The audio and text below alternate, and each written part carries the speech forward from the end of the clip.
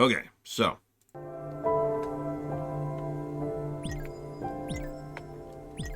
Let's test some theories. In daytime, because of course it's nighttime. God, this freaking... Come on, come on, come on.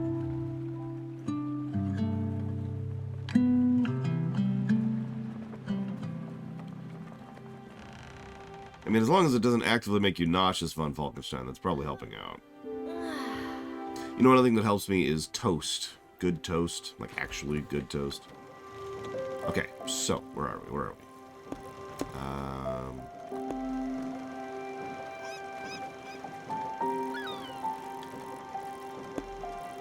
Let's go here. Hey, to Base Master. Hello, Pika.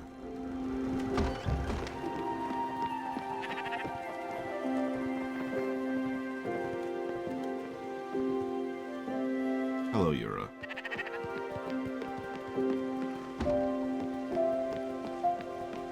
My brother-in-law eats buttered, well, cream cheese bagels almost exclusively for breakfast.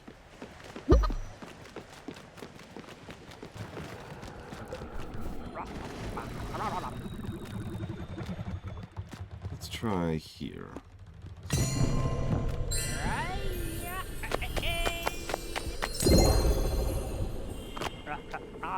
Listen, I like burnt bread. What do you want from me?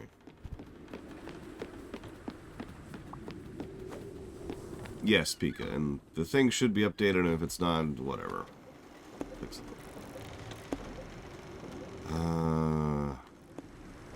There. Perfect. Let's go here. Hey, Darkrai.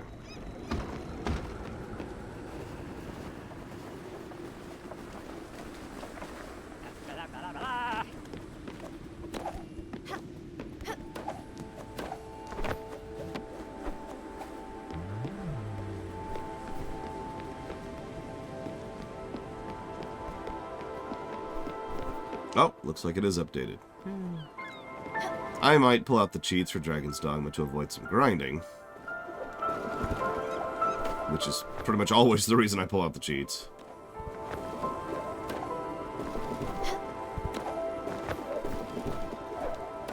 Hey, Zactaft. Hey, Noctis, thank you.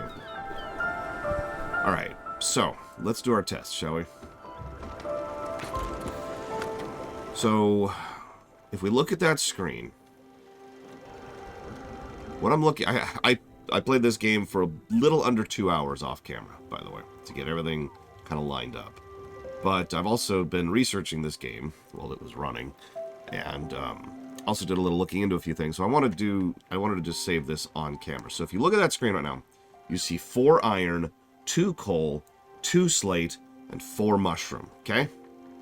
4 iron, 2 coal, 2 slate, 4 mushroom, right?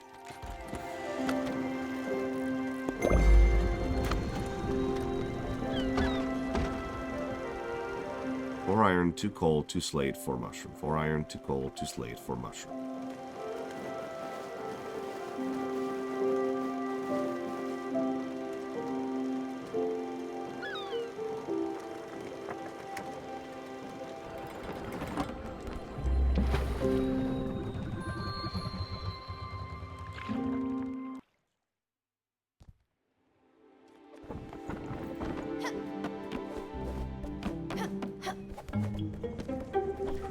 Whatever this is will probably suffice.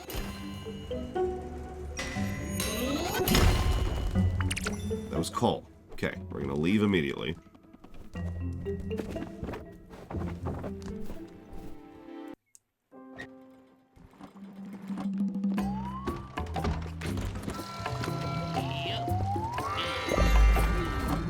Get away from this terrible music. It's the only song of the game I don't like is the goddamn Onion song. Go away. Go away. Go away. Go away. Okay. I'll be damned. So, one of my YouTube comments, which I do read all of those, from someone who has been diligently commenting on this game, pointed out how the interface there actually works.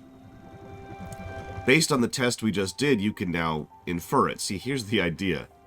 If it's grayed out, that means you cannot get that. If it's lit up, that means you can. So there are 4 iron nodes that have respawned. 1 coal, because we just got one of the other ones. 2 slates and 4 mushrooms. And 4 we don't know what's. And that's how that interface is supposed to be read. So that spirit and shrine we cannot get, but being lit up means we can get it. So that rare chest I can get, as opposed to being the exact freaking opposite. Just what I've been assuming.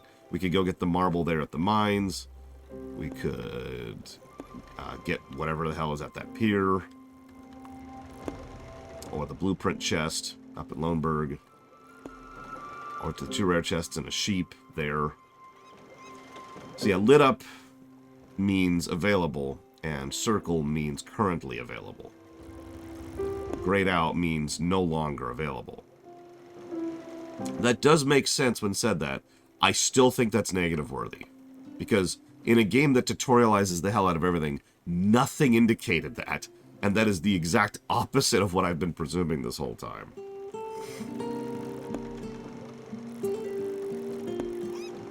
So now that that's done, go talk to Bruce. And not Mikey, because Mikey's not even here. Where is this jackass? Where are you? Where are you? I suppose we could talk to him. Yeah, sure. What do you have to talk?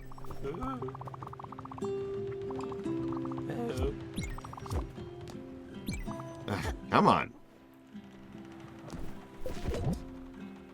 Here, do I have any pizza on me? Of course I don't. I'll have some corn dogs. Wow.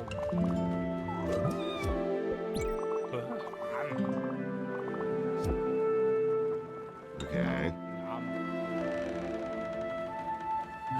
No, I still think that's bad UI, to be blunt. That is still non-intuitive, not well-designed UI. It still deserves the negative.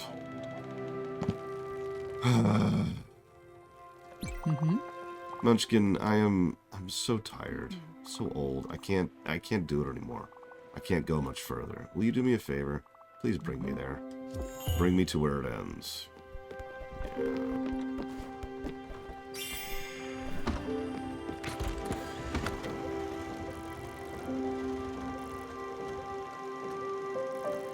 That's still faster.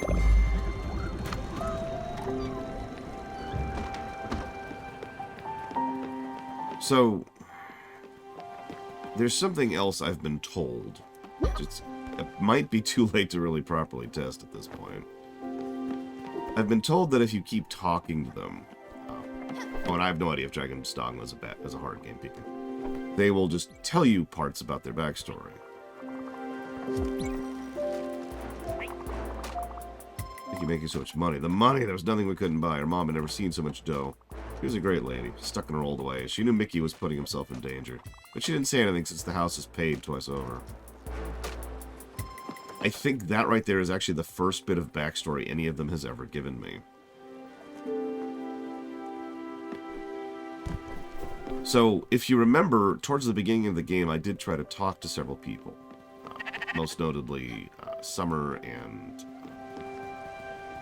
Dear Lady. I can't remember her name. And they didn't say anything of note. So I was like, okay, I automatically assumed that it was just kind of a, hi, what's up, sort of an option. So I stopped talking to them. I have since been informed that the majority of the backstory that they were, that they could have and would be giving us is in those random talk sections that I haven't been getting. PC, von Falkenstein.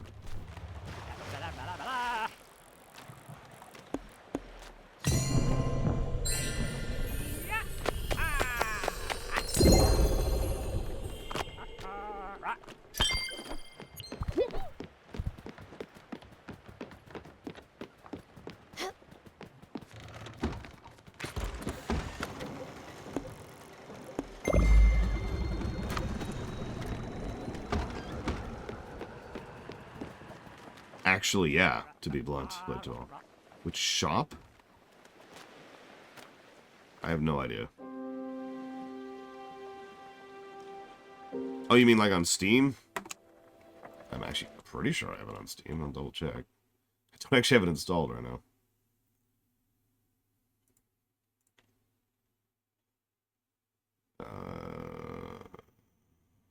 Yep, there it is. It's on Steam.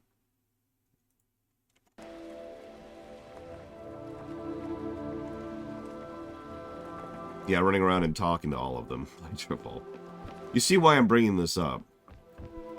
To be very, very, very, very honest, I still think this has bad gameplay. I do. I have re-examined and reanalyzed this game. I have researched it more than I usually do. I have been reading comments and trying to understand it. And the more I go into it, the more I think that, yeah, no, the gameplay of this game is bad.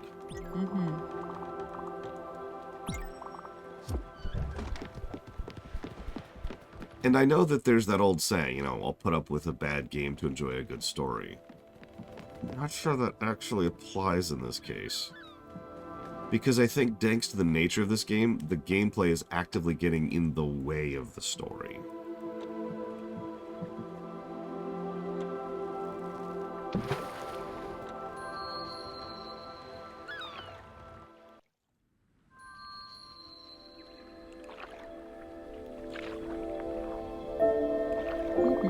I don't think it's wise to live that long. I don't think I've ever been that wise, but boy am I old. And being this old is disappointing.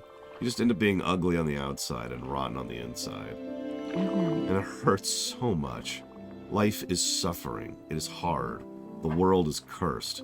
But still, you find reasons to keep on living.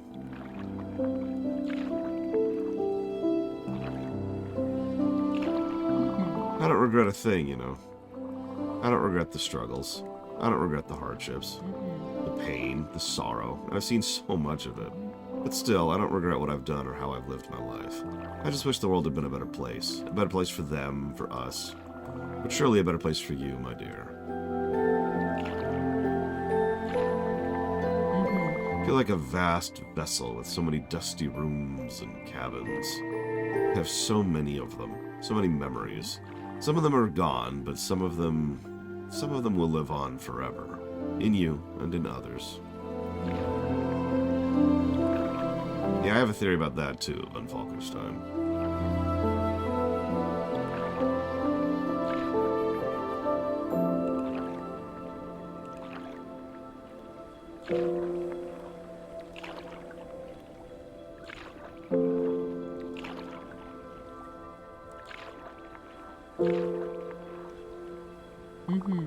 Remember their faces as they trembled in fear. Remember their houses and the parties they threw. Remember their songs and their love, and I remember their touch and their warmth. It's all fading away now. It's fading away. It's all gray, all white, all foggy.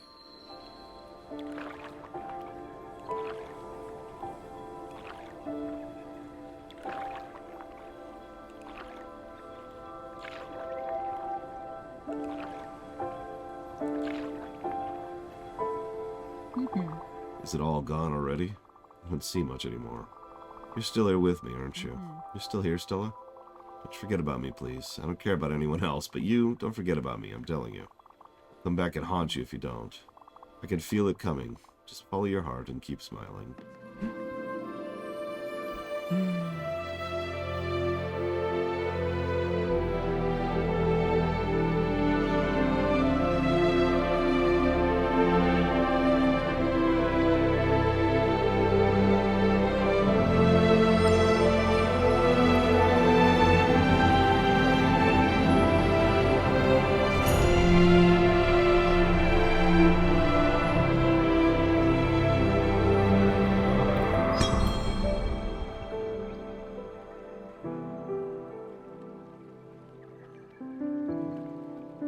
No, this is more like our fifth at this point on Falkenstein.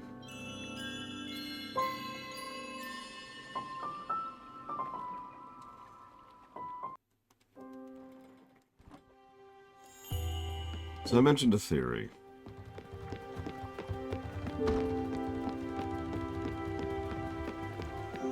It's not even a theory, actually. It's just true. We're not Caretakers of the dead, which is what I sort of assumed we were when we first started this game. And I suppose that's my fault for being an idiot and presuming something that wasn't true. We're not helping these people. Have you noticed that? Have you caught that? All we're doing... I sort of was under the weird assumption that we were caretakers, that we were going to help them and provide for them, maybe help them to work through whatever issues they had outstanding after they died, because a lot of post-death people tend to be, still hung up on the issues from their life. Makes sense. But we haven't helped anybody with anything. All we've done is been there for them to talk at, more accurately. Waiting for them to sort whatever out, which in most cases, actually, statistically speaking, so far, they haven't sorted out anything. They're just ready to move on. And then carrying them to the door. We are the ferryman. And I know, in hindsight, duh. But we haven't done anything for anybody. And I think that's at least part of why this isn't catching me the way it catches so many other people. Because the premise of helping these people out actually interested me quite a bit. But we're not. We're just kinda here. And then they move on. Which sounds a lot like the game in general. You built it already. What's that? Wait, that's what a cellar is? You put things and then you wait? That's it? Oh, it's so boring. Not at all what I had in mind. I'm so disappointed. I wanted fires and explosions. What will I do now? This is so stupid.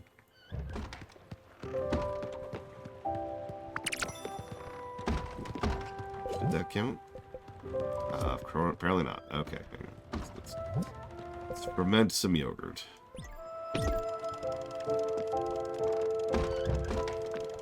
Oh, we might not even beat this game today, Act. There's a whole part of the game we haven't reached yet. Speaking of which, I think it was Oxford. Over here, I want to say. Yep, there is a spirit there we have not gotten in Oxbury. Not sure where. Cozy game. Cozy game is certainly a good term, but I don't think it really applies to this kind of a game. Also, if we're being honest, the term cozy game is extraordinarily vague, and is going to vary a lot from person to person. I prefer the term time waster. And I don't actually mean that as an insult. A time waster game is exactly what it sounds like. It's a game that you spend time on. And that's this game. Oh, for Christ's sakes.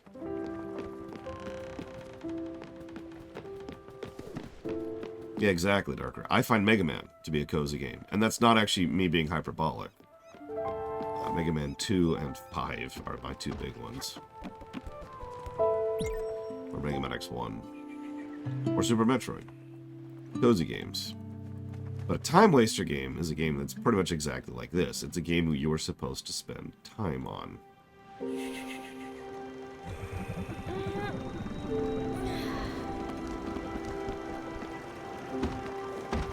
I usually don't cover time waster games because they're usually not really good stream material. In fact, Animal Crossing has been vetoed for years at this point for a stream, specifically because I knew, and I'm still correct, that it would not make a good streaming game. I mean, hell's bells. If we played the Switch version, what we'd have to do is we'd have to play the game for about 20 minutes and then put the game down for a day. And then, pick it up again. I know. We can fiddle with the clock, but, I mean, you already are getting my point, right? Yeah, time-killing game. Now, it's funny you say that, though, Blade Duval, because you're probably thinking that I'm calling them time waster because I hate time waster games. And you're wrong. I didn't come up with that term. A friend of mine who really likes time waster games is the one who gave me that title. And I just agreed with it, because it's a great title for it. It does sound insulting, but if you think about it, it really isn't. It is there to consume time. I suppose it could, Blade Duval. But I like the term, and we're never changing it ever. Or, sorry. What I mean to say is it's stuck forever. Oh, no. What I meant to say is, okay. Thank you for the sub, Reggie Brock. No, I've had an extraordinarily frustrating week. And you're probably thinking, oh, it's entirely because you've been sick. Well, yeah, being sick has not exactly been helping my mood. I'm not going to lie to you. But no, it's because of this game. And you're probably thinking, because you hate this game. Well, I mean, yeah, but that's actually not why.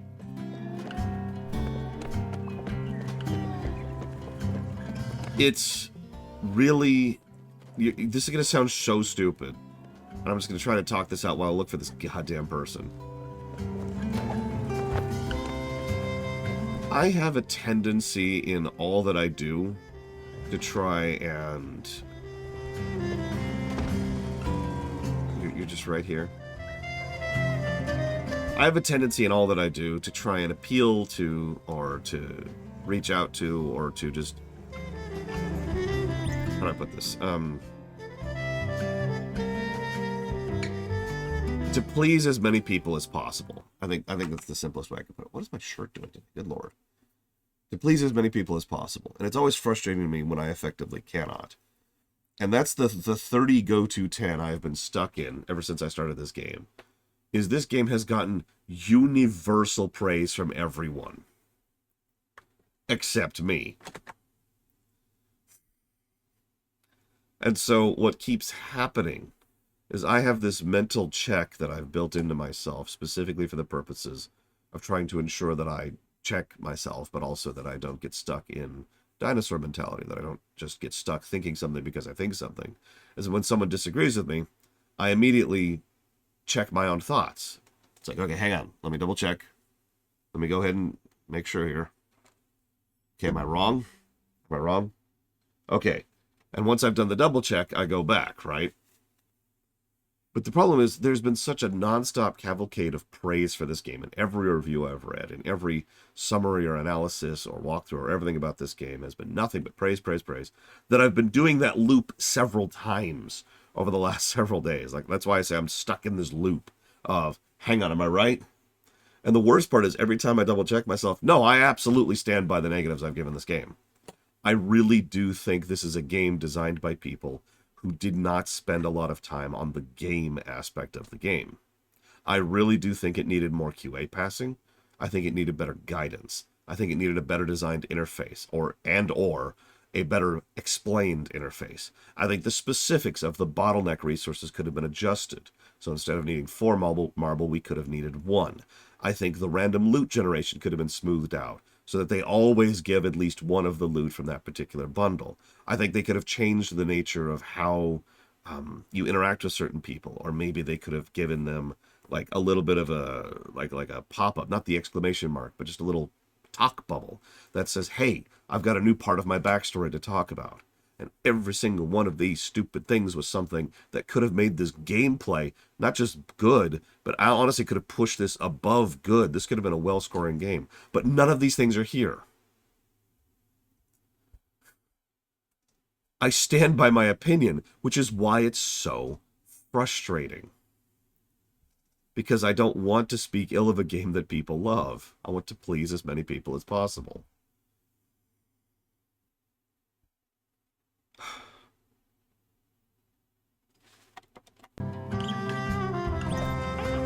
Can you give me a hand, neighbor? I seem to have lost my keys again. It can't be that far. If I don't find them quick, my ice cream will melt. Then we'll have quite the mess. Oh, where are those keys? Look, you're not even helping. Well, you did listen to me ramble. That's something. You look like you've seen a ghost. You okay? Yeah. That's too bad. I really wanted to take care of you. That's what neighbors are for. I'd invite you in, but no keys, no couch. The couch is so comfortable. The pillows are just perfectly lived in. More like stepped on, really. I remember Henry and Sarah jumping up and down on that thing. Once at our old house, Henry fell and hit his head on the glass table. He was screaming at the top of his lungs. There was blood everywhere. On the drive to the hospital, he asked if he was going to die. I couldn't help it. I just started laughing. No, Pumpkin, it's going to be fine. I wish I still lived in that house. I had to sell it when David passed away. Plus, the kids were all living out of the town by then. It was too big for little old me and that lawn. I didn't want to break a sweat every second.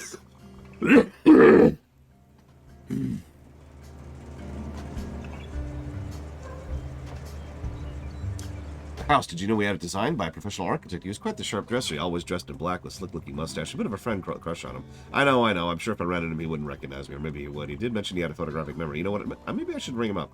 Say something like, "Dear Anthony, I'd very much like to have the original plans for my old house. I lost them at a recent move and would like to have a copy. Could I come over and pick them up?"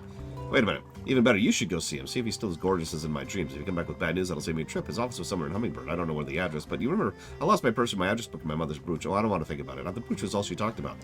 Well, don't just stand there. Go ask him around in Hummingbird. With that smile of yours, there's no stopping you. Goodbye!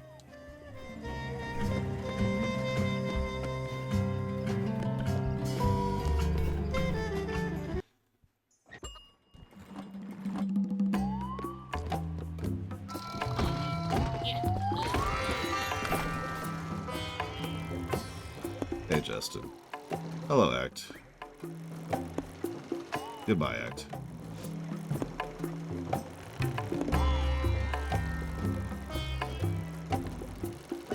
Yeah, she seems to be a bit of a motor mouth. You know, I picked up on that pretty quickly, which is why I started... Wait.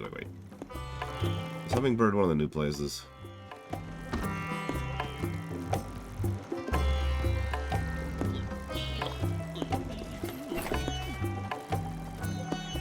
Oh, no, there it is. Okay, so let's go here.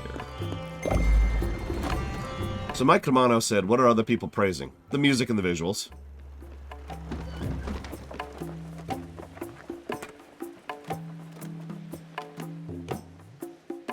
That's the other bit of frustration.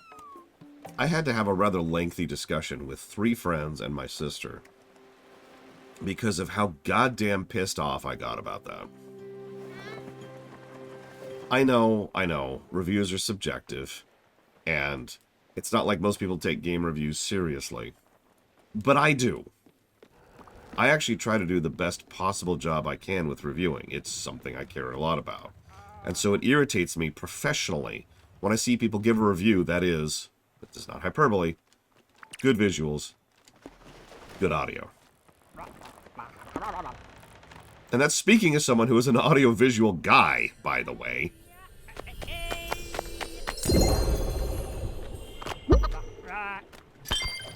Hell, I ranted about this yesterday. Like I said, it was pissing me off because nobody was talking about the gameplay other than to briefly mention the fact that it was a management game.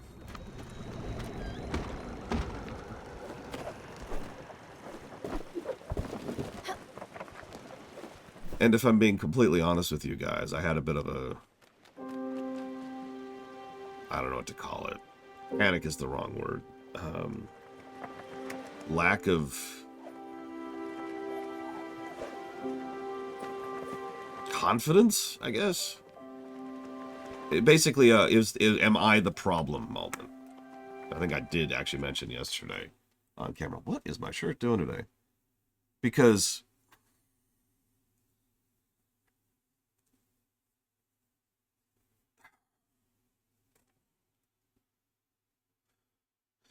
I weigh everything pretty much equally, right? Like I had a whole discussion about this with my brother-in-law last night. I do want good gameplay in RPGs. I do want good presentation of story. I do want good core story. I do want good core mechanics. I do want good execution of mechanics. We've actually talked about this before, and for a long time I considered taking the 2 axes and turning them into 4. I decided not to because it wasn't really necessary. It wouldn't really be all that much additionally informative. But the idea is there's the story, and then there's the presentation of the story, and then there's the gameplay, and then there's the presentation of the gameplay. I'm sure you know what I'm talking about. You could probably think of several games right off the top of your head that have a good gameplay loop, but screw it up, right? Like good gameplay loop, but there's irritations, or there's, lack of quality of life features, or the interface sucks, or whatever, right? And you could probably think of stories where there's a really good core story under there, but it's presented really badly, either through bad voice acting, or through inconsistent cutscenes, or through weird pacing, or maybe you have to go, like seek it out on your own, or whatever, right? You get it. But the thing is, at my core, I care about all 4 pieces. That's why some games will review differently. Like, okay, let me use a direct example, because Diablo 3 was used as an example for this. Diablo 3 is one of the highest scoring games I've ever reviewed, the second highest scoring I've ever reviewed.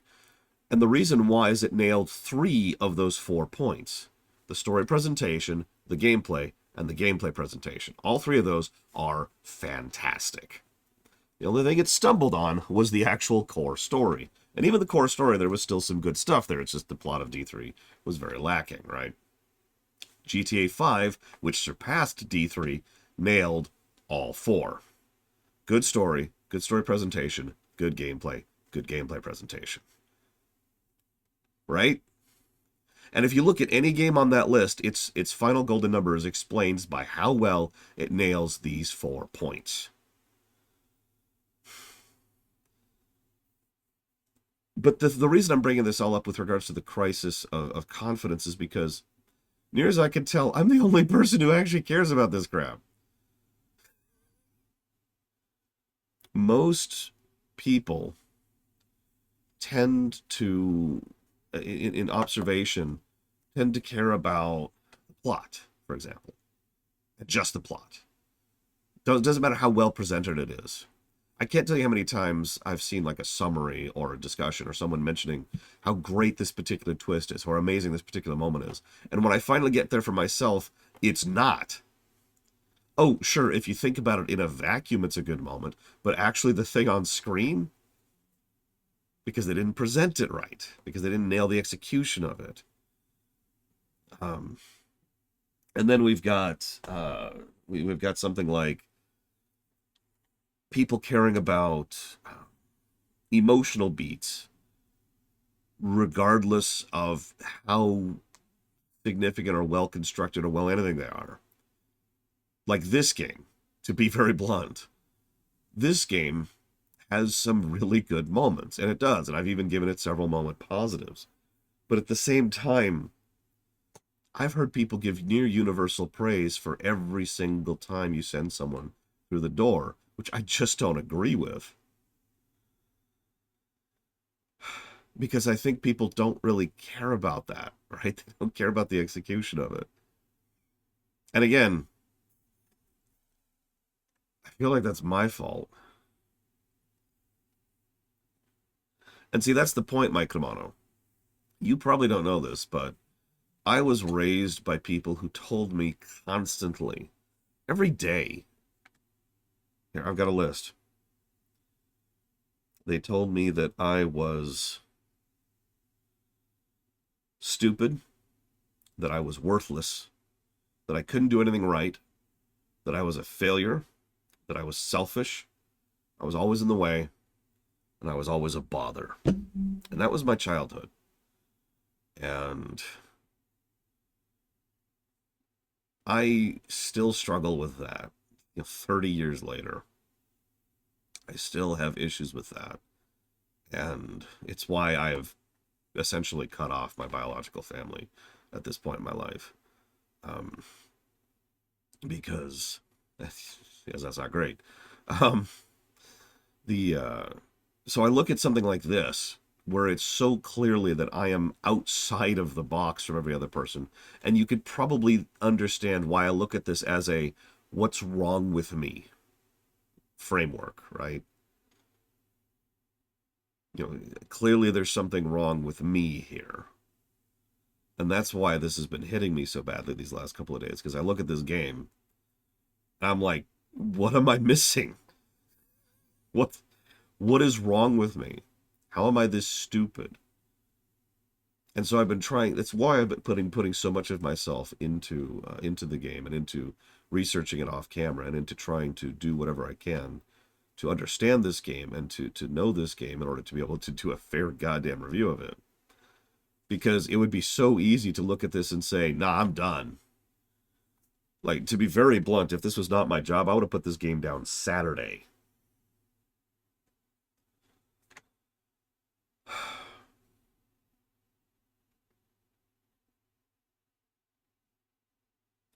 Anyways, thank you for coming to my TED Talk. Let's see if we can find this person. What am I doing? I'm going to Hummingbird.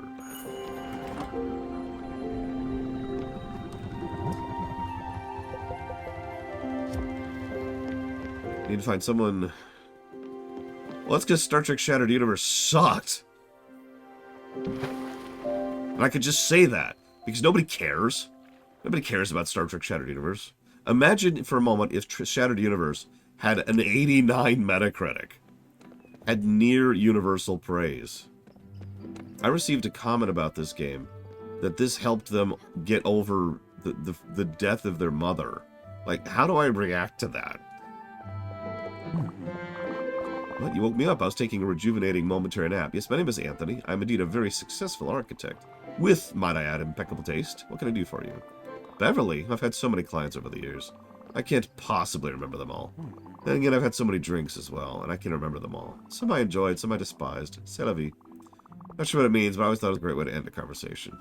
Oh, you're still here. That usually ends things pretty quickly. As a world-renowned architect, I've had an incredible life. If I stopped to think about every single client, I'd go mad. It's more about the experience and the people, the journey. What? You're starting to annoy me. Your presence and your awful hat. The Renaissance called. They need that hat back. And you're still here. If you won't go, it's time for a harmless prank. You know what? I do remember Beverly, even without a last name or any other meaningful details. Bravo. Stellar job of refreshing my memory. You must have a gift. I can visualize your house right now, in my mind. Quick, write this down.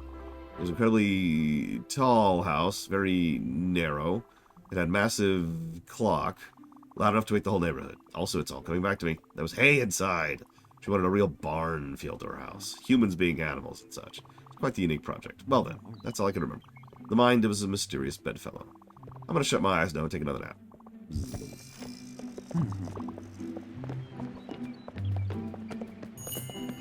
Okay, nice guy. You're absolutely right. See, the real problem here... Oh, for Christ's sake, I hate this song so much. Go away, go away, go away. Go away, go away, go away, go away, go away, go away, go away, go away, go away, go away, go away, go away, go away, go away, go away. The real problem is... I have played many games over the last few months, which people have praised and I have not. Okay, maybe many is overselling it, but it certainly feels that way, right? And it all started with Baldur's Gate 3.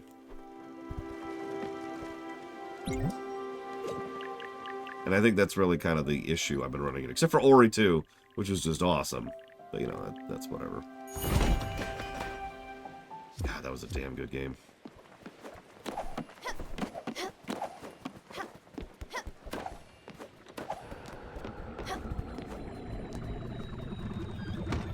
Interesting house.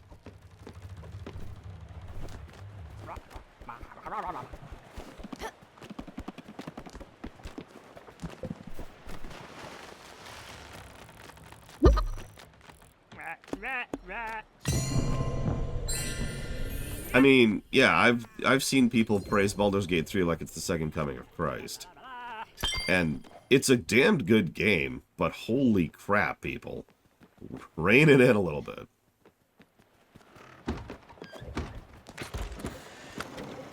I don't think this game will be black licorice. But this is probably getting the coffee tag, in addition to the storybook tag. It is a storybook game. I've come up with many ideas in my head to improve the gameplay of this game, but the biggest one by far is to remove it. To just eject the gameplay from this game.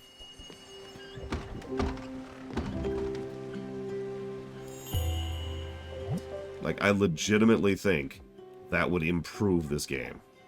No, exactly, Von Falkenstein. That's exactly right.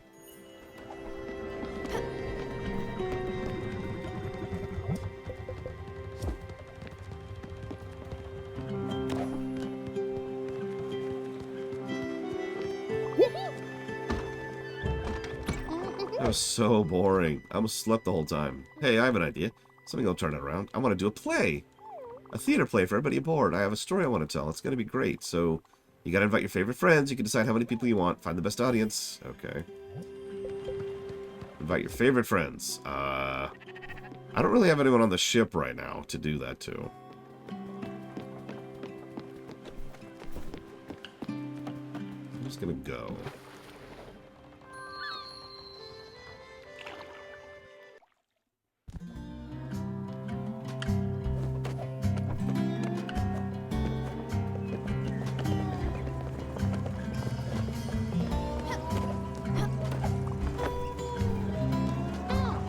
did what? Oh, what a treat. I can't wait to see how you replicate my old house.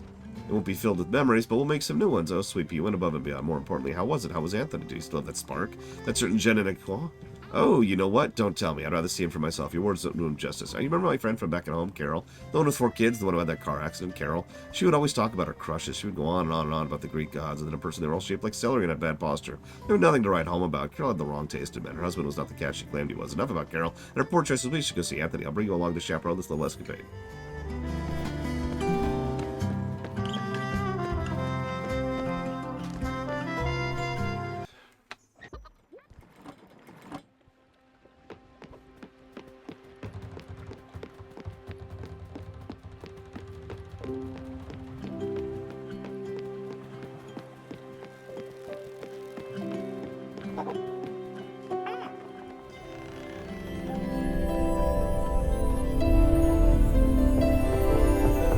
The gameplay sucks, Walker. Down here. Oh, that was something else. I haven't felt this alive in years. Before we go for a little adventure, I should take a look at that house.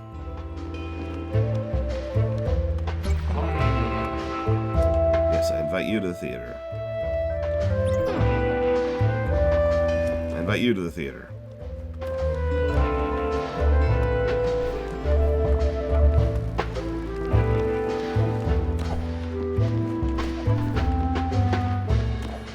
With this music. Now that you found some volunteers, we just need to find a place for the play. I was thinking Oxbury. Okay. Well, we're at Oxbury, so sure.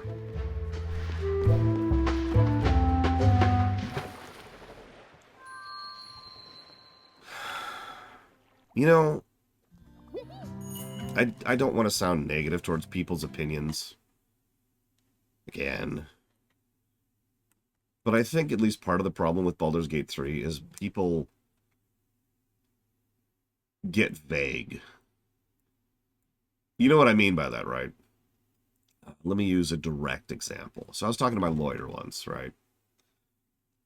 Long story. And he was like, movies nowadays suck. Movies were better back in the old days when they prioritized story and plot and stuff. And I actually checked him on that. He knew what I did for a living. So I was like, no, you're overgeneralizing. And I was able to name 3 or 4 movies that had come out within just the last year that completely destroyed his point. And he was like, you know what? You're absolutely right. And then this turned into a whole discussion between the two of us. Because the thing is, we as human beings, we all do this. I do this too. We all have a tendency to just kind of vague generalize opinions, right? Because it's easier. It's quick. Video games suck. The AAA industry sucks. But then you actually look at it. You actually pull up a list of the games that have come out in the last year. And even if you just look at the AAA titles, we've had a lot of really good games this year. Even AAA games this year that aren't loaded with microtransactions. They're complete products. Blah, blah, blah, blah, blah, right? But everyone jumped on the Baldur's Gate 3 bandwagon because of that vagueness. That sort of gaming is dying and all AAA games are terrible. But wait, here's one that's awesome. Ignoring the other, 5 that have come out. And again, just this year. Never mind the fact that that's been true for a while now. I said this during the Baldur's Gate 3 review. Several people have insisted, mostly in games journalists, which gives across my opinion in a nutshell, that Baldur's Gate 3 is finally a shining beacon amongst the darkness. It's like, no. No, it's not. It's a good game, but it's not even the first game, again, this year to meet the qualifications that they state. Because people tend to just vague. I don't know how else to phrase that. It's just vague, right? It's one of the reasons why I try to review games the way I do, rather than just saying it's good or the gameplay's good. No, it's vague. Elden Ring got the exact same praise. You're absolutely right. You're absolutely right. Elden Ring was a good game. That's not what I'm saying. I'm not saying these are bad games. I'm saying that I think people need a little bit more specificity and or perspective. Because there is such a thing as overpraising. There is such a thing as toxic positivity, which can take several different forms. And I don't know what else to add to that. Anyway, sorry. Rant off. Moving on. Let's watch this play. Alright, it's going to be the best play. You ready to watch the play? Let's do it. There's a girl with a big hat. She's tall. She runs around everywhere. She does everything. There's the big gate. It's huge. It's shiny. Where is it anyways? That girl knows. Because when you're ready, she takes you. Then you leave with her. It's long. Everybody else is sad. And then, boom! Big lights. And a big rumble. Explosion. Wind. Dust. Smoke everywhere. Everything is quiet for a second. Then we don't get to see our friend again. That's when the real pain starts. The end. Thank you for coming. That was heartfelt. Terrible, but heartfelt. Negative to story. Game? Okay, there we go.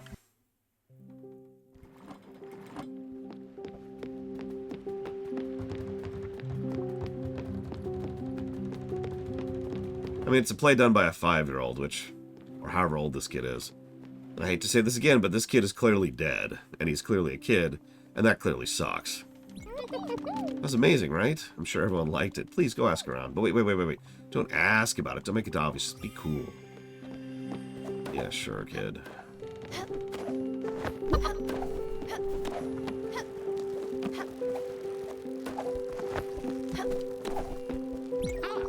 What is this? This isn't my old house. This is a dump. Have you ever seen a house before? It looks like a kid's drawing of a house. It looks like a dog made it. Is this a joke? If it is, it's not a good one. I'm mortified you would want me to live in this, that you think this is my home, and my children's and my husband's. We live in a cozy little farmhouse. I know this was years before I moved to the city and you and I met, but it's just a gigantic clock with some leftover hay inside. I know you tried your best, but this is a mistake. I can't stay here. I can't go with you, especially with that as my house. And on top of that, I can't believe Anthony gave you the wrong plans. I need to go back to Oxford. Let's go.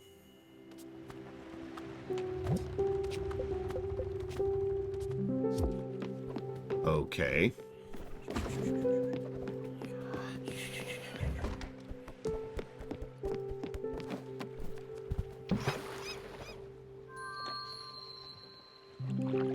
I will agree with that, Blade Javal. Baldur's Gate 3 is ludicrously long. Oh, God. You're right, Blade Javal. Oh, God. I didn't even think about that.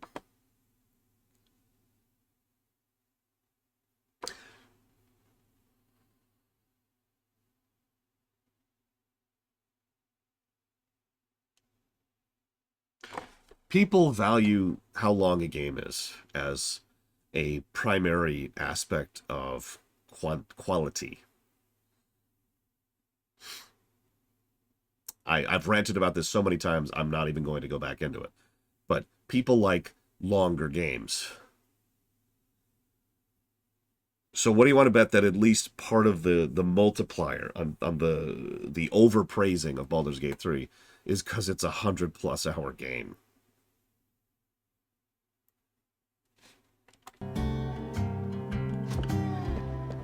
I hope you consider making it up to me. My old home was very important. To make sure there isn't any more confusion, here's what it should look like. We lived on a farm. There was nature all around us. We had dogs and goats running everywhere. It was a quaint little farmhouse. It wasn't run down and had character. It was big enough for the whole family. Better?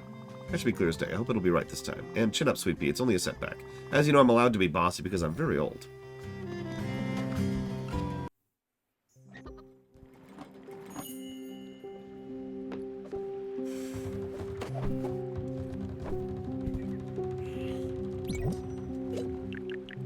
Am I just stuck with this stupid clock tower? God, I think I am. Whatever. I'm gonna put your new house right next to the clock tower just to spite you.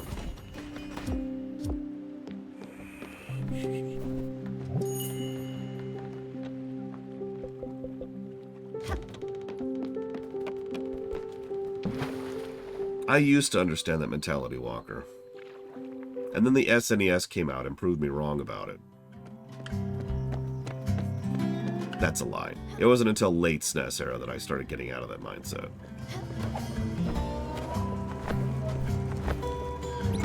Are you here to apologize about the house? Well, don't. It's nice and all, but remember, never apologize just because someone asks you to. The real culprit is obviously Anthony. He might be a professional architect, but he's an amateur record keeper. If he thinks that house was for my family, he must think very little of me. What a joke. He's sort of the last to meet men. Who needs them? Well, then, let's go aboard. I can't wait to see my house. The right one, that is. Oh, Jesus, Darkrai.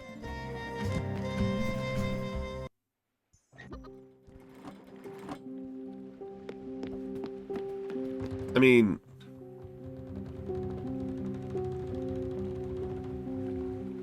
The problem I have is that length of a game isn't actually relevant to me at all. Length of a game can determine density of a game, but the length itself isn't the relative marker, right?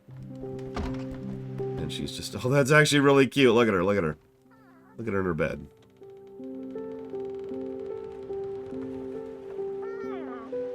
That's really cute. But the problem is so many people care about length in a vacuum, right? One of the most common complaints I see amongst viewers and reviewers of video games that are short is, I wanted it to be longer. Without an understanding of why that's a good thing, that it's that short. Like, I don't know how to explain this. And then, of course, there's the other side of it, which is the, you know, we need to make sure that we're getting our money's worth out of it, which everybody falls victim to that one. Yeah, fine, here. Give me your stupid egg. Here, get out of my way, get out of my way.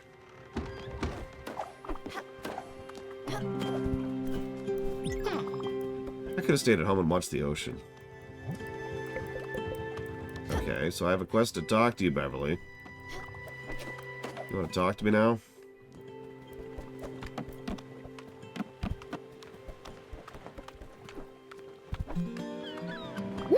There we go. Oh, wow, you really pulled out the stops. I knew you could count on me to build this house. It took more tries than I imagined, but that's all right. Having you around is quite the treat. My kids just don't come off as I like. They're busy with their own lives. I'm just not part of theirs anymore. Well, that's part of what the neighbors are for. I'm glad you moved on upstairs. You always be a helping hand. You and Daffodil are so quiet. That's what makes you such great neighbors. Well, then, let me get settled in the house, and I need some time to reconnect. Good night, sleep, and I'll do my wonders. We'll talk soon. Bye. Okay. Let's go talk to Gustav. Gold.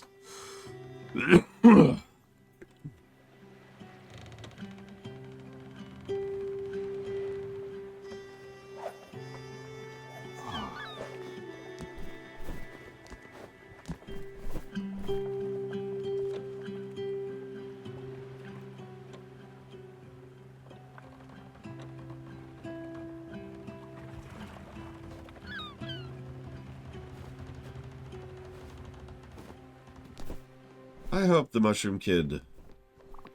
Like, I kind of hope he doesn't realize he's dead, you know? Because that's just kind of terrible.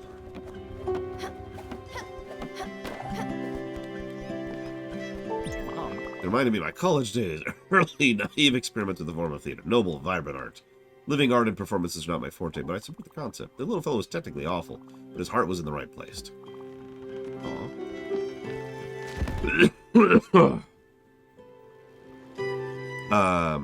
That would be interesting to set up later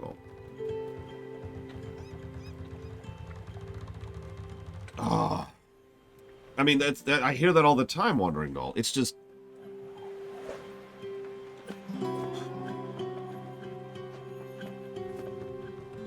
If all you care about... Not you, Wandering Doll, but all...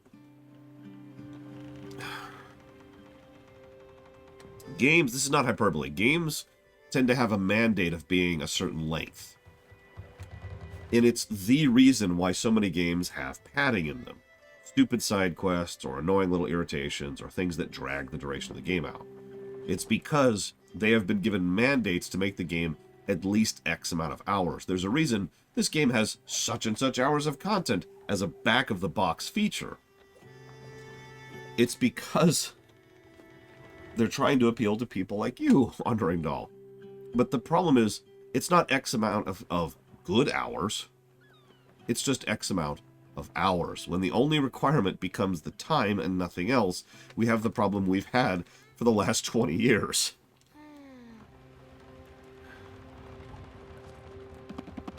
Actually, that's probably underselling it, but you get my point. They all said they liked it? Really, really liked it? Are you sure? I don't know. I'm just not convinced. I can see it on your face. They told you they liked it, but it was not good. It was terrible, and I didn't do it right. I know it, even if you try to hide it. I can't do anything right. I will never make another play. I hate it. Oh yeah, that's relatable. Holy crap. Yeah, no, exactly. Remember when the marketing buzz about Starfield was about how many star systems there were, how many lines of dialogue there were, how many NPCs there were, quantity, quantity, quantity. I remember that too, Blade Javal. I remember when FF7 was being praised for being like an 80-hour game or some absolutely insane number like that.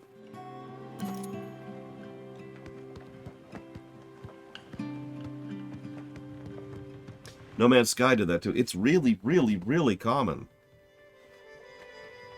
It's easy to understand from the down-to-earth, ground-level perspective why an individual person wants a game to be to fill up enough chunk of time, right? We'd only have so much time in our life, and we only have so much money in our lives. So we want a good investment for that. That makes sense. The problem I have with this really boils down to the fact that that has become the only requirement in some cases. That desire has been preyed upon, for lack of a better way to put it, by people who just want you to buy their game. It is actually the core reason why the concept of a forever game exists. They want you to play their game forever. And then they can keep ripping money out of your back. I mean, I admitted that too, Blade Javal. Remember that argument me and my friends had about which FF was the best one because of which one was the longest? Oh god, I have nothing to do again, don't I?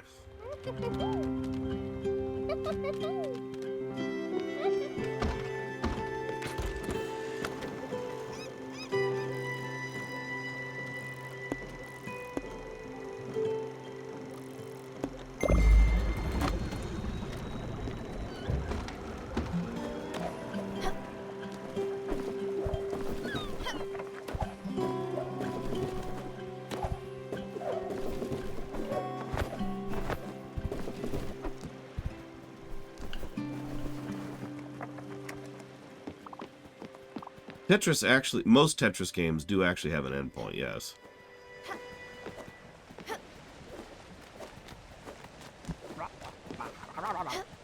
Like, there is an end screen and everything. Good luck getting to it. But it is a thing.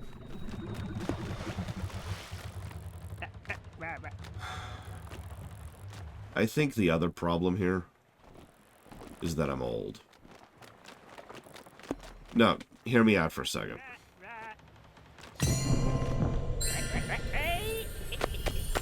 It is a common tendency that the older we get, the more we value time. And thus we want to not waste our time. And thus we want to have that time better utilized. You know how I'm very anti-grind nowadays? I was certainly anti-grind back in the day as a kid, but I put up with it. Because it wasn't that big of a deal. But then, you know, time moved on, and I just kind of kept putting up with it, and it eventually warned me to the point where I was like, ugh. Oh, god damn it. Fine. Have some, I don't know, what would a kid like? Apple pie. You don't like fruit? Oh my god, kid. Okay. You and my niece both. Alright, have, onion rings. You don't eat vegetables either? Alright, fine. No, you get no food. That's true. Dakota is correct. And I have to remind myself of that sometimes. I've told you this story before. One time I was playing Earthbound, and I got all the way to Magicant at a very low level. And then I lost that save because I was so low level that I couldn't progress the game. Like, I couldn't fight a single encounter to start grinding back up to acceptable levels, right? So I was soft-locked. But the reason I bring that up is because grinding in Earthbound, like, you spend like an hour grinding. And that's not good, but that's it. 1 hour. Boom. You're done. You have grinded for the entire game. And you're good. Hell, even the 1 hour thing is actually spread out across the 3 major grind points in that game. Now think about a modern RPG where you have to grind. Like a Tales of game, or the Trails series, or any of that, and you think about how much time you spend grinding in that nonsense. Yeah, look at Assassin's Creed Odyssey. Good example, Reggie. Good example. So Takoida is quite correct. Grinding was literally not as bad back then.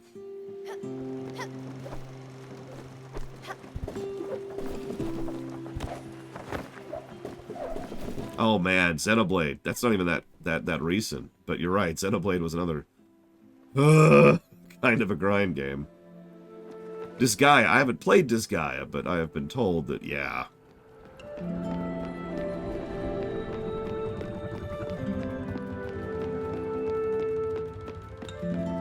Good morning, Bragwin. Congrats! I think you've actually caught up to me, because I just got the cellar last night while I was getting Stanley's quests.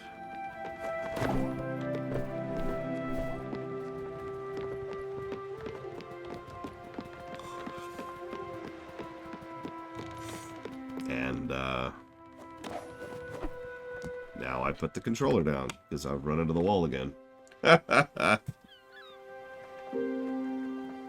Actually, hang on, let me check something. Yep, all 3 of those require stuff beyond the mist line. Oh, I actually have 3 spirit flowers. Okay, let's go get our upgrades so we can go beyond the mist wall. Actually lost track of the fact that we had the frickin' things.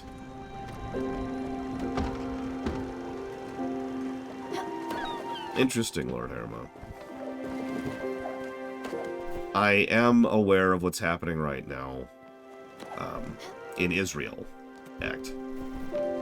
I actually have a viewer who lives there, first of all. And second of all, this is the thing that's been going on since 2006. Which is what it is.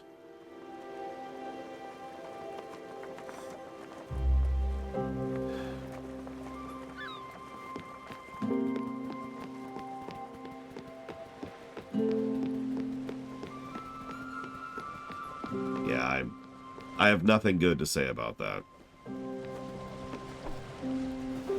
In fact, I'm not even sure I have anything to say about that period. It's a mess.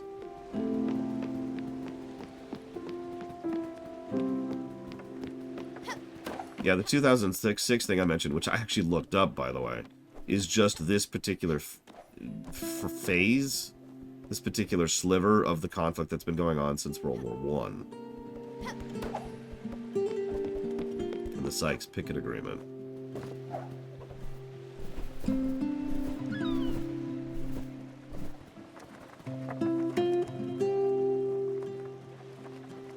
So that's cool.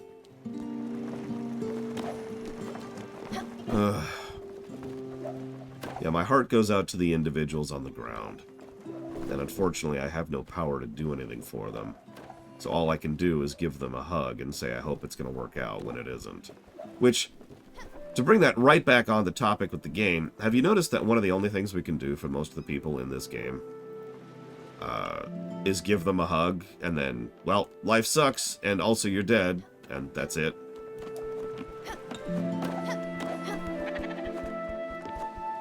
That's cool. I've got a lead on something incredible. It's huge. Listen up. Apparently there's this kid in Ambertown Park handing out copies of the Super Saver discount book. No reaction? Nothing? Wow, you kids these days. Every cent is important. You can't go around squandering your paycheck. You need to be smart about how you spend your money. Let Bev show you the way.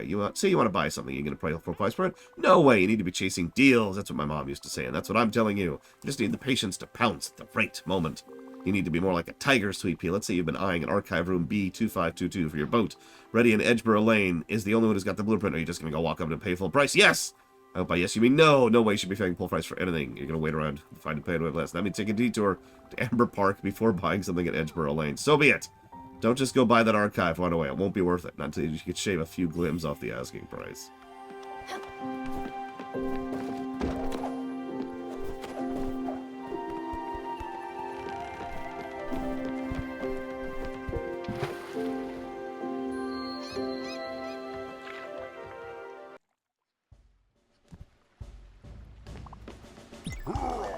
Hope there's a mirror in that cellar of yours, because it's looking Gouda.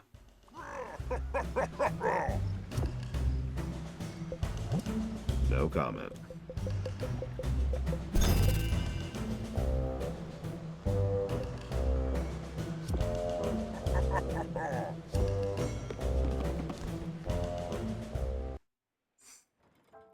I hope it goes well, Brigham.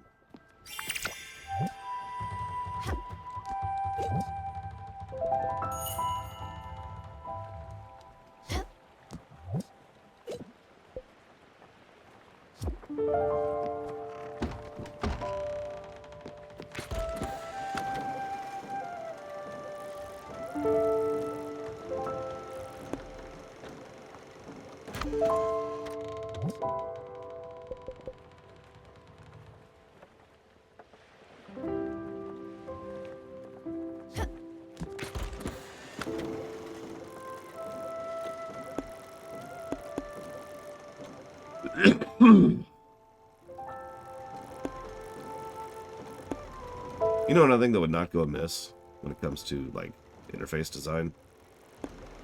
I have to actually mouse over these places to see what their name is. Why not just have their name, like...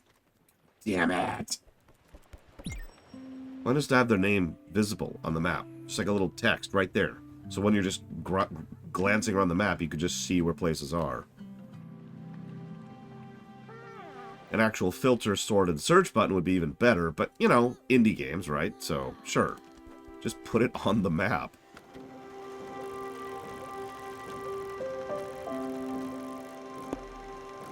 Okay, so there's Ambertown, so I want to go there.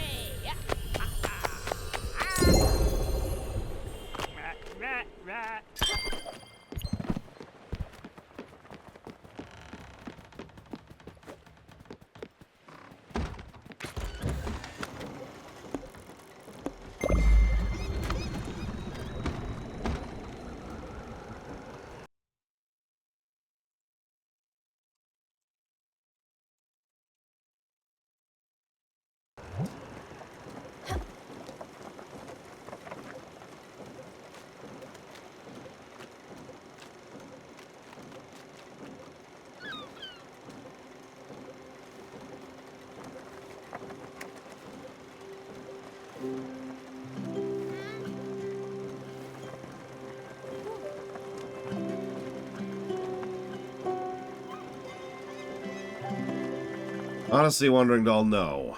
I think we're going to be playing this game until the end of time.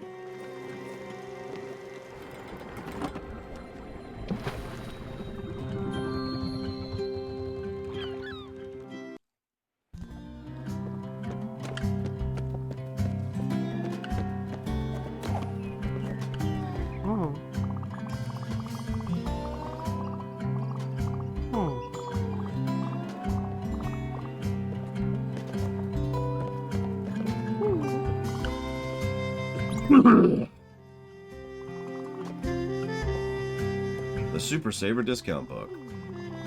It's got so many saving, it's out of control. It's mostly legal. It'll enhance your shopping experience to the extreme. If you want to save, you gotta get it. It's totally free. I'll just take some personal information that will in no way impact your future life. Sure. Here you go. You'll be saved big time at certain raccooning locations. Actually, just one for now. We're working on expanding. Uncle Randy was trying to unionize other shops and didn't go as planned. Corporate really cut his brakes, figuratively and literally. For now, he's ready to slash prices for you. Cool. I mean, I've wanted a good platforming MMO for a while, and I know what you're going to say, and no, it doesn't count. I said a good platforming MMO.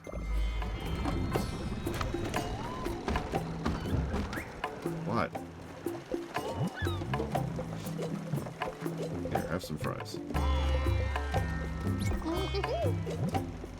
Ugh, okay, fine. Have some popcorn.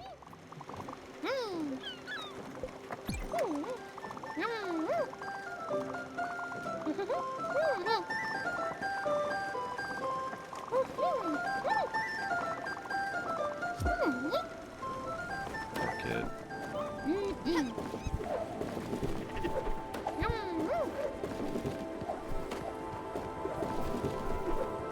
I don't think I've heard of that. What's it about? Being puppy cat, I mean. Also, how can you be a puppy cat?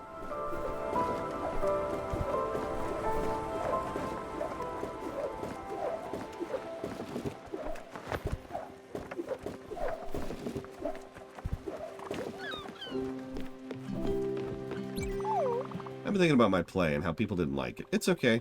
As Mom says, they are entitled to their hope, Onion. I'm not angry or sad anymore because of it. I guess there are things in life you can't control, like Big Hat. I don't think I could be here anymore. We should go to the Everdor. Oh my god! I think I'm scared. I don't think I like the places that much, but if you're with me, I think it'll be alright. Alright, well, time to send the kid to the afterlife. Cool. Let's go do this quest first, shall we? Once again, notice that we didn't help the kid at all.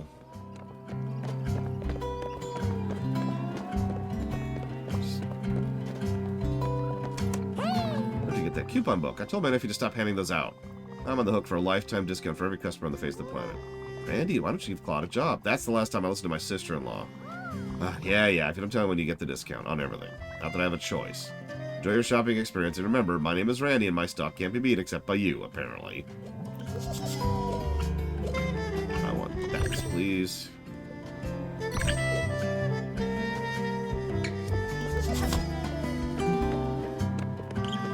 Nope, gotta send him away. It's time for death.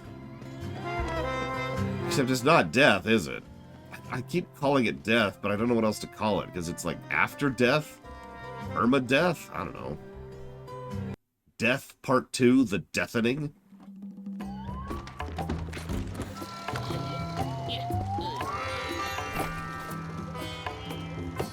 guess the fastest is right here. Death 2, Death Harder. Good job, Sweepy. Lesson learned. You waited and it paid off. I'm proud of you. In any case, you should go ahead and build the room. You bought it. You've earned it. Okay, cool. I mean, Mega Death is a thing in Final Fantasy.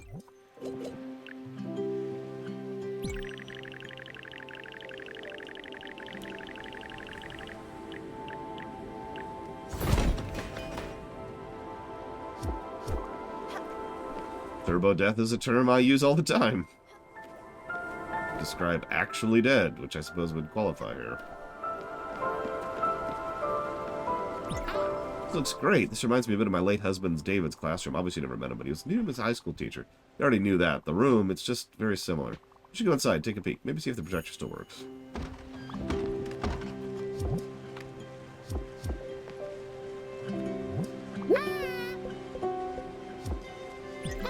Nothing to show? You could try this. It was in my husband's work things. Maybe it'll work.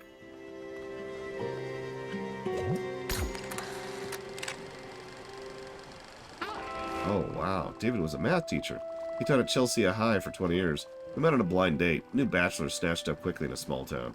My friend Pauline matched us up. She was high school secretary. That school would have been in shambles without her. She was the first to see him and called me the second he was out of her sight. Bev, I just met the love of your life. How about that? She was right, to a point. I was the love of his life. He was gone too quickly to be the love of mine. I never met anyone as special as him. He had a warmth I was never able to find again. Well, what are we looking at? Must be a formula or something. I've never been that great at math. My brain gets confused with numbers. I have that in common with... She told me that she isn't great with... I'm just tired. I can feel it in my bones. Don't ever get old, Stella. It wouldn't suit you. Hi, my name's Laura. I'll be playing depression games for you all day, every day.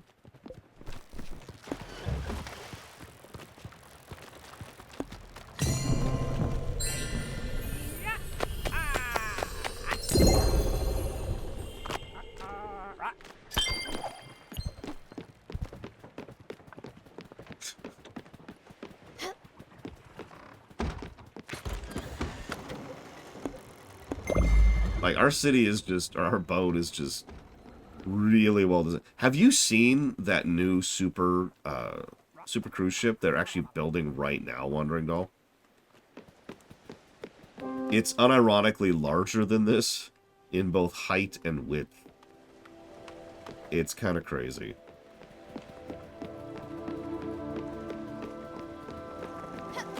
Hey, I wasn't even going to get into, what do they call this? Super transports or something like that? There's actually an official term for those things. Mega transports, mega cargoes, I don't know, something like that. Ships that carry over a certain tonnage. Oh my god. Also, you know, we're in the land of the dead, so... We go yet? You decide. Thanks. Yeah, sure, kid. This is exactly what I wanted in my life, is to ferry a child beyond the Everdor. Because he's dead.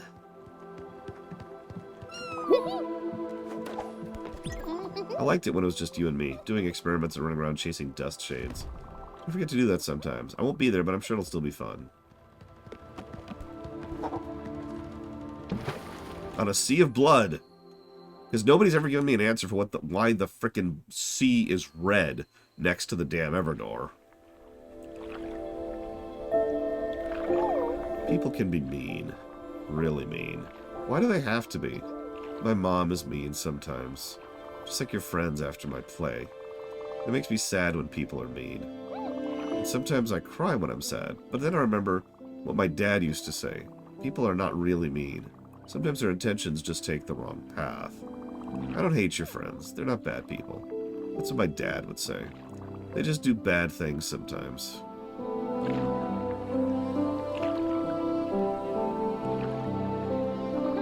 I never wanted to let mom down, or make people not like me. I don't want to do bad things, but sometimes I do, and I always regret it. I don't think that makes me bad. Do you think my mom will be disappointed in me? Disappointed I had to go. I tried. I really tried. But I don't think I did it. I like it when I win, but I couldn't this time. Jesus Christ, kid! It's okay to lose sometimes. Not when you die!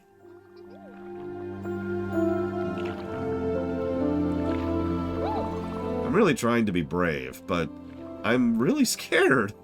Gee, it's almost like you're a child who died! Past tense! I wish I could be a superhero and never be afraid. I've hoped so much that this was just a nightmare. If this is a nightmare, why can't I wake up? I was trying, and trying, and trying, and I wanted to wake up, and I always talked to myself, Stanley wants to wake up. But it never worked. I never woke up. It all felt so real. It made me sad. So sad I couldn't think of anything other than sadness. You take care of Jacob, okay? He's a good beetle, and he was my friend. This is exactly like in my play, but this time I'm the lead actor. I'll put on a good show, I promise.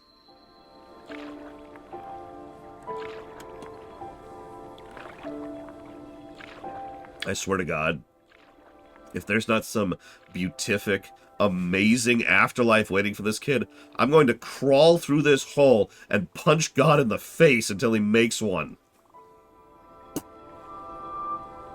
I feel strange. I feel cold. I wish Mom was here, and Dad. But you're here.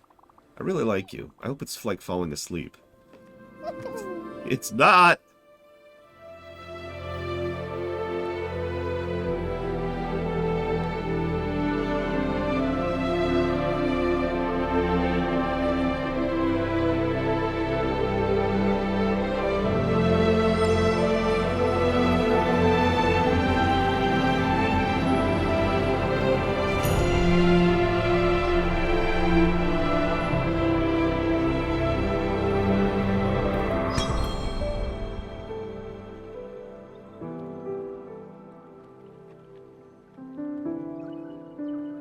Cool.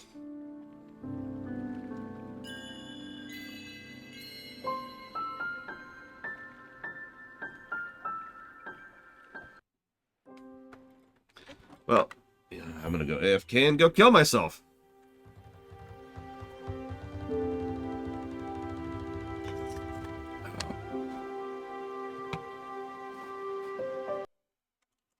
BRB, suicide.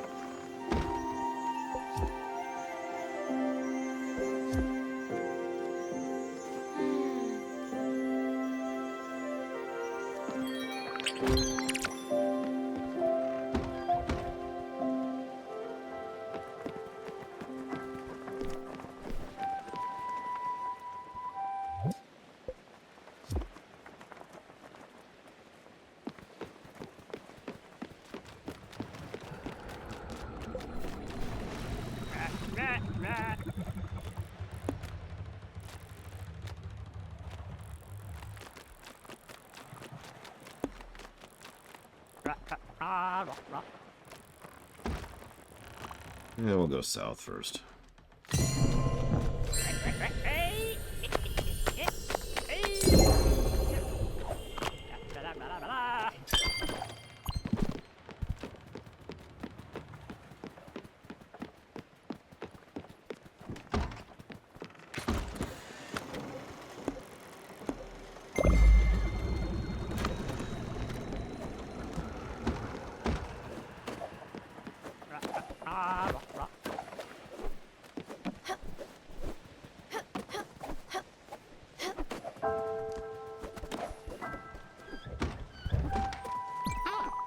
I do enjoy being on this boat. I've been wondering, would it be possible to build me a house? You remember the kids and David and I lived on a farm. We had nature all around. We had dogs and goats. It was a cozy little farmhouse. It wasn't much, but it was ours. What am I saying? You've already done that for me. I was just testing you, to see if you're quick on your feet. As you can see, you're still sharp. Which reminds me I need to get my kitchen knives sharpened. That's just something my childhood friend Daryl didn't do. He was cutting vegetables one day, and just like that, the blade bent, broke, and shattered all over the place. Mostly in his face. He had bandages on his face from all the cuts. His wife, Hannah, left him. Not because of the cuts, because he had a secret family 2 towns over. That just goes to show you can't trust a man who doesn't sharpen his knives. Well, I guess I'll go home. Okay.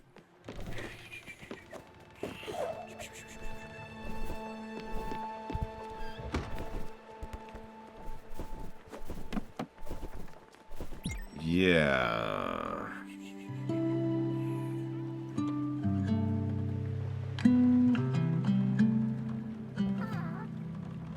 I mean, she wouldn't be our first passenger with dementia.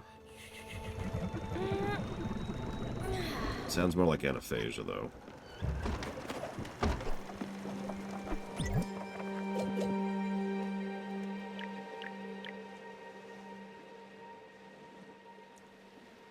Why do I not have any wool thread?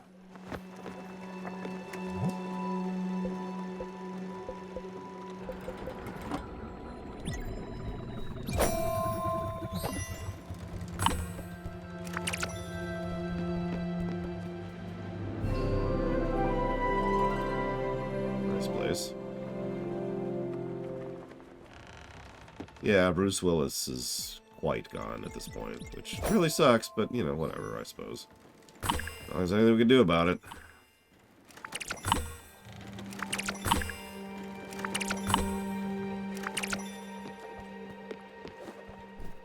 No point in caring.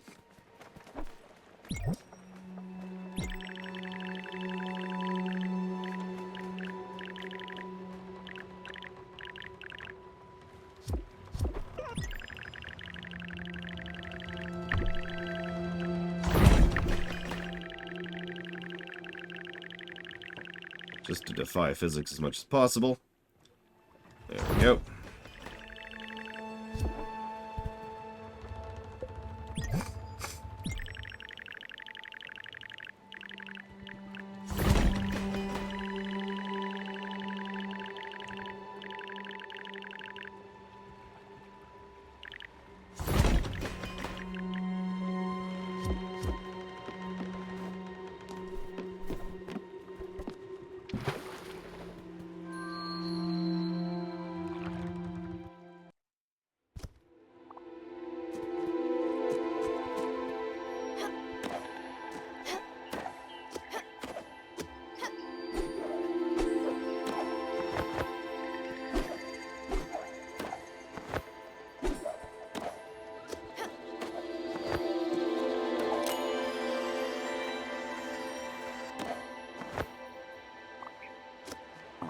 You can't stop me. I came here on a mission. I'm going to throw this cherry bomb down this hole.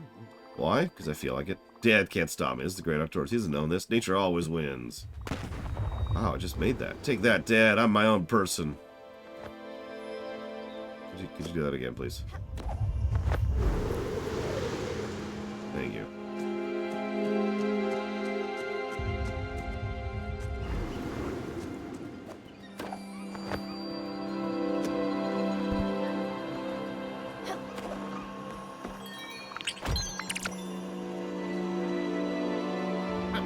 You look lost, young one. I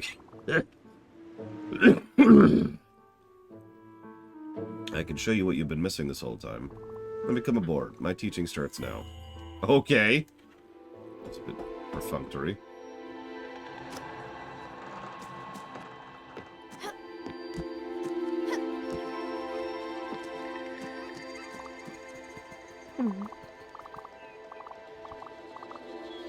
This is my factory, Crow's End Inc. You don't believe I could own a factory? Well, I did. It was the biggest mistake of my life. I had employees, I had deals, I had shipping manifests, I had all the things a company could have. How did I lose it all? It wasn't my fault.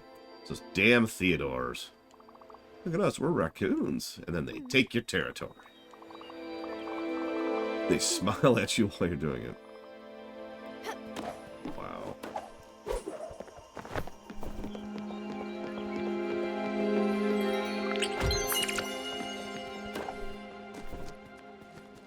Come on, gold.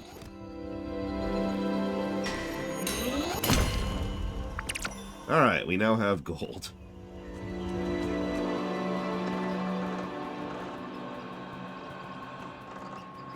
We also need ash, I believe.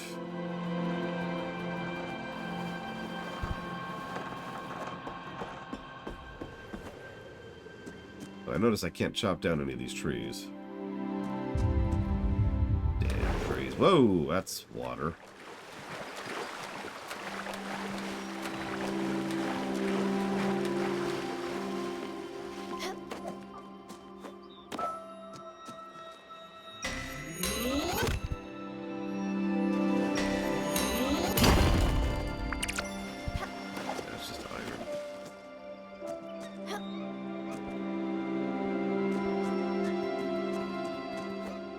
High Stringent Hydra. I actually remember that name, believe it or not.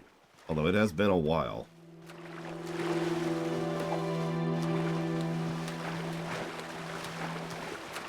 I switched to Twitch like 8 years ago. But I'm glad I was able to do whatever microscopic thing I could do to help. It's always the goal. I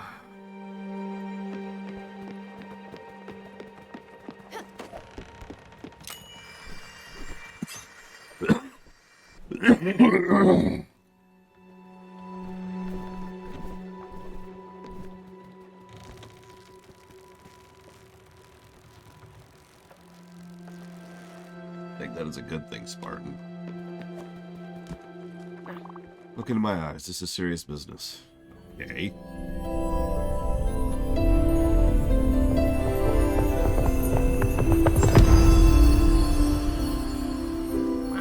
training with me starts today. I can see it in your eyes. You're feeling overwhelmed with this job. You need guidance, balance, strength, new skills, someone to teach you. That someone is me. From this point on, there will be no backsliding. There will be no physical contact either. I need your full devotion and cooperation. I will steel your resolve and bolster your courage, but only if you do as I say. I never question my methods. Now listen up, student. You'll be tested. You'll be graded. You'll cry. In the end, you will succeed. Right, enough of this. A real challenge awaits. On your feet, quickly. Your skills are lacking. You can't do these challenges just yet. You need to train yourself some more. You need to be able to move around freely. To push yourself with vigor in any direction, you need to be able to dash. Okay. This is quite the vessel. At this point, it's essentially a sailing village, a real community. Do you remember Dana? The flower girl with beautifully long red hair? Do you know Dana? She went to the desert with some friends. They all followed this man with a long robe and silky hair around. They all called him Jimmy Jim. It always sounded odd to me. Was Jimmy a diminutive of James? Was Jim his last name? It just didn't roll off the tongue. You'd think a cult leader would be better at coming up with names. Dana kept telling me they were looking for some kind of new water. That water in the cities was too tainted, full of city sweat and bad omens. They needed to find better, cleaner sources of water in the desert. She kept wanting him to come with them, telling me this new water would heal everything, that the new community would be beautiful, everyone in harmony with each other and with nature. Well, it didn't take long for everyone to be dehydrated. The well they dug lasted a few weeks and everyone started fighting over the water. I guess I'm just saying I know you're busy. You've got things to tend to, people to say, places to be. I don't want to be a bother, but I'll just have to be. I've been thinking about a way to repay you for all that running around. I think I've got a pretty good idea, but I think I need your help with the final touch. I was talking to one of the people on the boat. I'm so bad with names. Well, anyways, new names. I can't seem to remember your passengers, but it must be all the comings and goings. Well, they were saying something at the time that the boat goes through a swarm of fireflies. The bellies are sometimes filled with fireglow. Serious. Well, look at that. You've already got some fireglow. No need for all that trouble then. Some beautiful, perfectly spicy fireglow. Oh, what the heck. I can't keep it a secret for much longer. Do you remember when you first moved into the building? I had been there for years. I sold the house a few months after David died. The kids were heartbroken at first. They were never there. They just wanted their old rooms to stay perfectly intact, I suppose. Well, back to you. Your fridge broke on the first day. Poor thing. I can tell you were broke and couldn't afford takeout. Do you remember what happened? No. That's too bad. I made you soup. Not just any soup. My favorite soup in the whole wide world. It was lakska. It was the first thing I ate when I moved to the big city alone. I moved here to be closer to my sister. It was quite the trip. It took a few days. When I got here, my neighbor Anya from 32B invited me to dinner. Neighbors were friendlier back then. She served laksa. I never had it before, but I instantly fell in love. For a straight year, I must have invited myself to dinner at least once a week. Hopefully, I didn't overstay my welcome. Her family was so nice. In any case, spicy food became my ultimate friendship test. So you can stomach it, you can stomach me, and you passed with flying colors. I couldn't help you with your fridge, but I can help you keep fed. My gift to you is already this family relish. I can't risk it anymore. But that's not true. I just believe in my age. I've done enough cooking for a lifetime. It's time to let someone else take the reins. If you cook a laksa, maybe we could share it. You just have to put a fireglow and powder of grain. Sorry about that. Must have slipped my mind. You have to figure it out, I suppose. If I had lox in front of me, I would remember. Wouldn't that be lovely?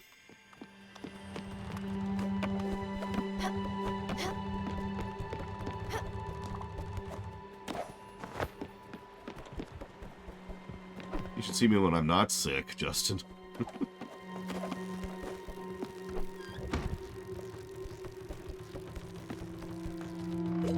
Okay, so how do I make lakshya? Speaking of things that could be organized better. How about, like, just at least put it in alphabetical order?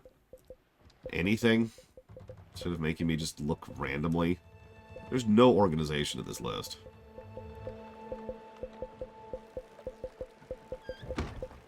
No, seriously. Who the hell designed the order of this list? Think about this. It goes grilled fish, steamed shellfish, popcorn, poached fruit, paella, heat-treated crab, lobster germinal, grilled veggie. Explain this!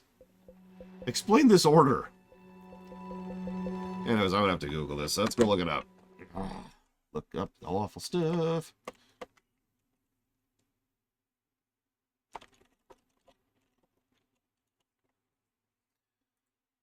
Let's see. It requires rice flour, specifically. Thankfully, I have 10,000 rice flour.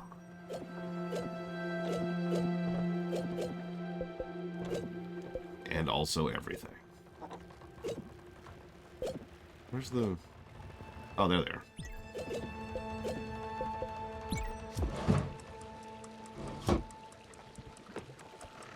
I mean... What I'm trying to say is that the order of items there is almost assuredly the order in which they were designed. So that's just their ID codes. And they just put them in order of their ID codes, which is the laziest and dumbest thing you could possibly do, especially if there's no sort or search.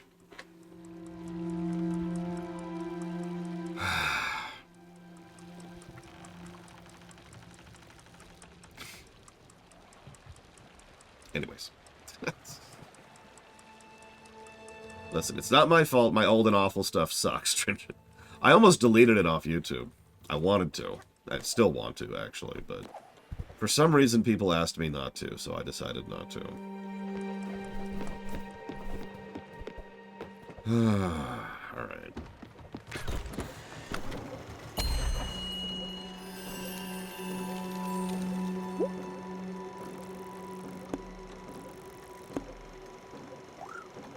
Well, I've got gold.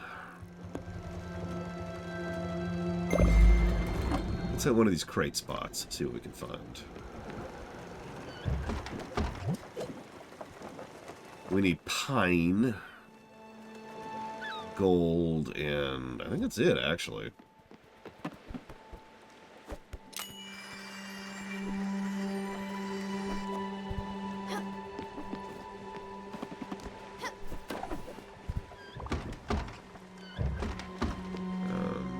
Shoot. Actually, I can't remember where my own buildings are. Hang on. Here it is, here it is. Yep, gold, gold. And that's it. Okay, so yeah, I need gold. I need rain too, apparently.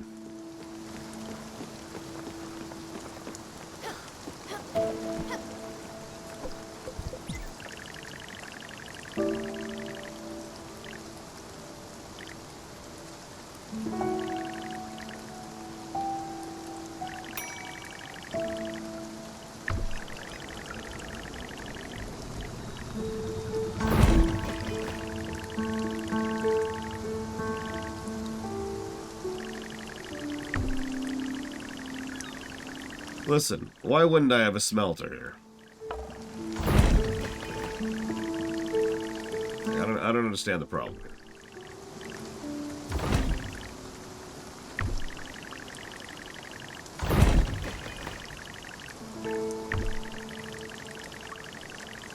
Just gonna go full Willy Wonka here. Or Dr. Seuss, if you prefer.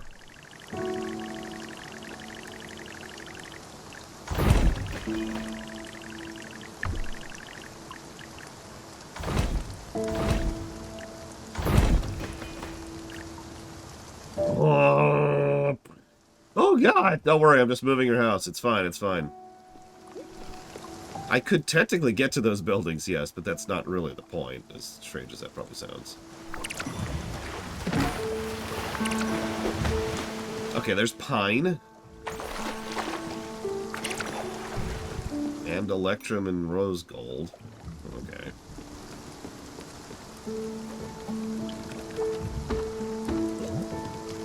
Let's smelt some gold.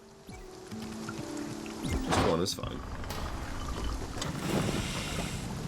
No, near as I can tell, it's always going to be accessible to some extent or another.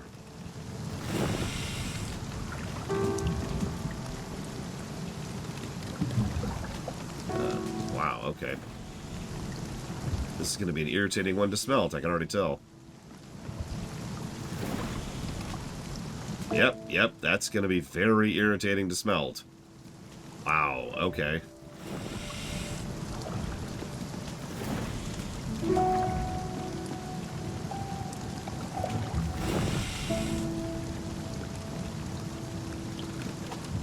Oh my God.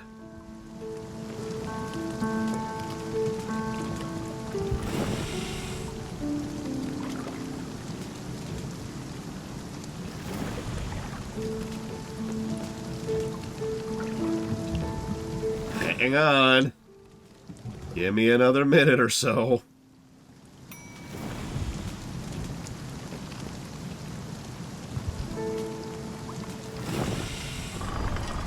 Jesus Christ.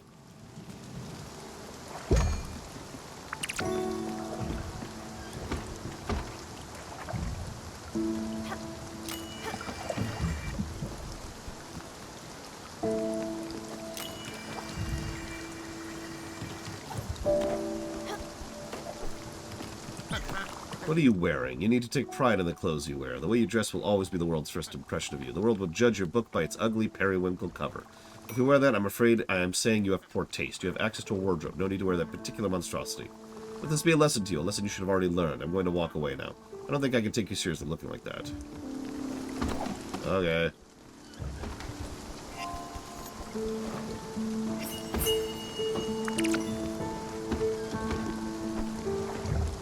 Nice lady.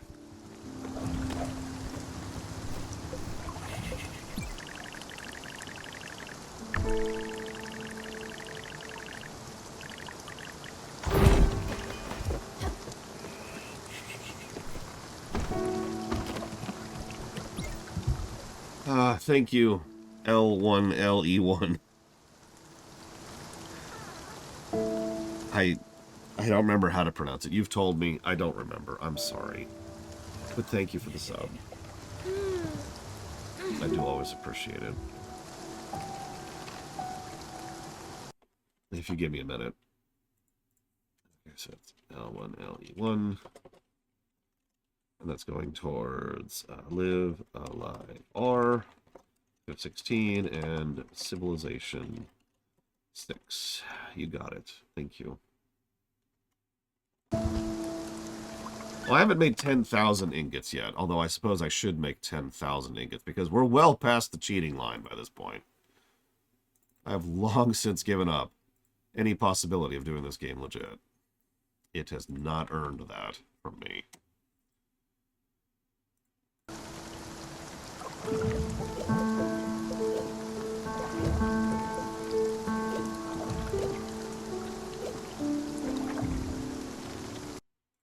So, there we go. There's 10,000 gold ore and gold ingots and electrum and rose gold. All kinds of other stuff. 10,000, 10,000, 10,000. Including 10,000 pine. I should have waited on that. Oh. Oh god, item weight. Ugh! What's wrong? I'm carrying several 100,000 chunks of metal on me. I can't move. I'll never move again. Ah!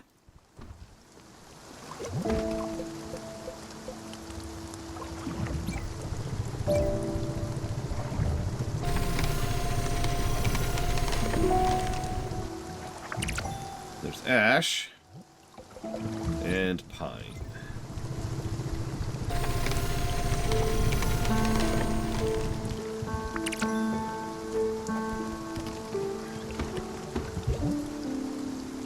I already had ash. Okay, well, I just need pine now. Oh, man, look at all that pine. Now I've got 10,000 slabs of pine on me, too. I'm going to take all the gold, Wandering Doll. You can't stop me. You can't stop... Oh, I'm sorry. Okay, so I have those gold and gold electrics. I guess I'm actually done with those. Let's get out of here. 270,000 pounds of coal. It's fine. It's fine. You worry too much.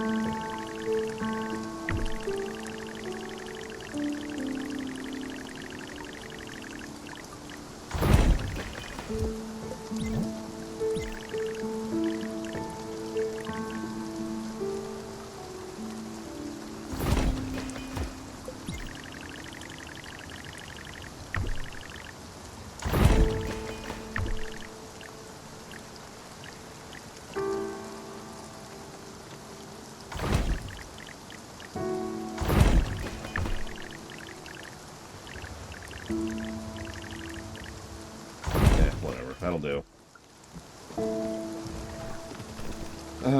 Okay.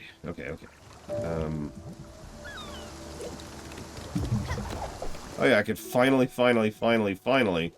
build Buck's house. Been sitting on that for 1 billion years. There you go, Buck.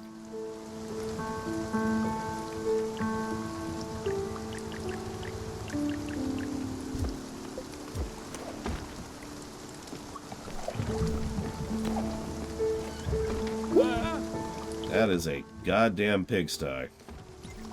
Oh, Commander, your humble servant couldn't be more excited. This mage tower is reminiscent of the glorious halcyon castles Withlum. I can feel magic permeating through its pearly walls. It's even got a collector's bookshelf. I kneel before your solicitude, gasp in awe at your prowess. Blah, blah, blah, blah, blah.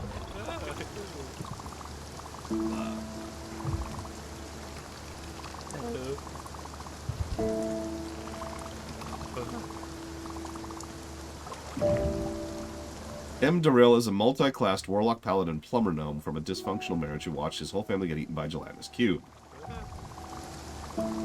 His min-maxing tendency is insufferable.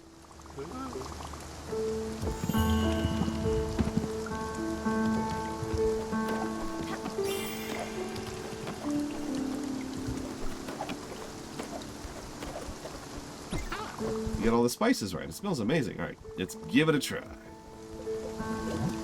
There you go, ma'am. Have the paella. Or, I mean, the whatever it is. The thing I only have one of. Here you go. It's just the right kind of tongue burning. I mean, that's incredible. You haven't lost your way around a kitchen. Wow, I can feel my sinuses clearing. Thank you, sweet pea. I suppose I got carried away a bit there. Sorry, there isn't any left for you. Don't worry, I'll make it up to you. I know. This is supposed to be a treat for you as well. Next time.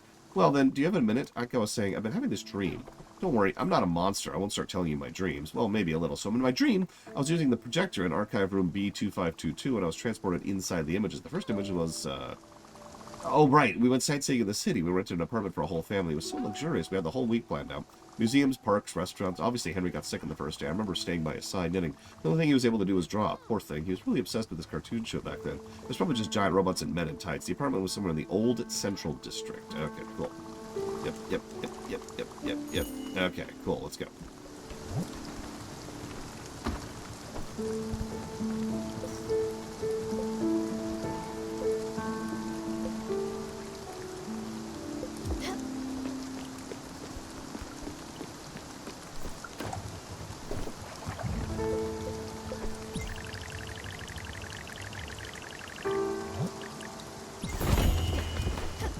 Oh, there's Gustav set up. There you are. It is with great and unbridled joy I present to you Humanity's Legacy, my finest exhibition yet. Not too bad, huh? An official opening? Oh, no. You know how I am. The spotlight's not for me. Besides, vernissages are a waste of time. Nothing but an opportunity for officials to run around, licking each other's, well, you know. I entrust all this to your good care. I know I can trust you after I'm gone. Oh, don't act surprised. You know well I'm not the one to hang around longer than necessary. I'm pretty confident I've done all I could here. Good old Gustav, always looking ahead. It was quite exhilarating, this whole endeavor, wasn't it? Well, as soon as we pass by the ever door, drop me off. Okay, so I guess he's ready to move on now that we've given him his artwork. Sure.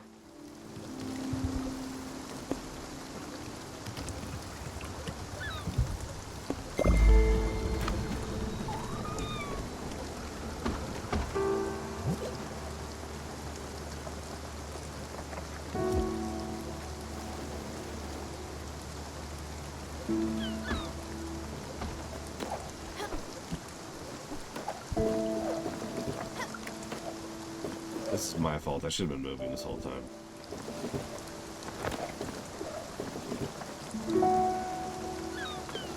Yeah, exactly. It's like, thanks for the thing. Alright, I'm ready to go. What? Yeah, let's do a manual trip around our ship here. Let's see. Just give me a second. Okay, there we go. Okay, now let's head over here.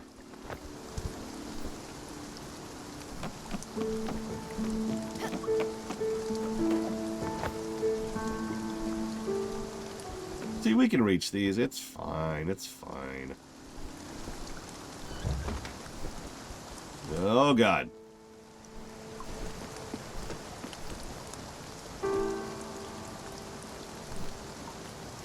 I like how it's always misty in the misty areas. That's a lie. I'm not a good liar.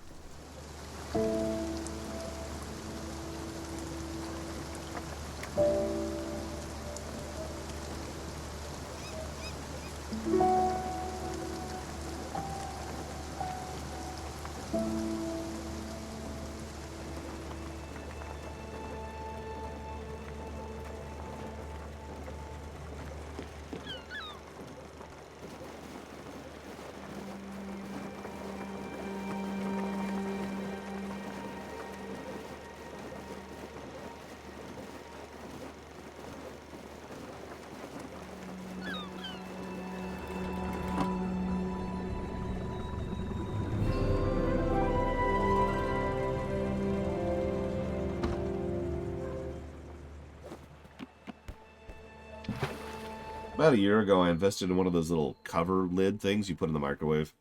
I actually originally got it for splattering, but it also helps to heat things more evenly. That was kind of a sea change for me.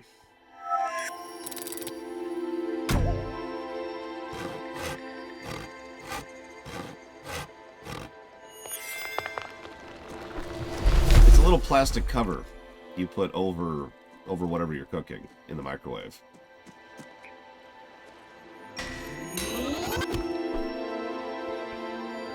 I don't actually know what it's called. That's why I'm speaking vaguely. Is this it? Is there nothing else here? I mean, this is a source of pine, so I shouldn't complain. So, hey, source of pine.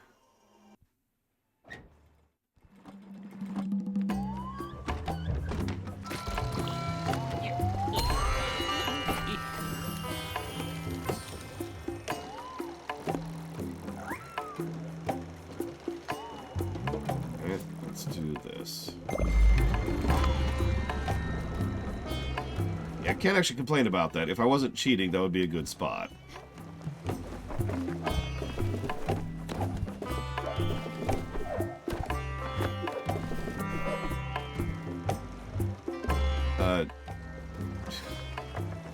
Yes, Colin Blue. So I think you're messing with me, but yes. No need to make fun.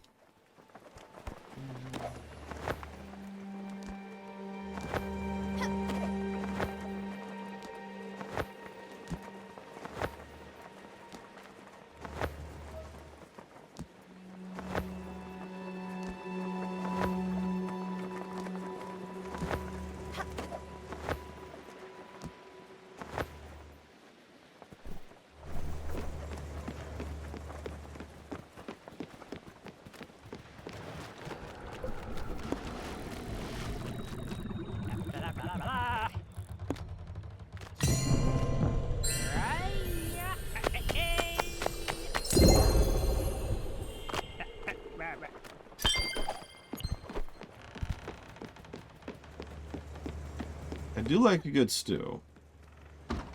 Lots and lots of stuff in it.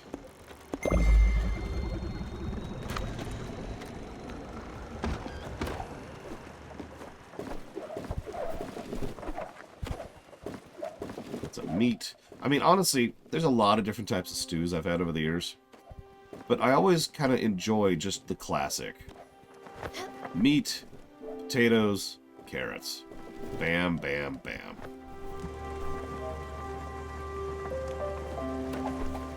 I could eat that every day and probably be satisfied with it. Well, the original estimate was 35 hours, Spartan. I'm not actually sure how far into this we are.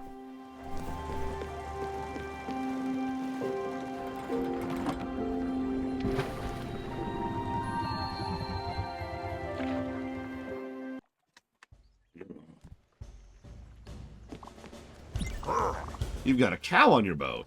That's neat. Do you know why cows have hooves instead of feet? Because they lack toes.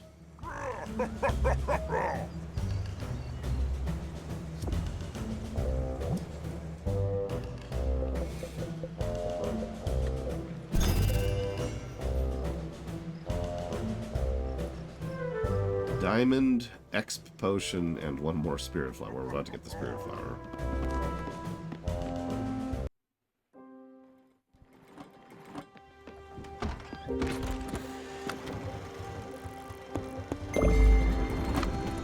Yeah, lactose. Let's see. So remember, our old speed when we first started the game was 17. With all the 2 upgrades we've gotten, our speed is now up to the heady heights of... Hang on, we're still accelerating.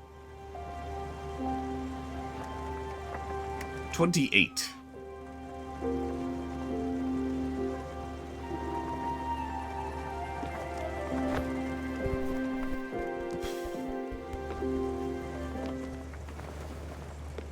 There's one more speed upgrade, but we don't have the materials for that. I haven't even seen the materials for that.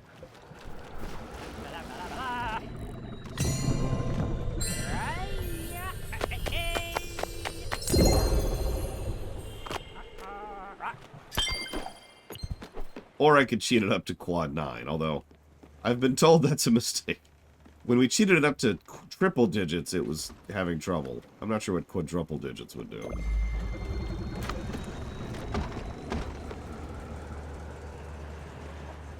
No, we should do.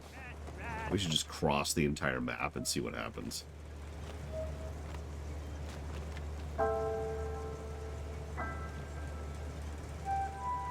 you want to do it? After we send Gustav through, of course.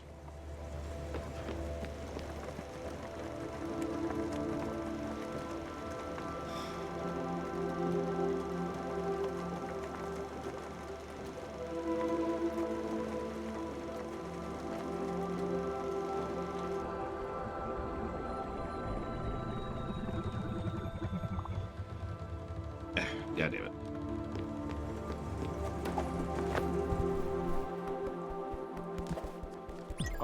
I gather you're ready to take me away. Very well. Onwards.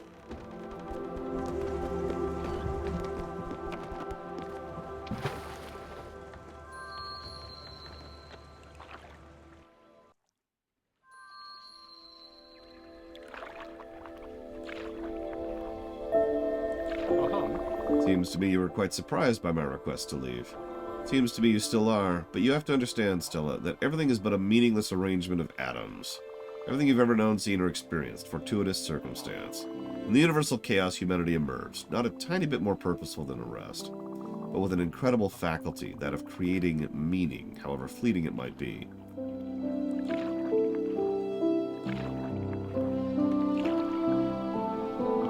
I have no inherent meaning, neither do you. But we can create, organize, put in order, and thus create purpose and meaning. Transcend the primordial chaos. All of humankind does so. We create machines that are useful to take control. Machines like the chair, the one that subsumed me. But maybe also made me truly realize what impermanence means. For our numerous creations only have meaning as long as they are useful. And when they are finally unneeded, once again do they turn into heaps of metal, wood, and bone. Melted back into universal chaos. Stripped of their inherent humanity, and all our bodies and all our minds, similar fashion. I do not know what to do about this. It's okay, you're going to the afterlife, buddy. We gotcha! Usefulness is an easy way to meaningfulness, but not a trustworthy one. It vanishes as quickly as we do. So it seems the only hope for humanity has for transcendence is through art. Meaningfulness pulled from our chaotic minds. Not for utility, but for its own sake. After the artist has been long gone, turned to dust, the art remains. And even after the last one of all humans will have returned to the primordial chaos, provided we have protected it, art will remain. So it is that art alone is left in our wake, the only veritable form of transcendence to ever have been in our grasp. Proof of our existence and of our pitiful efforts to raise from the chaos, as would some unknown script from a long-gone power.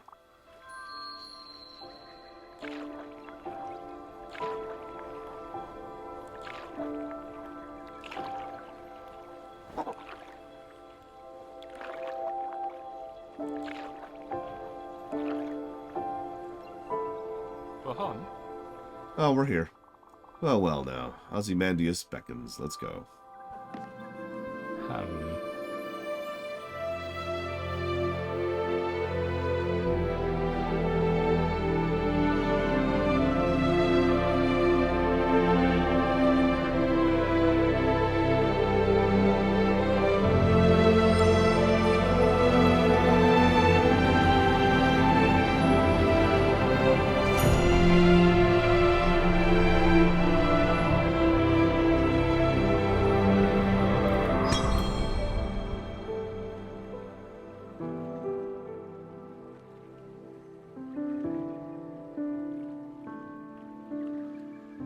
Hey, Svatoslav.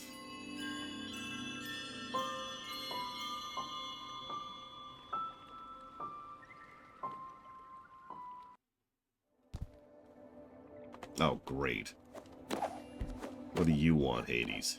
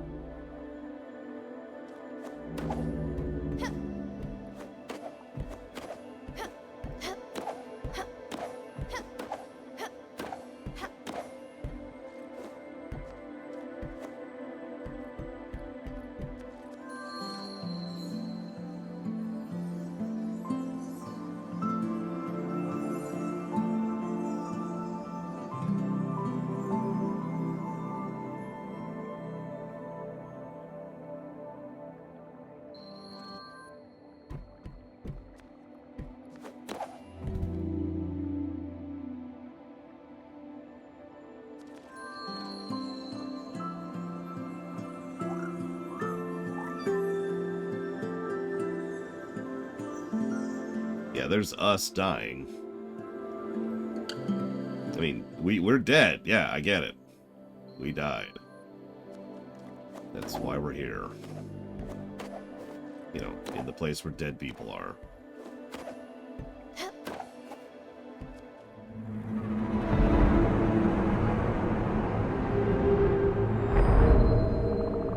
As foretold, here we are again, Spiritfarer. For the last time, feeble and helpless, a faint murmur drifting in silence. Whispered words, a simple question. Why did you choose this life, Stella? Why did you spend it ushering others through their final moments? It's actually Hades, Magister. Was your vocation an affectionate duty born of compassion, or a display of selfishness, of everlasting uncertainty? Did you do it for them, or for yourself? To know me and to grow accustomed to my presence. To conquer me. Am I less daunting to you now? Or am I still a ghastly shadow, a deafening absence? Remember, when your body failed, you knew. You'd seen it 1,000 times. You knew I would come. You fought valiantly, yet suffered all the same. I was deep within your heart, as I had always been. In your final moments, you accept my call. You slowly draw your last breath. And here we are. You know this is the end, but you're not alone. Embraced by the love of your mother, and now your sister. She is here, holding your hand. Go now. You are not alone.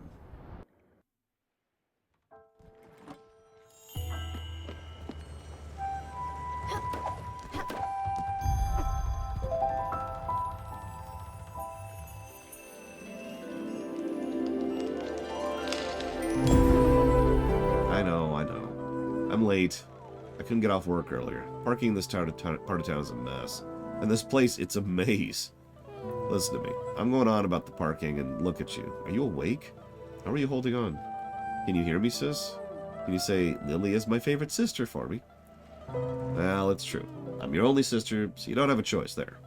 I wish I could hear your voice. I'd rather have you screaming, Lily, get out of my room! I'd rather have you laughing. I'd even rather have you snoring. Let me come a bit closer. Mom's asleep. It's late, I know. Jeez, I'm 2 hours late. Sorry again. No wonder Mom's passed out. Oh, I have a surprise for you. I swung by the house yesterday and got some things. Well, 2 things. First, where is it? There we are. Voila! A bottle of single malt from Mom's secret stash. And don't worry, I'll do the drinking and the talking for both of us. This is your photo album. It's got some good ones. Cute baby pictures, big family gatherings, embarrassing college parties. The works. Start at the beginning. Let's see, the adorable baby. God, being this cute should be illegal. Give me a second, I'll pour myself a drink. Oh, look at this one. You're so tiny. Where was this taken? Let's see in the back. Colmar, Alsace, 1973.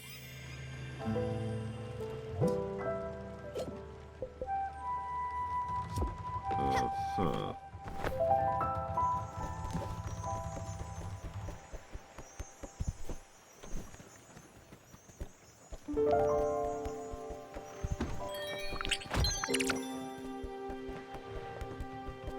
Right.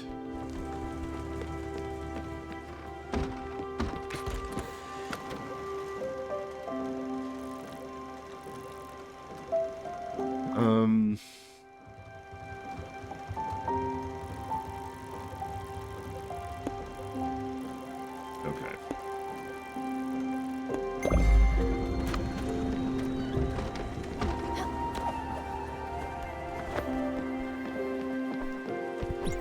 Must I do everything for you? You have not prepared lodgings for me. Write this quickly. Something sparse, no frills, and I need a post haste. Go now. Okay.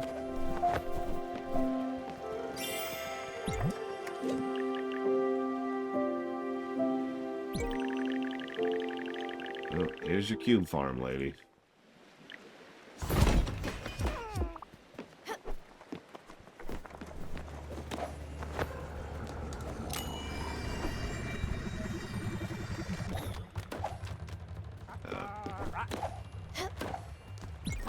This will do. This will do nicely. But let me warn you, I need the bare minimum. Please do not add anything to these quarters. Not a single ornament. Nice house.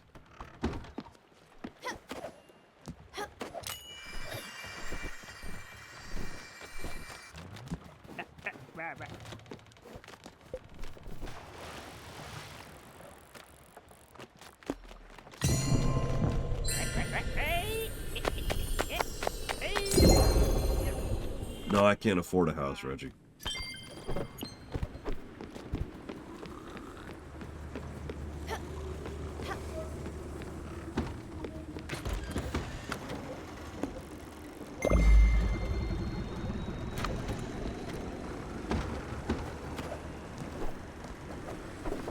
If I'm stuck in purgatory, we have some problems.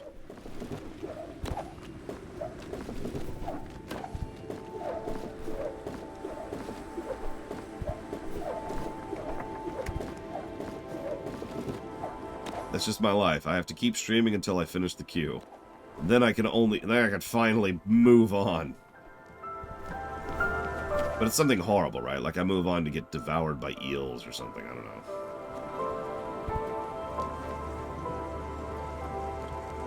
Alright, so let's try boat speed 5,000. What do you think?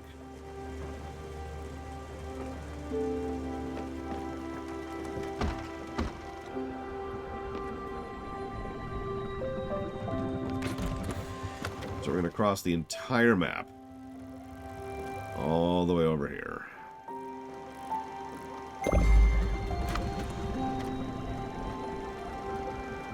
Yeah, let's go outside so we can watch.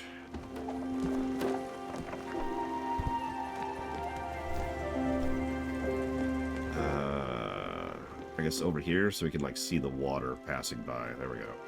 Okay. Set speed 5,000.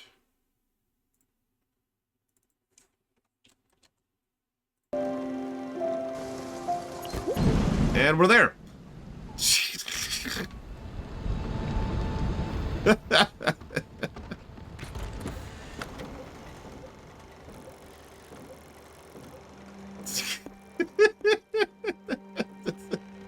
We literally fast traveled.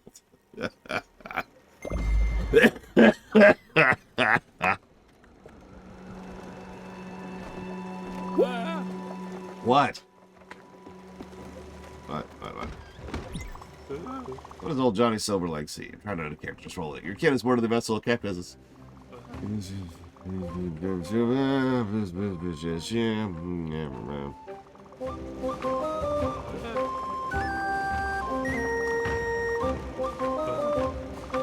We have just now finally given the ability to sail at nighttime. Now we can sail at nighttime. I'm vaguely insulted.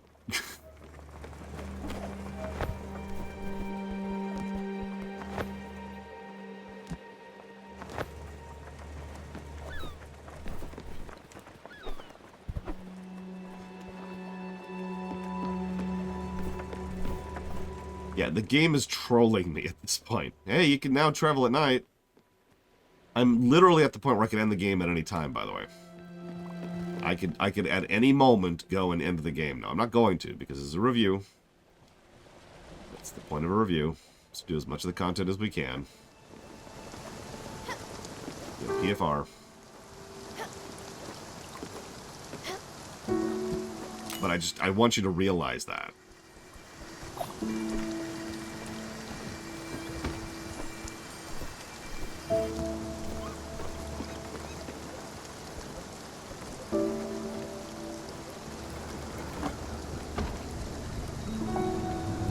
Overbrook discovered.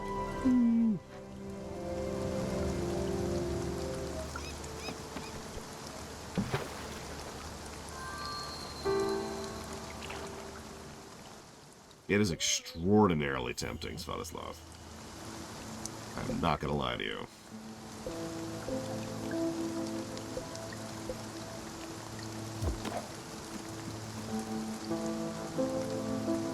Oh, I didn't, it's not... Hey, wait, it's you! Stellars, it's your old pal Jackie.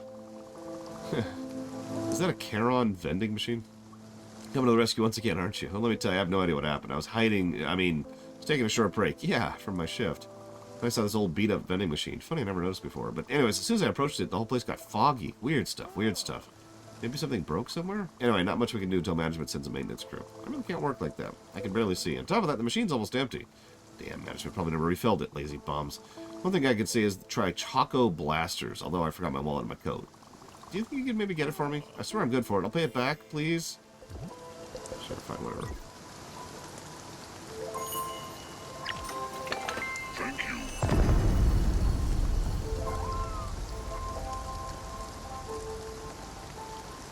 Oh yeah, Choco Blasters. Let's blast off. What the?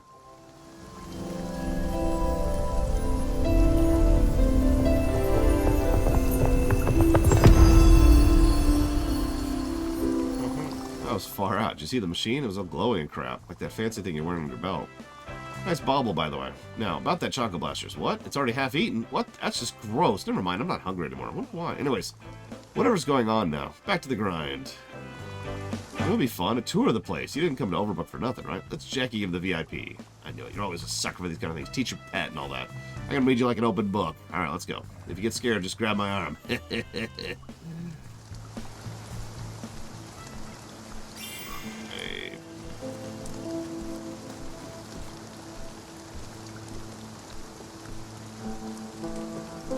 Oh, I don't know, Svatoslav.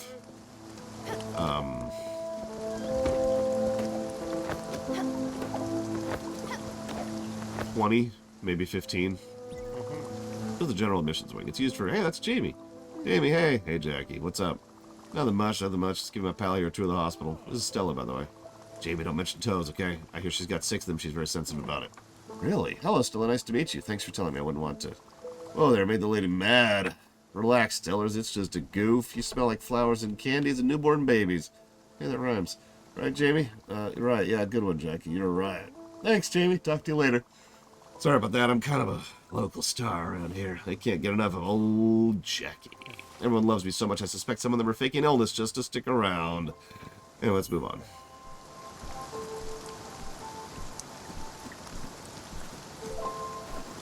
I mean, what I could probably do is take a look at the games we've played this year and decide how many of them I wouldn't have kept playing if not for the show, but that would take time and effort, so let's just get on with it.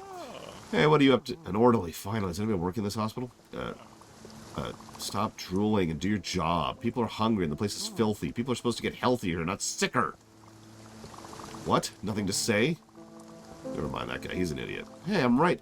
Yeah, moving on.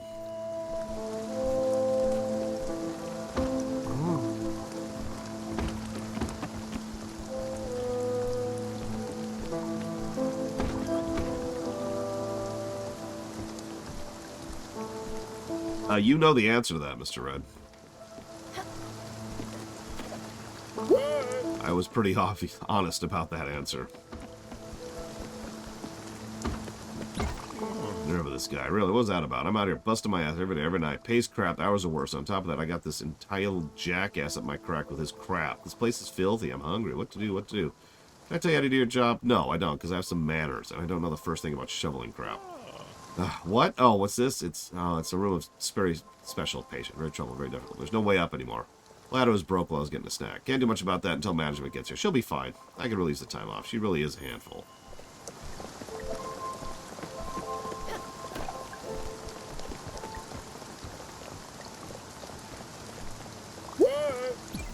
And finally, the cafeteria. Always on duty for all your slop needs. Oh, hey, Jackie.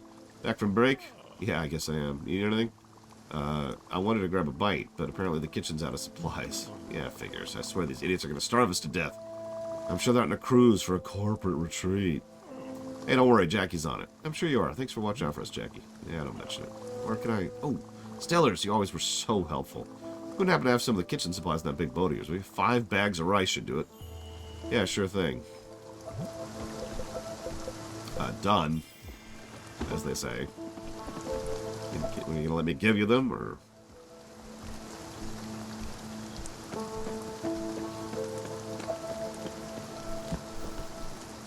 Well, while I wait for this guy, let's look at what games I've reviewed this year. I have to do it on the phone so I don't pause the game. Give me a second.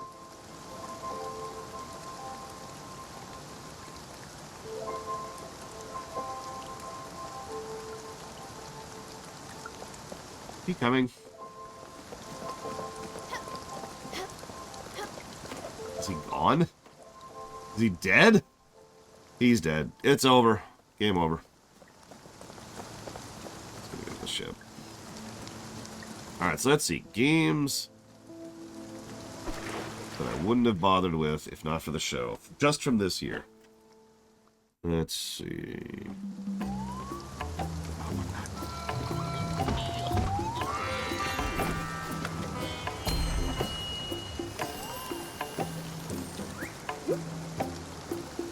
At this point, who knows? Alright, so we've got... Hey, let's define this differently. Oh, excuse me. Because... there's games I would have never played to begin with, like Ace Combat. But then there's games that I didn't enjoy, which is different. In other words, a game that I would have never bothered finishing is probably a better way to phrase that. So... let's see... Arkham Origins. Not too long ago.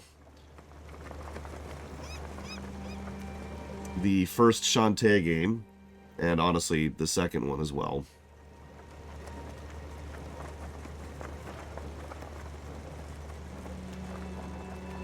Kingsfield 4, that's obvious.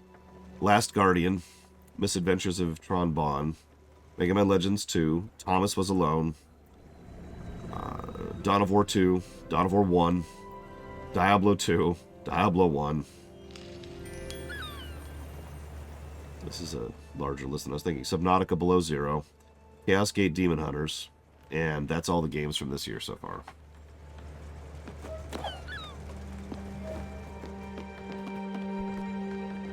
Yeah, all that was this year. I wasn't counting. How many was that?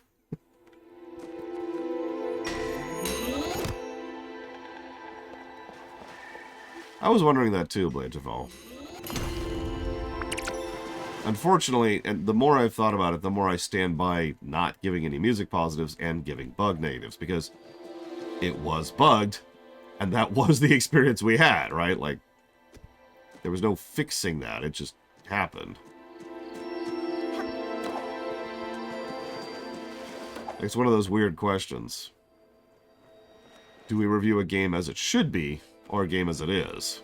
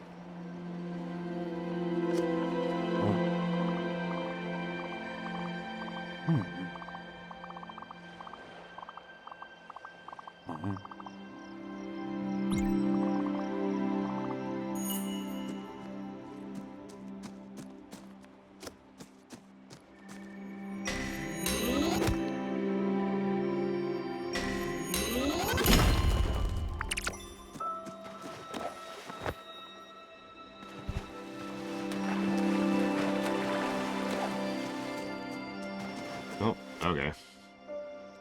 What was wrong with Subnautica 2? Everything.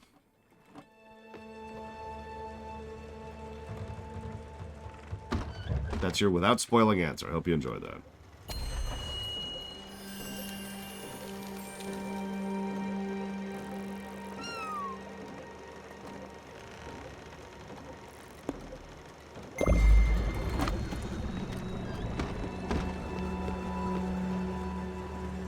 So let's see. That was 1, 2, 3, 4, 5, 6, 7, 8, 9, 10, 11, 12, 13, 14, 15. So that's 15 games, okay? Of...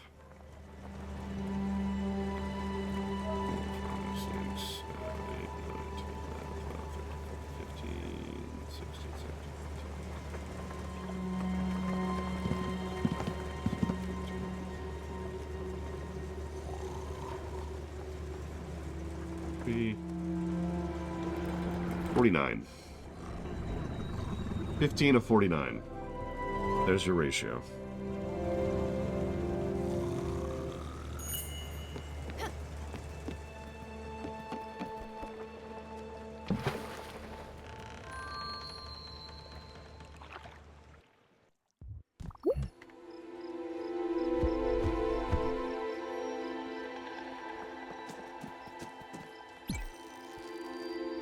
This is what I'm talking about. The open air. Breathe it in. Scout, that's the good stuff.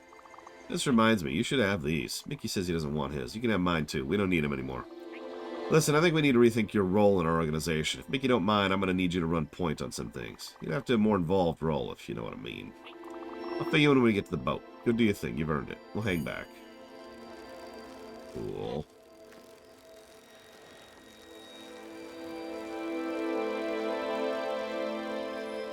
I mean, without hyperbole, my job sucking only 30% of the time is really, really good ratio in my experience.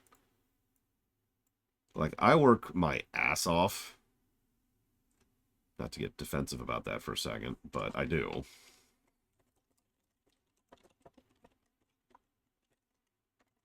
But, at least I work my ass off in a job I actually like. I have worked jobs I don't.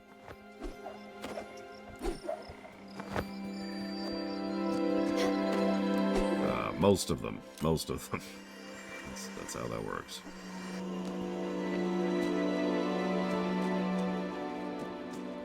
So Hades is probably interested in us because we're the player character, if I were to guess.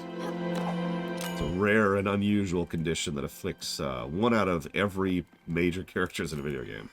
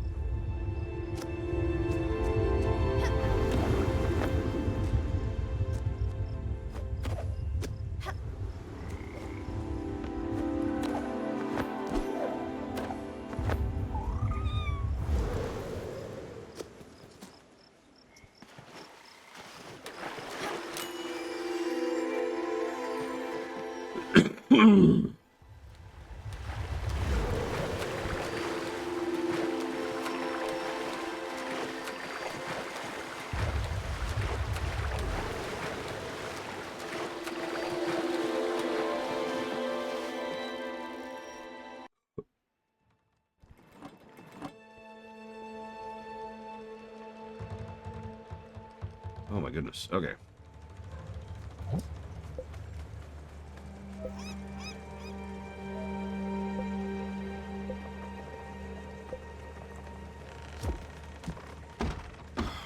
Okay.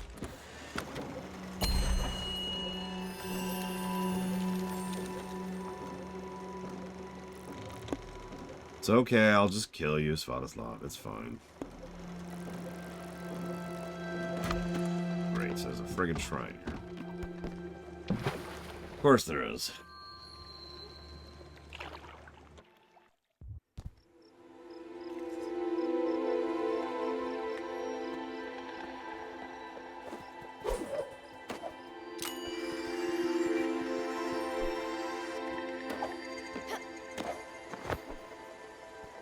Probably not to the right, based on that.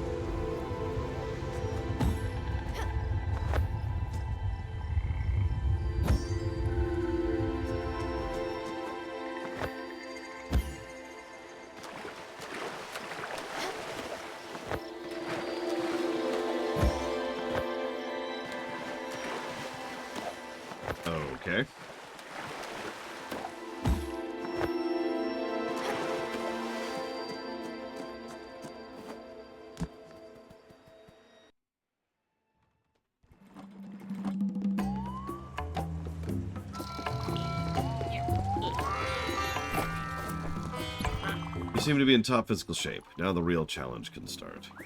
I've marked a few locations on your map. You need to find these challenges and conquer them. I'll be watching you, analyzing your every move. Go now.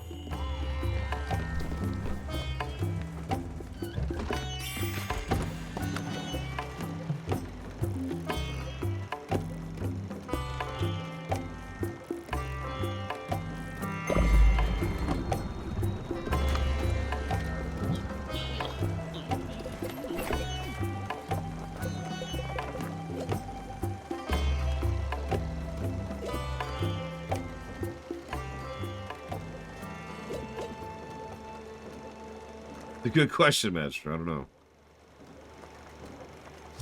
Okay, let's just do these in order. Hummingbird first.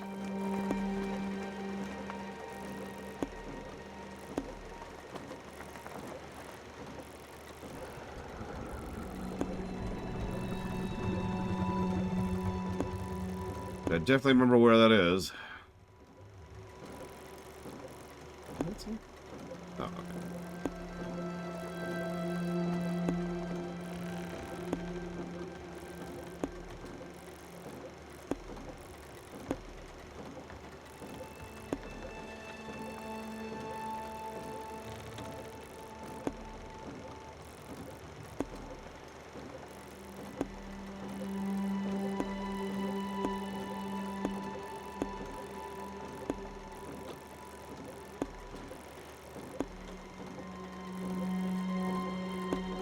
Ha!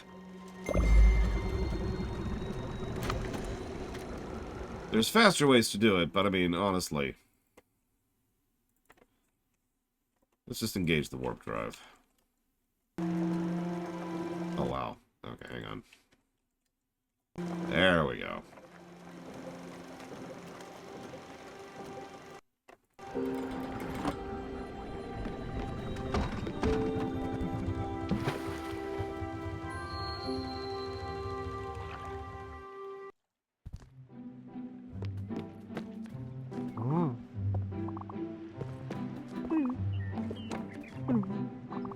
Buck's fine, really about time. I spent all my pocket money on glittery dice. Yeah. I'm more than ready. Oh, yeah, okay. I am the mighty Emdarel of the... screw it, I'm Jerome, okay? I know I should be in character, but whatever. Come on, what's the riddle? Alright, this one's a doozy. I need to think about it. I'm sure I'll figure out where to go. Thanks. You're welcome. Evil Land was the first game I ever streamed. I'm not sure if it qualifies as a first game. Bottom line core. Bottom line core. Bottom line core. Just gonna go down the list.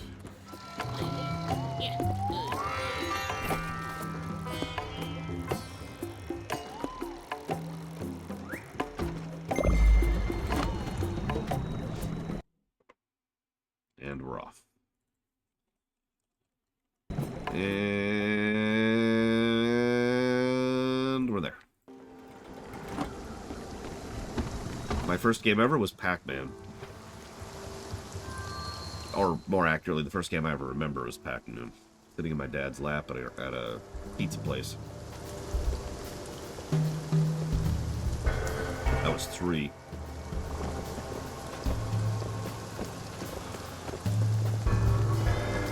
Look! I'm an old man. What do you want from me?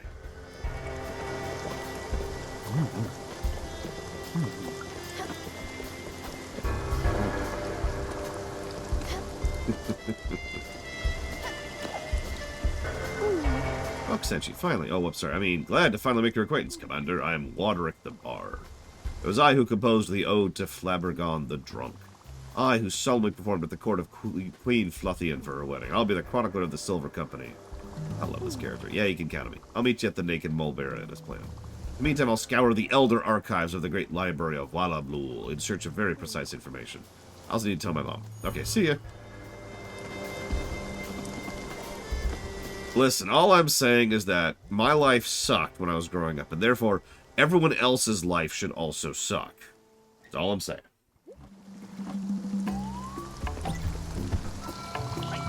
Like I was saying, you're going to need to step up. If this operation's ever going to survive, we need to pull a big one, a big score. I've been planning this job with my brother for a while. He doesn't want to do it now. I need you to step in and help out. So listen, here's the take. I need you to stock up on carrots. You heard me. Carrots. I'm not talking about a few. I'm talking about a crap ton. That's the thing we need for this job. That doesn't make sense to you, too bad. You don't need to know everything. That's why I call the shots. Okay, well, we have 10,000 carrots.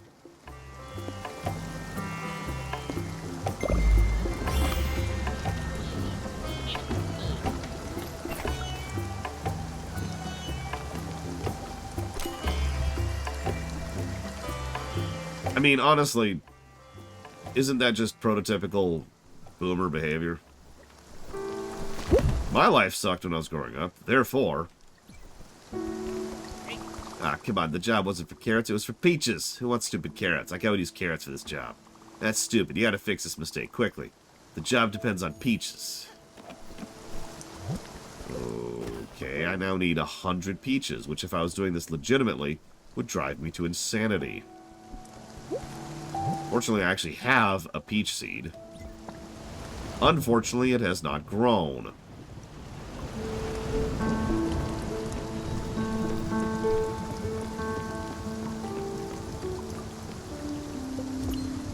Prototypical millennial behavior? Are we talking about, like, the negative stereotypes? Man, have you ever had avocado on toast? Because that stuff is legit. Okay, so just the negative stereotype. Got it. So, in that case, the millennial is the person who doesn't work a single day in their life and complains about things that aren't actually problems. Like, ugh, could you believe I had to actually walk 100 feet in order to get to my suave titre de bouton? What's that? Oh, it's like milk, but it comes from only all-natural sources. And it helps the environment because there's a stamp on the side that says it helps the environment.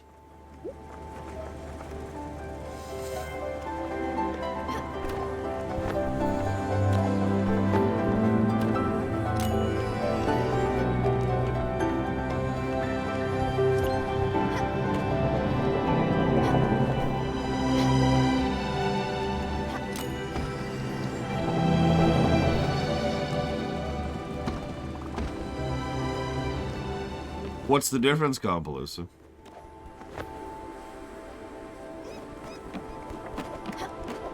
If there's one thing I've started to learn in the last 5 or 6 years, it's that age actually has nothing to do with anything, really.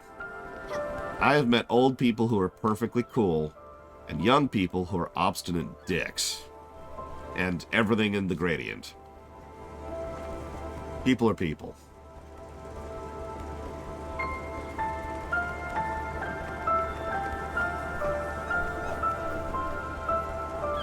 It's a little bit too easy to just blame the older generation when it's individuals who suck. Like me.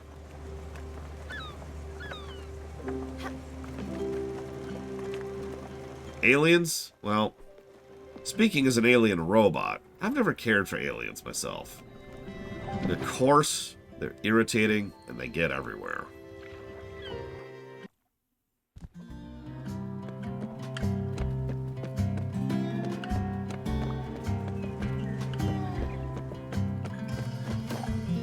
Elves are delicious. Especially with a little bit of chai.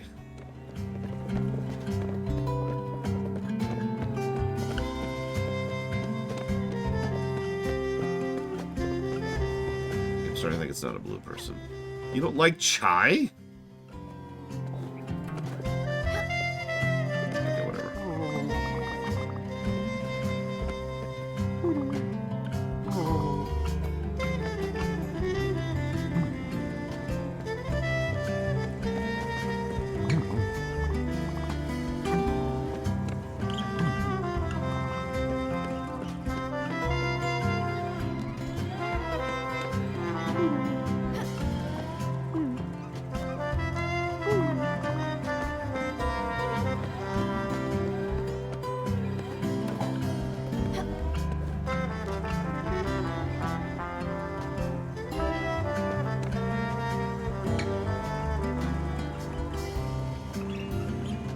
Well, that's interesting, Sub-Zero, because you're sort of assuming that sentient beings That is to say, artificial sentient beings cannot feel pain or fear. I'm curious where that's coming from. Pain is actually a very extraordinarily common thing to give to robots and androids and the like when it comes to fiction, because it is a tool for the exact same reason that, you know, we in real life have pain.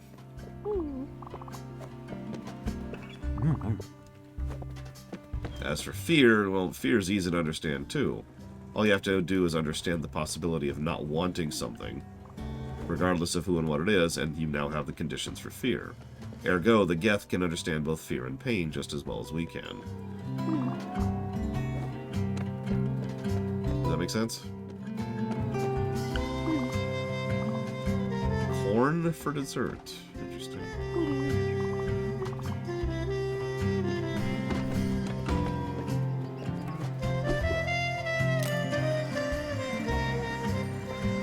So one time, I was helping a friend of mine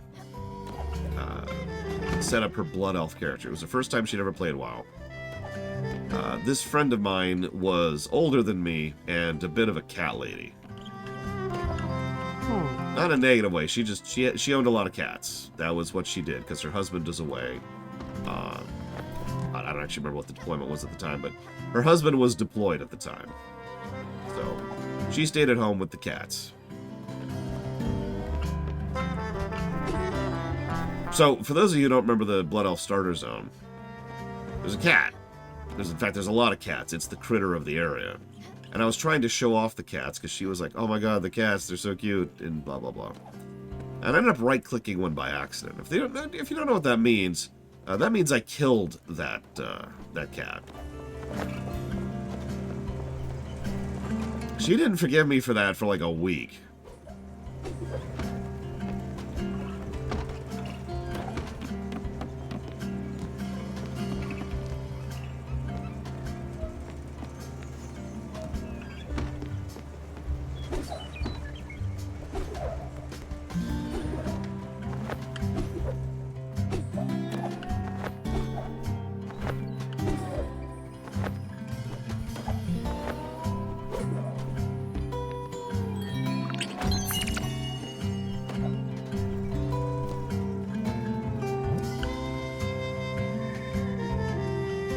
I'm just gonna Google this.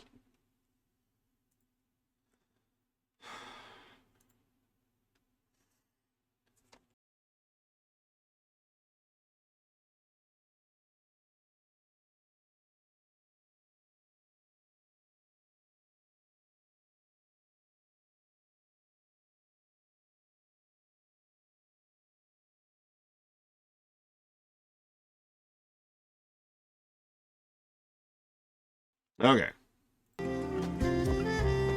No, Blade Taval. There's actually a term for that, and I forget the official term, but it's like a no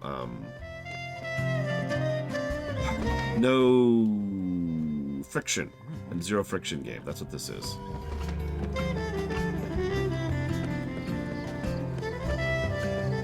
Hey, Ludo.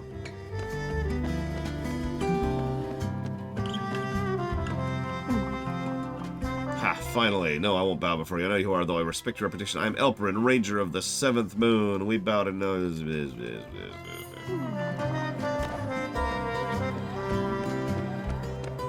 Now, we have a problem. That problem is, as I was looking up this quest, I read very quickly, which means I read the next step of the quest, too. Which means I now know I need to go grow some sugar. Unless I magically have done that already, which I'm pretty sure I have not.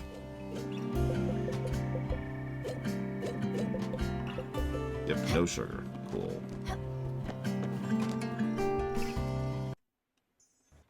Let's go make some sugar happen.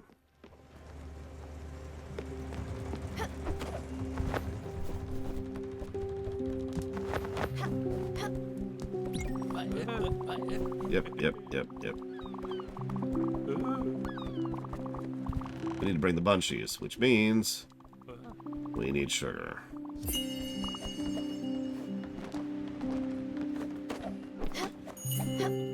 Now the good news is I already have sugarcane. The bad news is I put the planting things up here because I thought we were done with planting. Let's see. Sugar, sugar, sugar, sugar, sugar, sugar. I think we also don't have any turnips. We should probably go and do that really quick. And onions.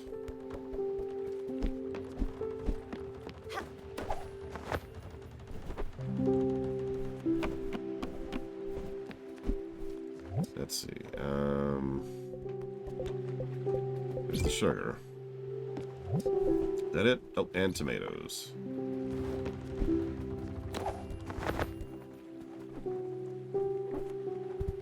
Now, you know what irritates me, Yura? I forget the game, but there's a specific game where the enemy will be like, please don't kill me. But the game doesn't actually have a mechanic for them, like, turning non-hostile. So what happens is they say, please don't kill me, and they do an animation of cowering, and as soon as the animation ends, they go back to attacking you. So if you leave them alone, they just, like, attack you, and it's like, God, what? I don't remember what game that was, but yeah. Okay, so popcorn and corn dog already have. We need coffee. We need peaches. Was that Skyrim? I was actually going to say it was Spider-Man, but that does sound like that was in Skyrim, now that you say that. Where's the, there they are.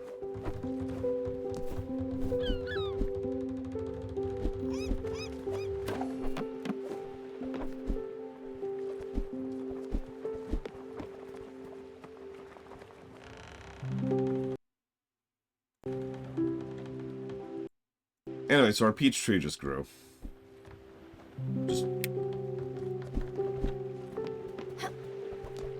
Okay, yeah. It was in Skyrim. What do you know? Again, I think that's actually in more than one game, now that you say that. But that's funny. Terrible, but, you know.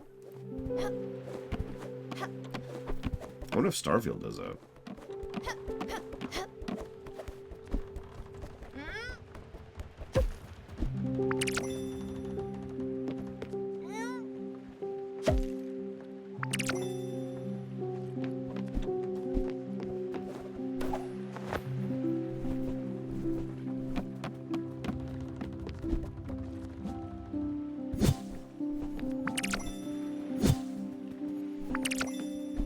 Okay, so now have that. Yay. You know what? I really wish I had just 10,000 sugarcane on me. There we go. Alright.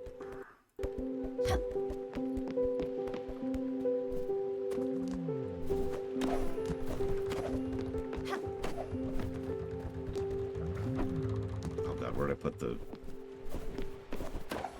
Where's the kitchen? I don't remember where I put the kitchen. There it is. Okay.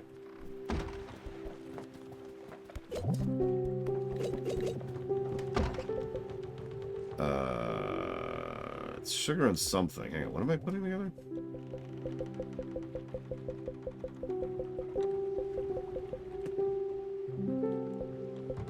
It is amazing how much better this game has gotten. Okay, dairy and sweetener. So I need milk, which of course we have 10,000 of. And where's the sugar cane? Where's the sugar? Am I blind? Am I dumb?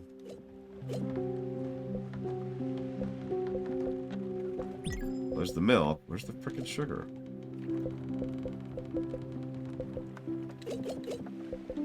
Where's the sugar?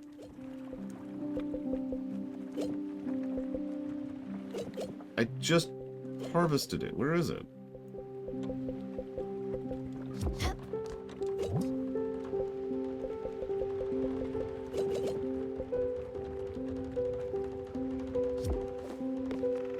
God damn it.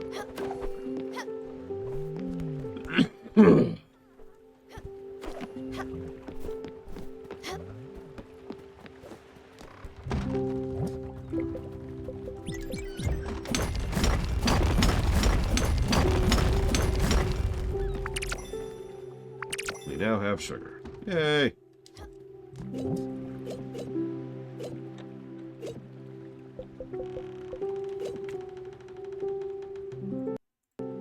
We now have 10,000 sugar. Yay!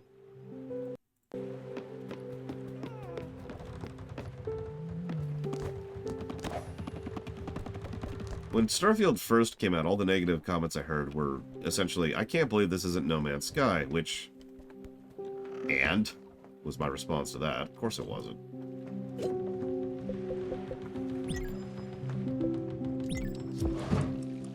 And... Ding!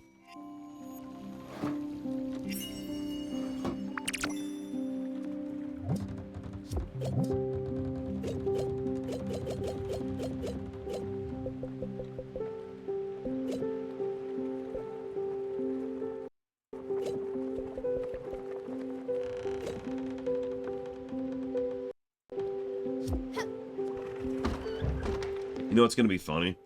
I bet you money I'm going to play Starfield and like it. I bet you money. I mean, it'll obviously be bad in several ways, but I bet you it'll be net positive, and I bet you'll enjoy the experience. Thank you, Diabetes. I will put that towards the BRPG block and Starfield.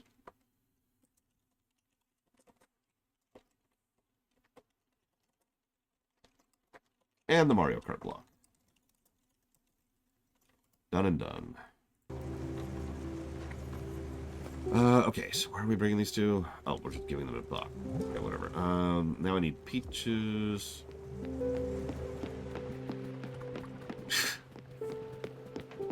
I mean, I could have told you the main story quest isn't going to be good from the trailers. In fact, I called that a long time ago.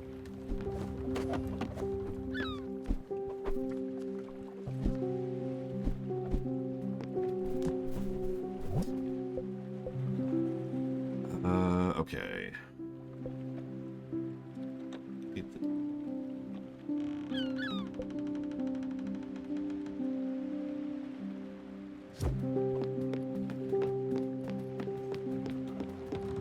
I mean, how many good MSQs have they ever put out? 2? Non-video game or film music that I can oh my god. Non-video game or film music that I can list that I legitimately enjoy. Yeah. There are individual songs by artists that I do tend to enjoy. I don't know why I did that.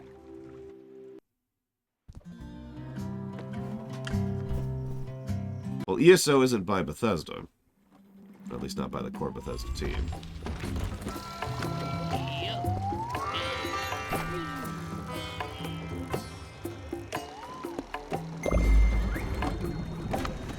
Such as? Oh, I have no idea. I'd have to find my list.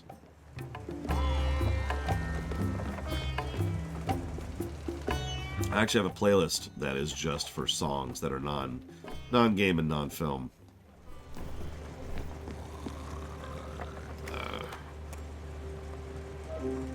Sure, since I got nothing better to do right now. Anyways, let's see here.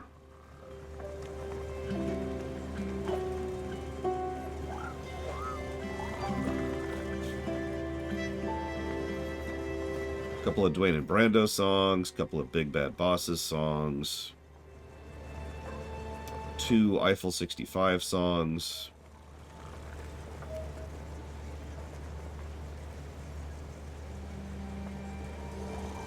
six Evanescence songs, 7 Weird Al Yankovic songs, 1 Rammstein song, 1 Cascada song. Cascada? I don't know. 1, oh god, what's his name? I don't actually have it written down here. Oh god, I can't think of his name. Disturbed. 1 Disturbed song, 1 Linkin Park song, 1 Nickelback song. Bunch of Sonic music, which doesn't actually count. 1 Dragon Force song.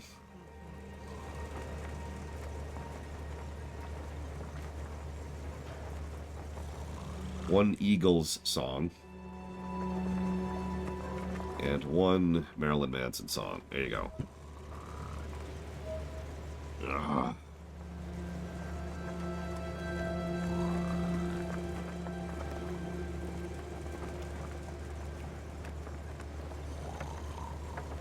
I hope you enjoyed them, Magister. I really do. They both are rough at the beginning, but that's true with every MMO, right? Every MMO, the earlier the content is, the worse it is. Like that's a very, very normal thing at this point.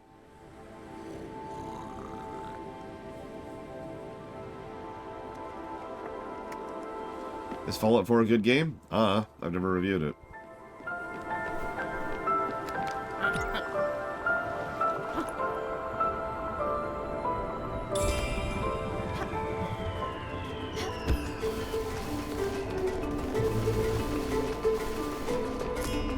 Oh god, I need to get 13 of these.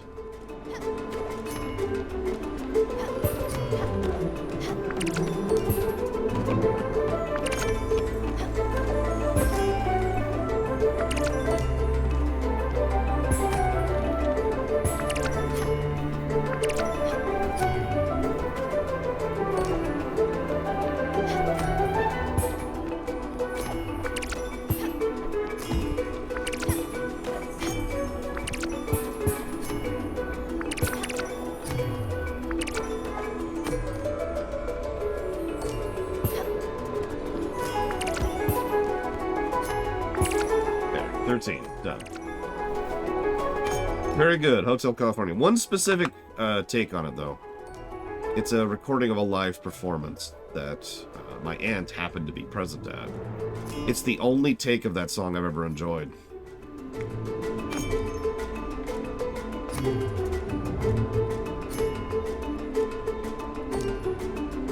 Very true, White Noise. Very true. The lucky MMOs get to stick around long enough to turn it into a good game. The unlucky ones get torpedoed.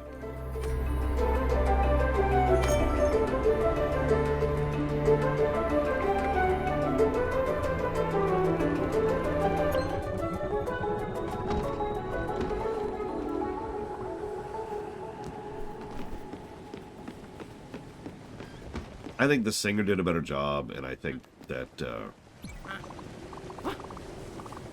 earned a carrot. Not a literal carrot, but a reward. Here it is. It's the form of a challenge. I have nothing more to say to you. Feedback over. Thanks. Twit. The singing is superior, and just the acoustics are better, and blah, blah, blah, blah, blah. I don't know what else to add to that. There's no dialogue during this, so no, call him Bluzzo.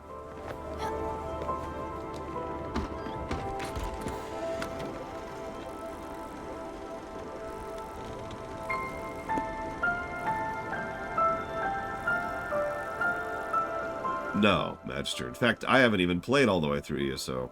I've only gone through vanilla, and then we put the game down, because we were kind of tired of it. Couldn't take it anymore. Had to walk away from it.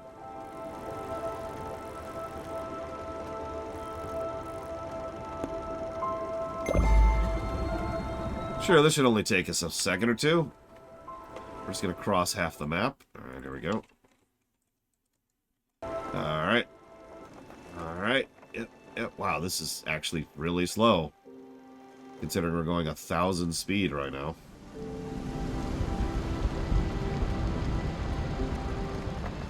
And we're there.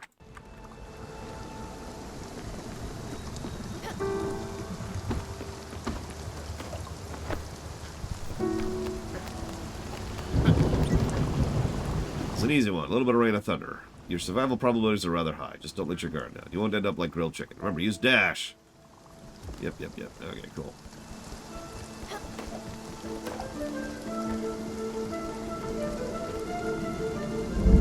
I need 17 lightnings.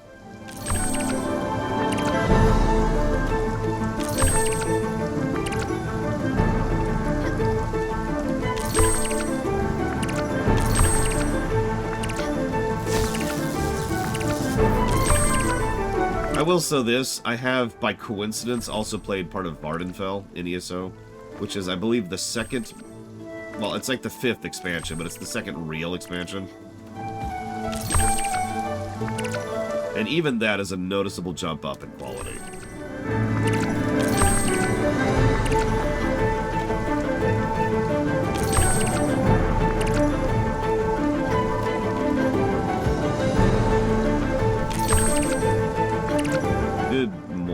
Evo, please go back to bed.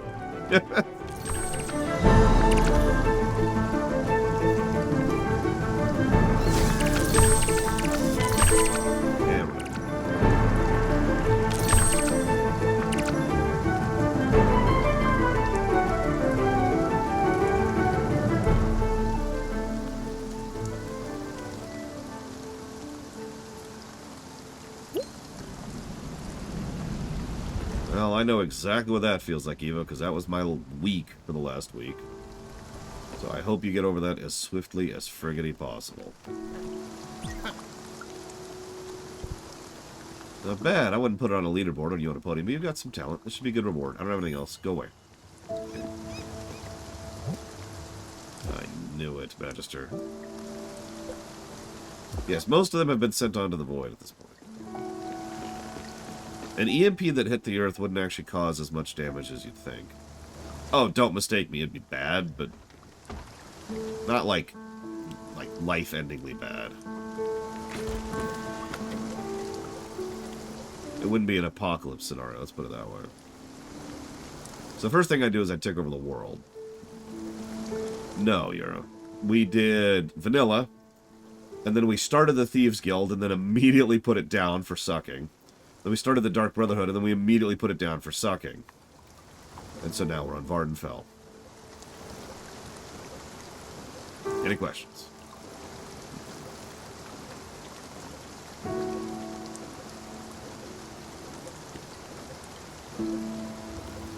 Where is the other one? I think Oblivion's a good game despite its flaws. Yeah, I've actually reviewed Oblivion under the current system. It reviewed pretty well.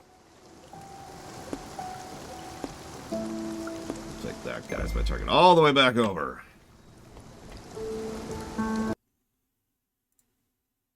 Yeah, one of my favorite little tidbits, and I actually made fun of this, is there's an episode of Star Trek The Next Generation where they act, so there's a solar flare that's going to hit.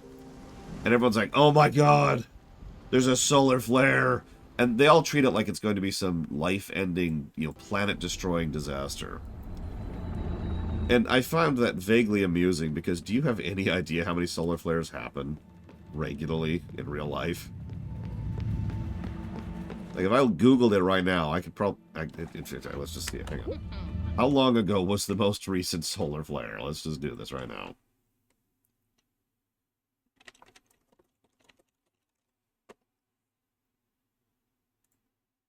The most recent solar flare was... Hang on.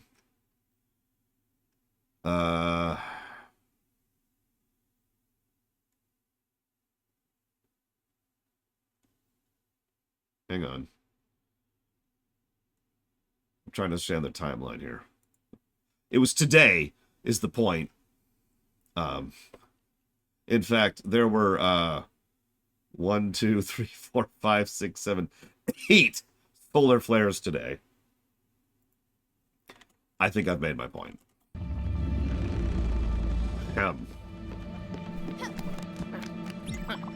New task. This creature is in pain. It'll thrash and fight. It'll be a decent challenge. As long as you don't forget to use your dash. Go!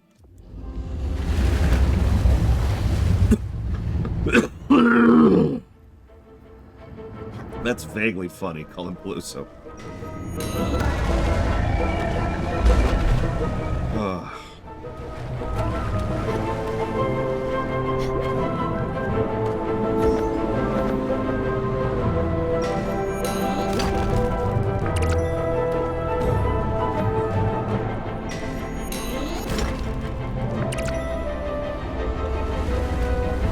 That's my point, though. Science fiction writers have this tendency to assume, well, a lot of things, but that solar flares are civilization-ending events is one of them.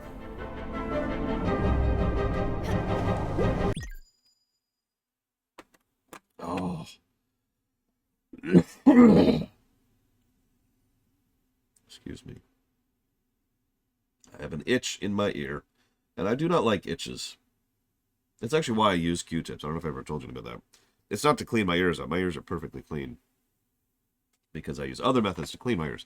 It's because they itch. And I hate The itch.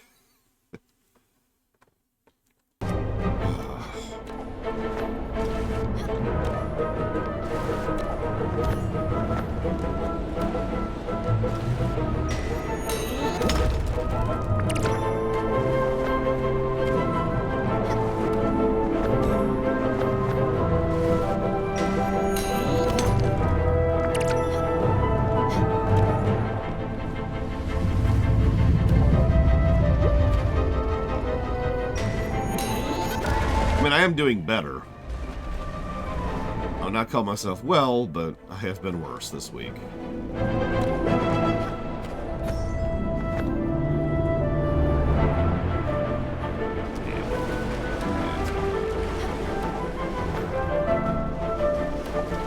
Nope. Listen, Evo. I'm gonna need you to, like, feel better immediately, or else I'm gonna have to destroy the entire world, and nobody wants that. Well, except for Svatoslav, but don't listen to him.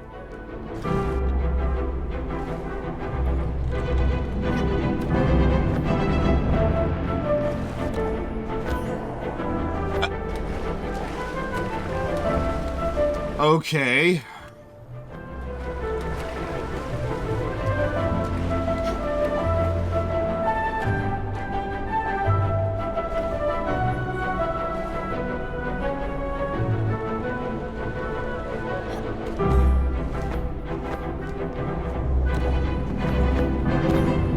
Ah!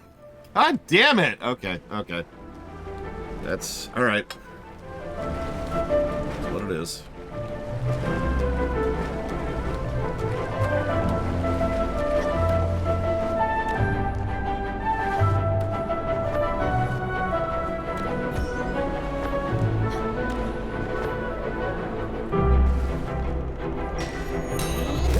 I was sick of this game 2 days ago.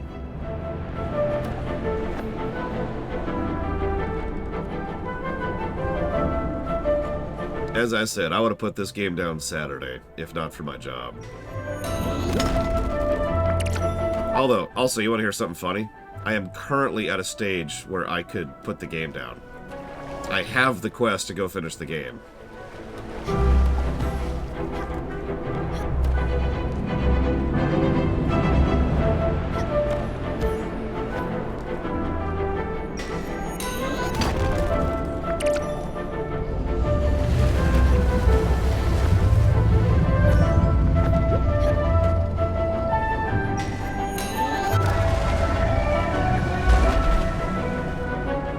Like 2 minutes on that one jump. Oh my god, we're not even done yet.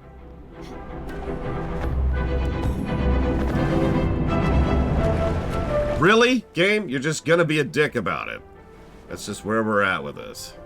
Can I at least see where I'm jumping, please?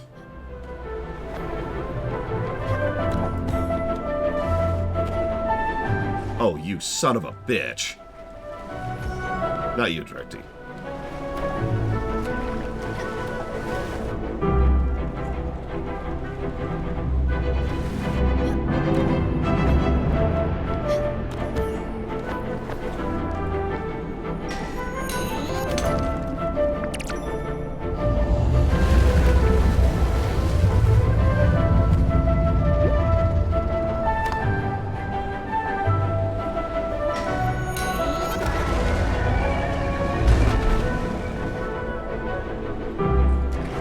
Oh my god, why is this still going on?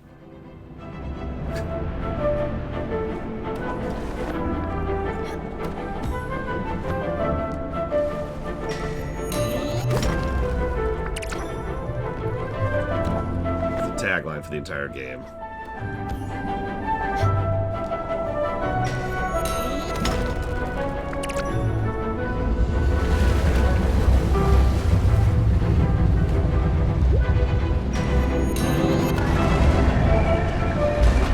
The best part is I have lost viewers over this, at least temporarily. I have people who are like, yeah, this is not worth watching, and then I have people who really like this game who are tired of hearing me bash it, so I'm losing on both ends here.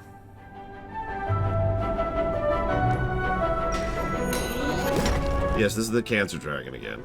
Just, you know, longer.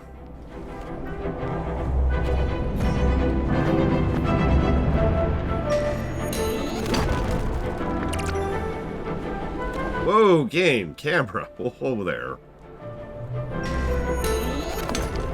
Yeah, Elena has been giving me a bit of a minigame rush here. The other two I absolutely curb stomped instantly. This one... eh. Alright, did your quest. We good? I won't... What are you waiting for? Go on now, student. Yeah, okay, sure, whatever. I actually agree with that, Kira White Noise. As much as I was frustrated at that sequence right now, that was actually, like, decent. Probably the first bit of good gameplay in the entire game. I'm even going to jot down as a positive.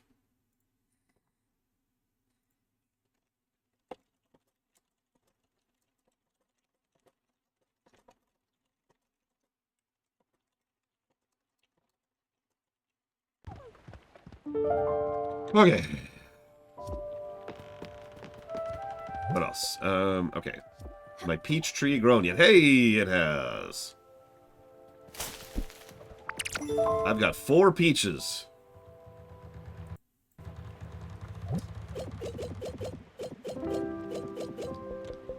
I have 10,000 peaches. It depends on the quality of the combat entity, but let's assume good combat. It would depend on how it's implemented. So, like, if it had good combat in place of the dry sections, yes. Like, so, okay, you remember when I was marble locked earlier on? Imagine if instead of being marble locked, I just had to hit, like, level 3, right? So I go and I fight something, and then I fight something, and then I fight something, and then I can progress. Using combat to smooth over those rough patches in content, I think that would work. This is my sister, who is not actually here. We're just hearing her voice because we're dead. Or dying. I hope we're not dying, because we are. That makes this whole game pointless. But anyways. That's next. Hummingbird Shrine. Oh, we'll do that last.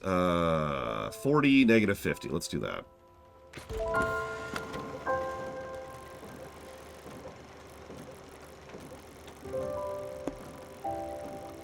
Right about there.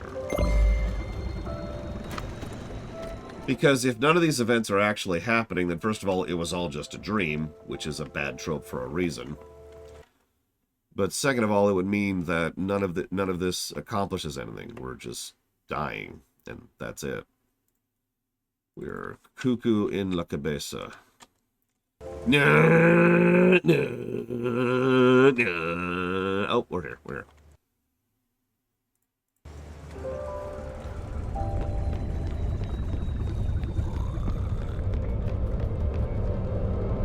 What? What? Did we make it? Go away!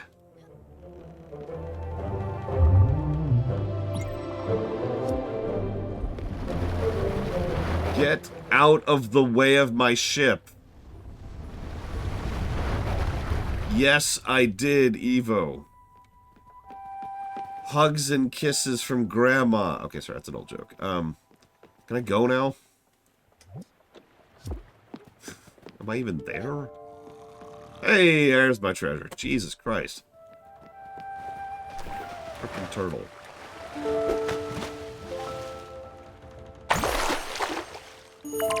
It was some money. Okay, sure, whatever. Next.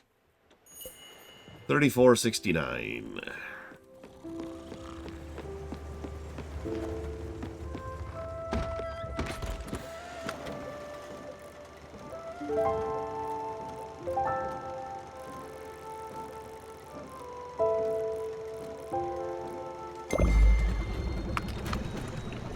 You're not annoying me.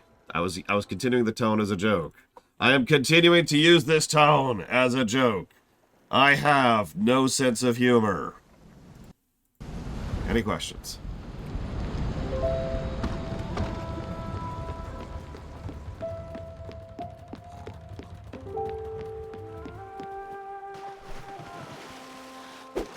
what would the gameplay be of a Pinky and the Brain game? Yes, just call me the Borg. Humor is irrelevant.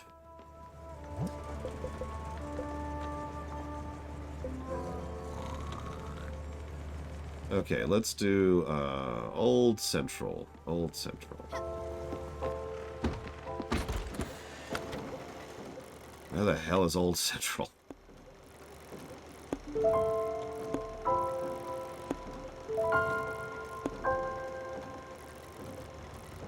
There it is.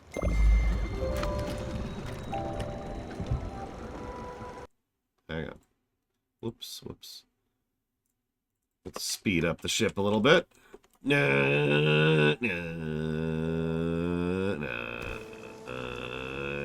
we're there. Actually, that's an interesting idea. Have you ever heard of Heist Simulator? It's build a plan and then see it be executed badly kind of a game. Kind of a fun, silly, physicsy kind of a game. Not quite a puzzle game. But that's what I'm picturing for Pinky the Brain. Like, you make a plan and then you watch it happen and fumble and fail miserably. And it's like, alright. Round 2. Then, you know, you do it the next night and so forth and so on. Why is it still nighttime? Oh, for Christ's sakes. Here, fine. Yes, fine. Make it daytime. You piece of crap. Pretty sure it's called Heist Simulator. It's on my list. One of my lists. I have 3 of those. How do you like my ship now, Evo?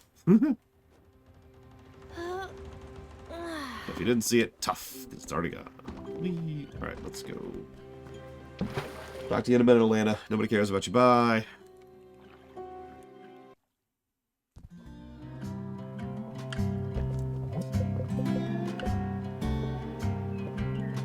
I need an acetate.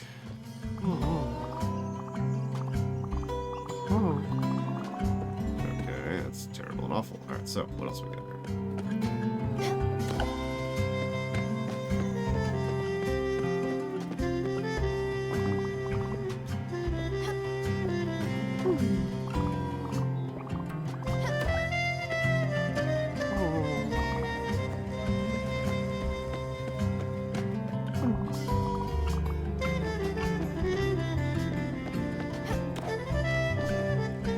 I mean, I don't think that would work for me, Logue, but I don't know. I'm not a big fan of It Was Always a Dream in general. You have to really work at it to make that work for me. Most fiction doesn't. Most fiction just uses It Was All Just a Dream as a way to do things and then not have them count. To cheat, in simplicity. Oh, that reminds me, I need to send some money to a friend of mine soon. Hey, Bragwin. How's the wait time?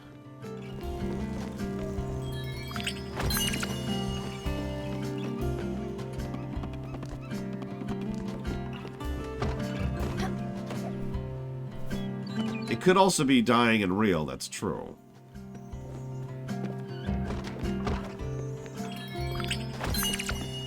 Oh yeah, that's another thing. A lot of people like to use It Was Just a Dream as a way to excuse bad writing.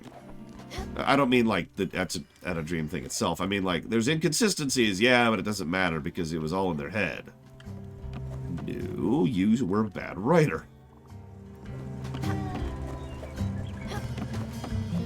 Now, if you weren't a bad writer, we wouldn't be having this discussion. Where the hell? I'm just gonna Google it. I'm just gonna Google it. I'm just gonna Google it. I have zero patience for this game right now. Where is this stupid thing?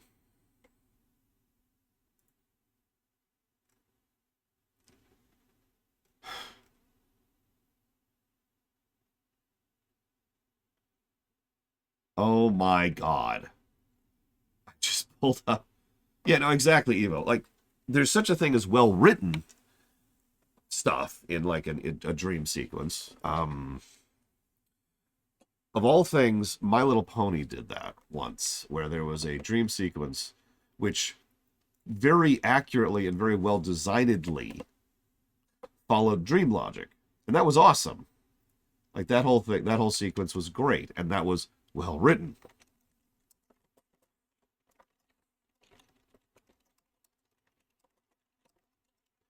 But that's because they actually bothered to do their freaking job. I mean, I've said this before. Yes, that was the Luna episode with the Kingdom Hearts Crusaders.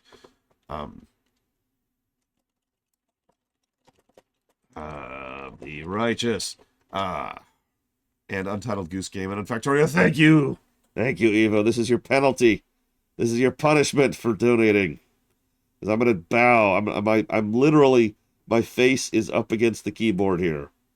There, okay.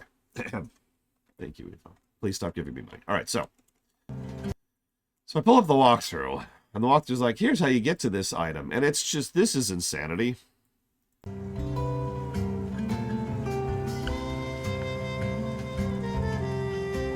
Oh, Jesus, Von Falkenstein. Were we really there? Is that where we're at with that?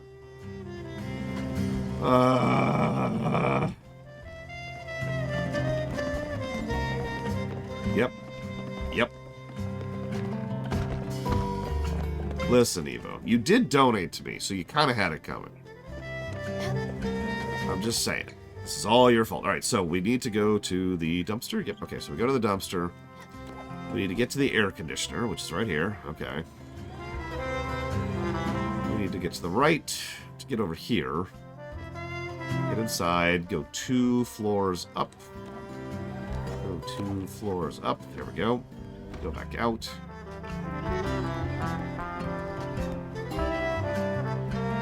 So we need to go left to get to a new air conditioner unit. Then we get to the top. Talk to him.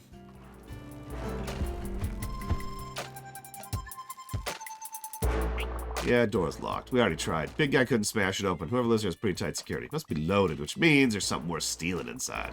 That's why I never lock my front door. Let people know I don't have nothing worth taking. Which isn't true, but it's all mind games. You can come in, but you're entering a world of pain. I don't make the rules. That's just life out here. Right. Anyways.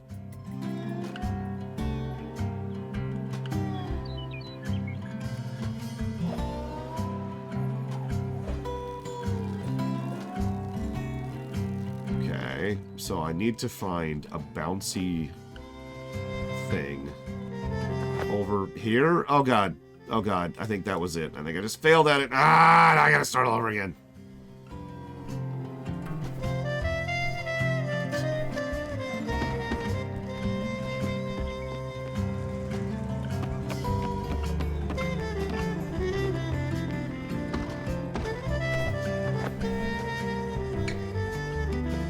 By the way, if you don't understand why I'm so pissed about the idea of someone just, you know, using someone's voice against their will, especially after they're dead, I have already been a victim of someone trying to make an AI recording of my voice, saying things that are very much not things I would say. Now, it was done as a joke, but it's not really hard to see that as something that could easily be taken as malicious. There it is. God damn it. Especially since I myself am rather experienced with having actual harassment in my life.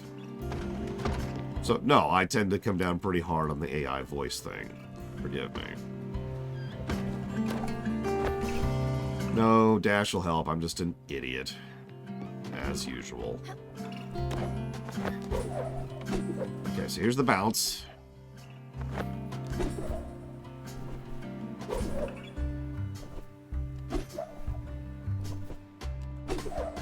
We need to get to that bouncer up there. How the hell?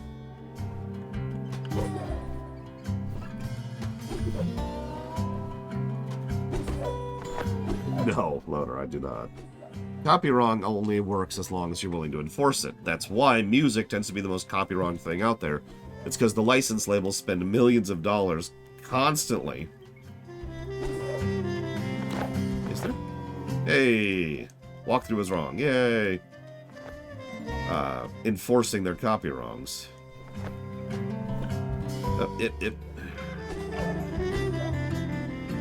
The Bouncer! I even get that joke. I've played that stupid game. Oh, come on! Okay. Get over here.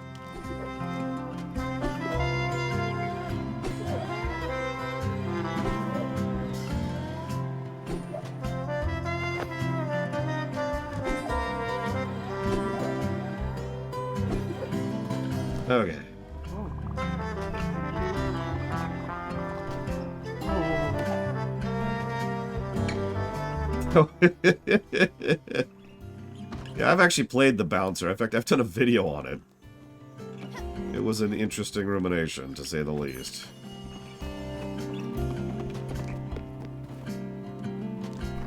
Okay, so. Bounce up, bounce up, bounce up.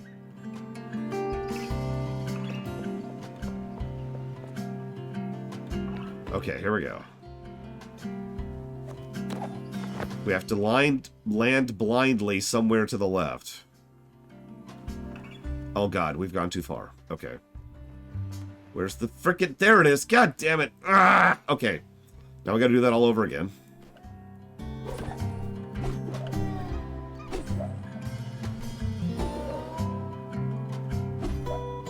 Thanks. Thanks for that, camera. I appreciate not being able to tell where I'm trying to land. It's by Square Enix. It was their first PlayStation 2 title. It was a tech demo for making games on the PS2 for Square. No, it's fine, because this isn't really a platformer, so that doesn't count, right? Game. Okay, Jesus Christ. Okay, we're done! We did the freaking quest! God damn! That should have been fun. And what's really irritating is I know the game allows you to zoom the camera out, because it does it during the challenge sequences. Why isn't there an option to zoom the... Okay, whatever.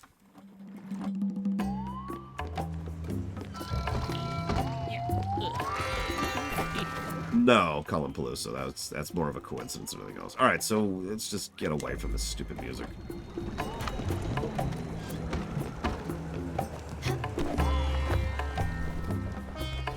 Yeah, like for a collectible, okay, I'd probably be willing to let that slide, but this is MSQ stuff here.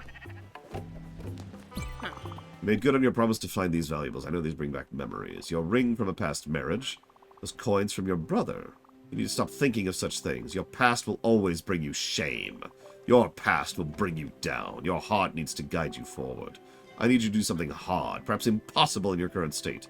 I need one of those valuables. Take your time, then give it to me. Okay, there you go. Ah, gee, I don't know. I've only got, like, 7 billion of them. I don't know how I can ever part with this valuable ring, but here you go. Well, okay. Well, then how about... What do you want? Oh, there it is. Marriage ring. Here you go. Boom. It must have been hard. Such is life. You live, you lose. Were you expecting something in return? I will let you have time for yourself now, student. Great woman, really. She's just so pleasant. Let's go talk to these two yahoos. I got your peaches for you. Oh my god, why are you up here? Why are you up here? Why are you up here?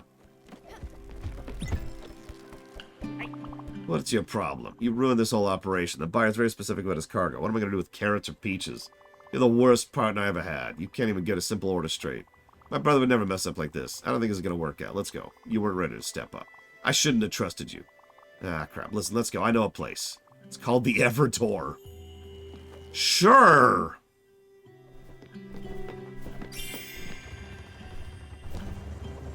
I just got you 100 carrots and 100 peaches. Which, I want to point this out for a second. Would be goddamn terrible if I wasn't just magically snapping them into existence. Those don't grow very quickly.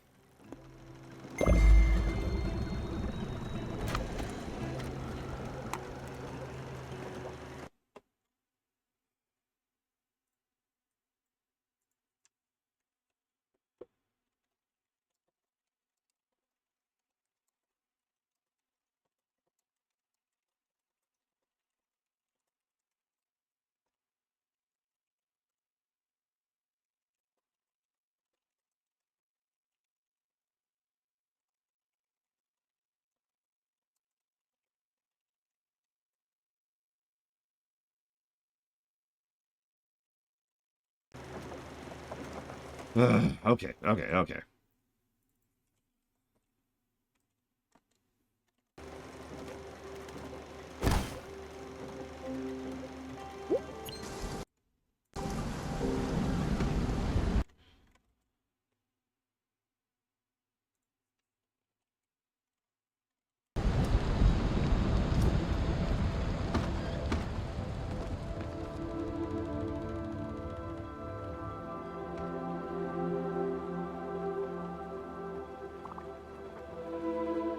6.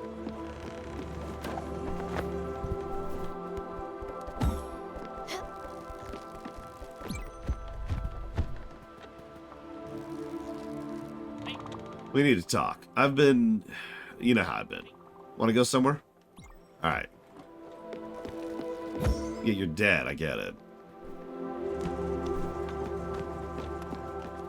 Believe it or not, I understand that you and I and everyone are also dead. We're all dead. I get it.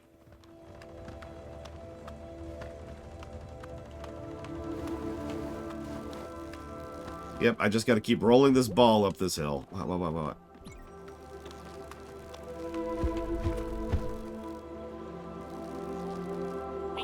Listen, let's just get on. I can't do this job without my brother. Let's just get on and talk it through. Ooh. Okay, but your brother's right there. You're carrying him around as a load. Okay, I get it, game.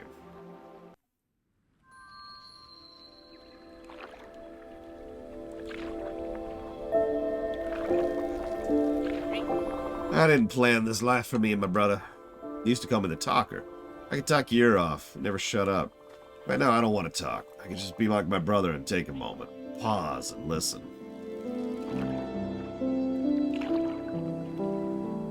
And yeah, I don't know why the water's blood around here, Evo. Yeah, and think for a change. Had chance. At my age, nothing's possible. Nobody changes. Anybody tells you otherwise is lying. Or trying to sell you something. I think I'd rather be as true to myself. It might make me an asshole in the end. It might make me a loyal brother to this man here. None of this matters. None of it.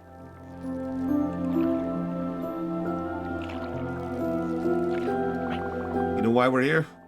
It's because I have a small imagination. I can't see beyond my back streets, my town, my friends, my family. More importantly, I can't see a life beyond my brother. If he goes, I go. Funny thing is, he went a long time ago. I just didn't want to admit it to myself.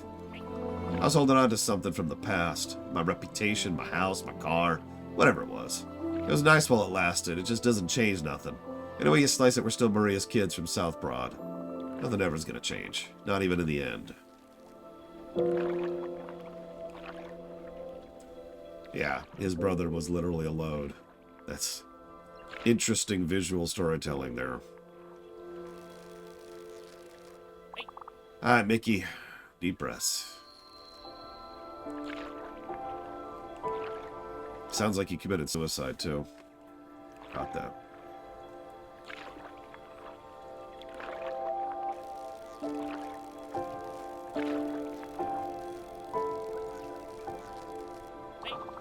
Let's go see what Aaron's been raving about. I'll send you a postcard, kid.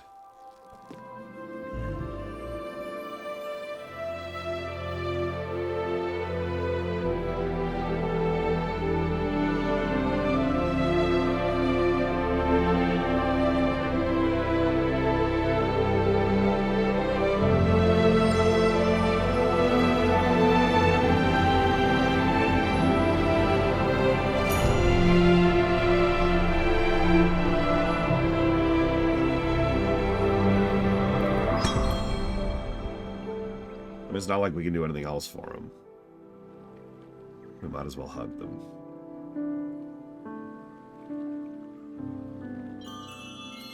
I was thinking about that, Blade Terval. Because, as I've pointed out before, we haven't helped any of these people. We have done nothing.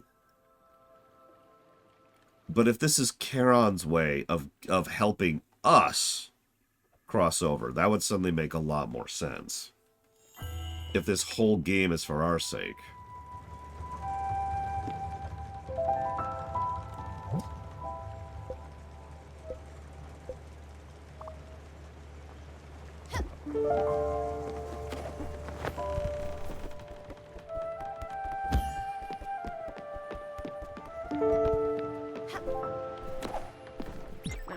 I have another teaching for you, and you're tough enough to not be broken. I need you to take me to the Evertor. Okay.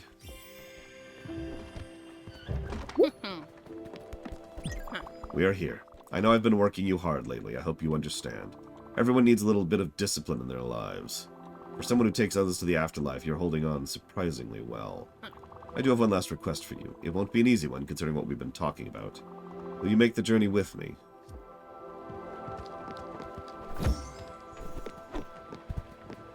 Yes, Mr. Red. Every time. The history of the show?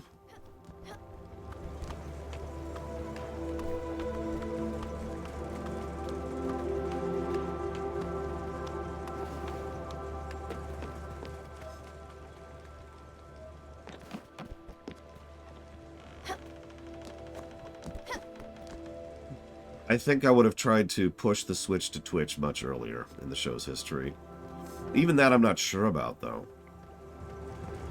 I got a decent chunk of my audience from YouTube. And as much as that killed my health, and I'm probably still paying for that in several ways, I'm not sure I would even have an audience and therefore a job on Twitch if I hadn't endured that first. So you're my first student in this place. I don't think you deserve a passing grade. I won't hold it against myself, and neither should you. A lesson you should learn from this. If life is hard, you should not be hard to it. People have the ability to change. You have the ability to change. You can shape how you want to be. I know this is sometimes a tradition, the passing of a legacy, a token at the end, an heirloom. Something for you to remember my time here. I do not wish to give you one. However, I've prepared something greater, tasks and requests from the great beyond, that you will receive. A useless object will not make you think of me, but lessons will. You're giving me more freaking quests?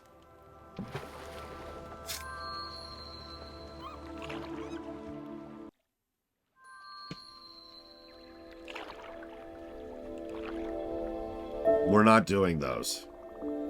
Hopefully this will all be over soon.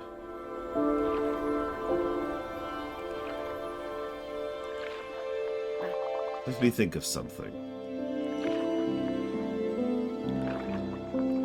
Okay. I'll just say it. I just want to say, truly, from teacher to student, I am proud. You did good work.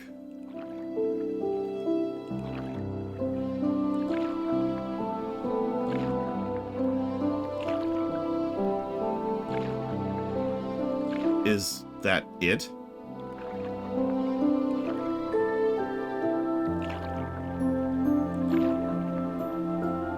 You bitch. What? She's a female dog. It's okay.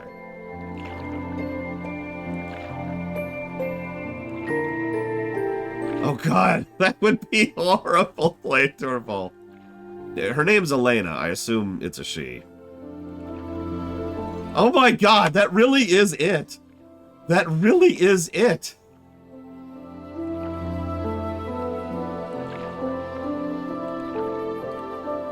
I wonder if she's even gonna let us hug her.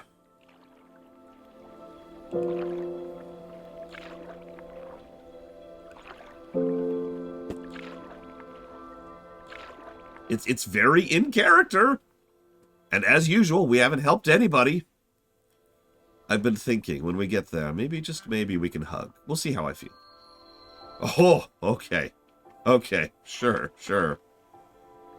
We'll call it a bee hug, for no particular reason.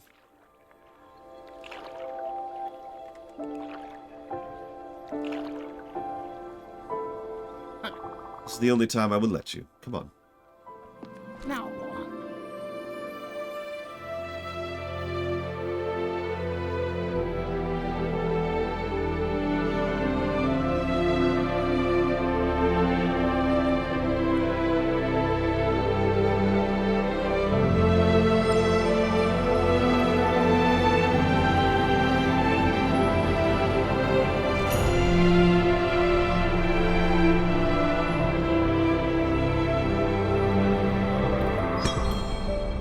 Goodbye, Elena.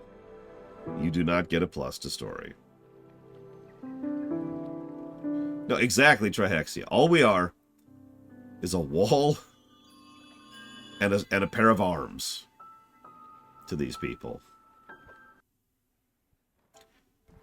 And admittedly, I can't ding the game for that, but it is irritating me because that's not what I thought it was, and that's not what I wanted out of this. I can't actually give the game a negative for not being what I want it to be. I want to. Want to give it that negative. So close.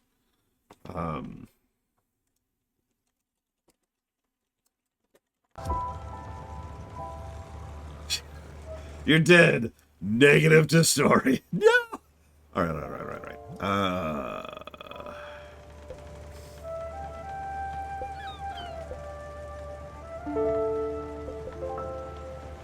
Let's do Beverly. Yeah, no, I wanted to actually help these friggin' people. I know, shocking. Caretaker of the dead angle. Oh god, that would be so terrible, von Falkenstein. Ah! No. Combine Blade Traval's and von Falkenstein's idea. So the game procedurally generates quests, and they get worse. Like, procedurally.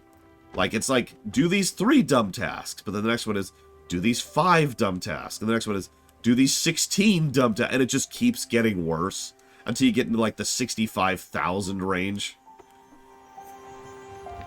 There's your AI-generated game right there. The name of the game is just Hell.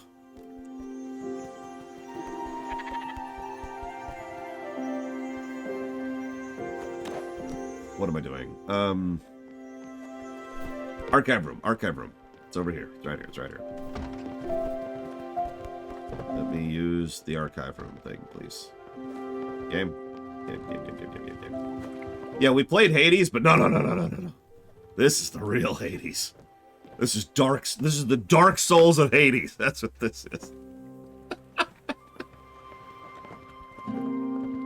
Ah.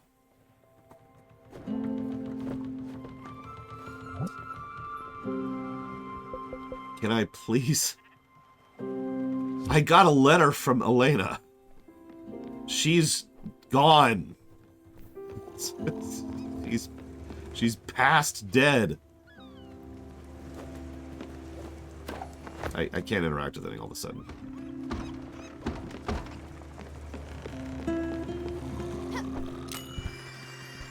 Why can I not? Am I bugged? Am I dead?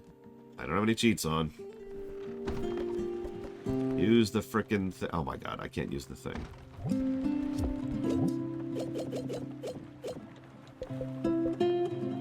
I have the picture. Oh yeah, we're at the Everdor. That's probably... okay. Good point. Use the thing. There we go. Yeah, all her letters are just lost in the ocean of the damned. It's weird. Hang on. So...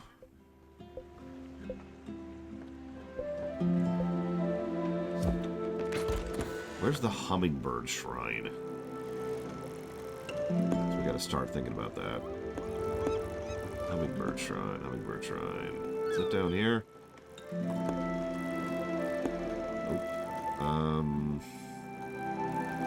Does anyone know where the Hummingbird Shrine is? Oh, okay, there it is. Yeah, I found it. Alright, so let's just start heading up here.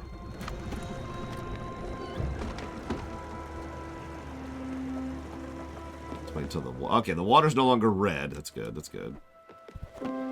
Oh, hey, wait. A letter? For me? 2 letters for me. You have a bit more to go. I think you can upgrade your stations, and I think you've had enough time off. I've marked some errands for you to do. She really did give me some freaking tasks. Just straight up tasks, which you'll notice we haven't been doing this whole time. Because they're tasks. And we have a long-standing tradition of not doing tasks in these. Yep, we have errands from someone who's already dead. Cool.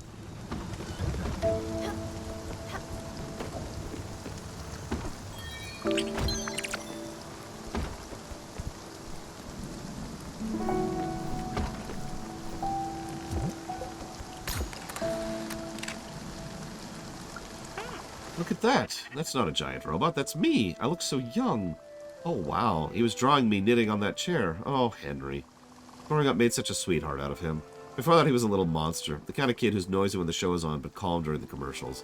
One day, he just calmed down. It was strange. Overnight, he became his dad. Brilliant and quiet. Real quiet. He just retreated into his thoughts. What an odd thing to think in your head at night. To, dream. Yeah, dream about. That's what that's called. That's getting more depressing the further into her quest chain we get. No, no, no! Ah!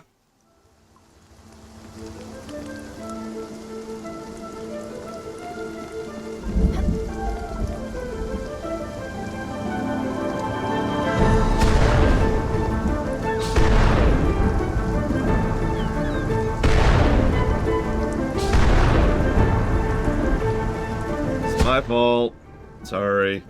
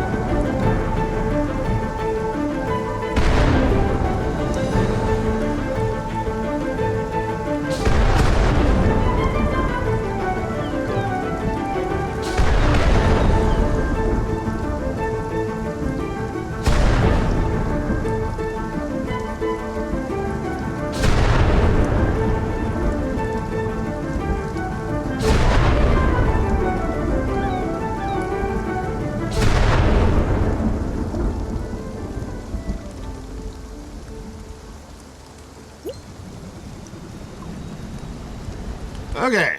Ahem. Sorry about that. Speed our ship up a little bit here. No reason. No reason. And we're there. Okay.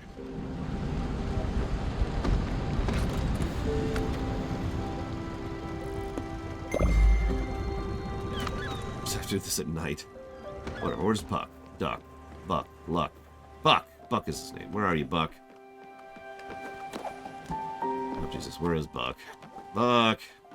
Buck.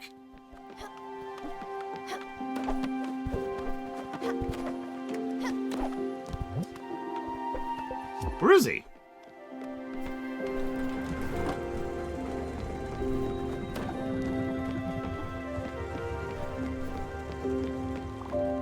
Yeah.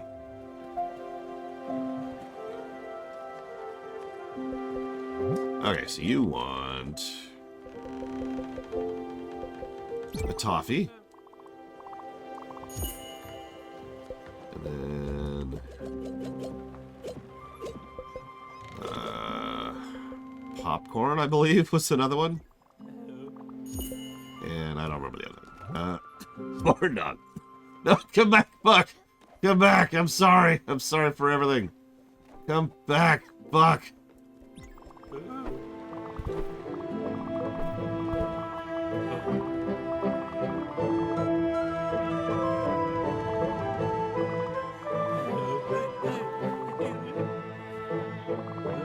Mask of Emotep?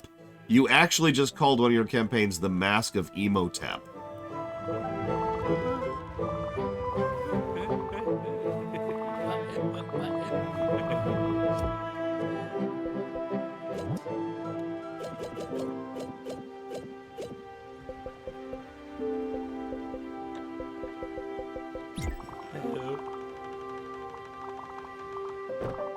The Lords of Wyron, our fellowship. Okay, let's do it.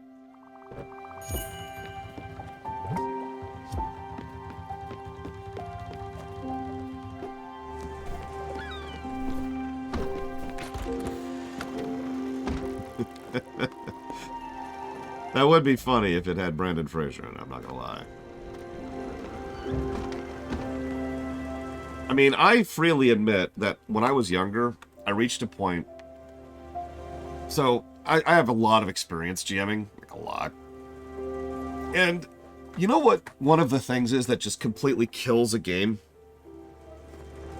Having to constantly read your own notes in order to remember the names of things.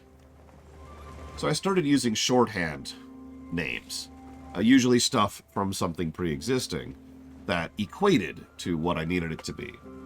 That way I wouldn't have to pause and do that, and that just became a typical thing. The only time I've ever regretted that is with Primus. So, you know, across Primus, you know, everything had to be renamed because I borrowed all the names from Asheron's Call and a little bit from Morrowind.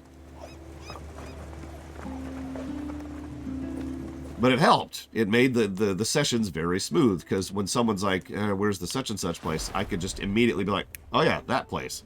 Because I know exactly what they're talking about. And maybe not Ace Combat. Look. Let's go to Sapin really quick, Loner.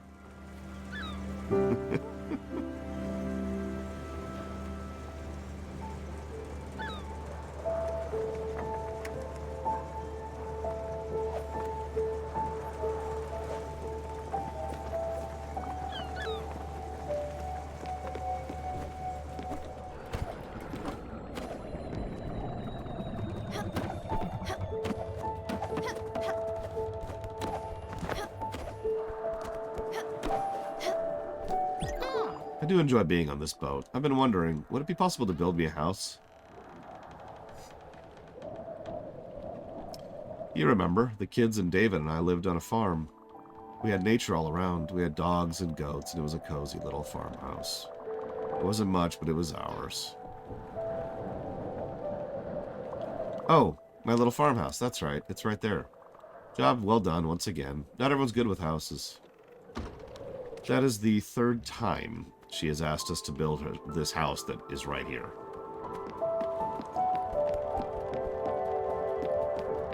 Yeah. Remember, we're not helping these people.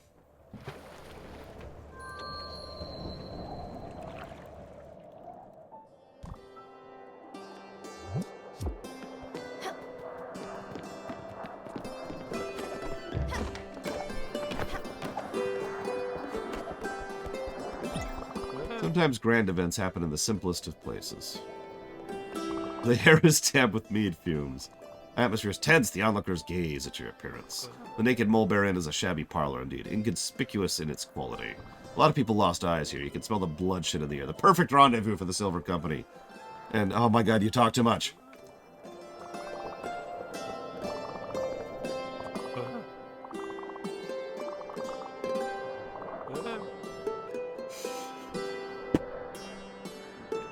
And Elmdoril did nothing but argue on the internet over the merits of the Poison Cloud spell cast at level 2.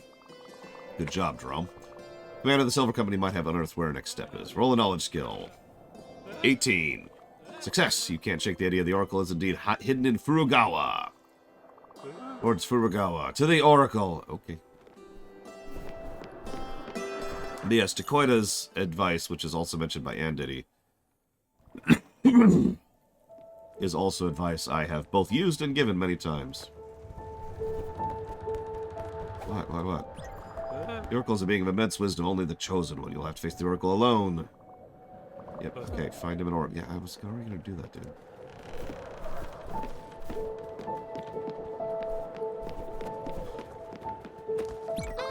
I know what I wanted to tell you. This man from my town was one of the 2 real estate agents around. He had just started and wanted to make an impression. He had a giant mustache and was always wearing a Tito. His name was Anthony, right? Anyway, it turns out he couldn't sell a house to save his life, but he was the lead salesperson in his district for 2 years straight. Local paper did a big story on him. They found out his wife was buying up all the properties. She had like 20 houses in her name. The whole neighborhood was nearly empty. She could afford it. Her dad struck rich in oil. Just goes to show you, you can't judge a... by his... Well then. Okay, yeah, no, that's not extremely depressing or anything. Let's go to Furugawa.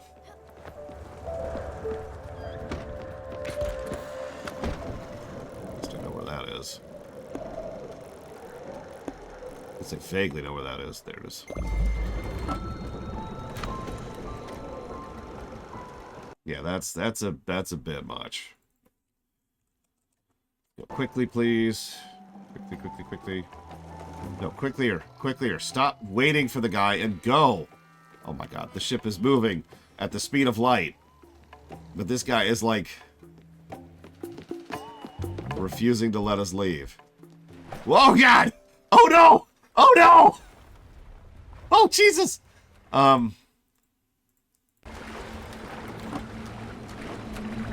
Okay. This might be extremely bad. Let's see how... Okay, we're okay. There's apparently a limit to how far off screen we can get. Jesus Christ. We were going at the speed of light. And the ship was like, hey, oh, shoot. Yeah, we may have broken the game there a little bit. Oh god, we're stuck in another event trigger too. Let's fix that. Yeah, that could have been extraordinarily bad. Okay, now we're not stuck in the event trigger anymore. Let's go to Furugawa.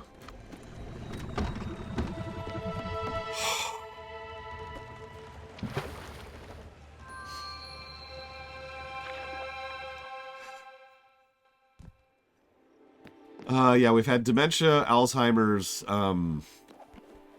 suicide. At least once. We've also had a child dying after being abused by his mother. That's great.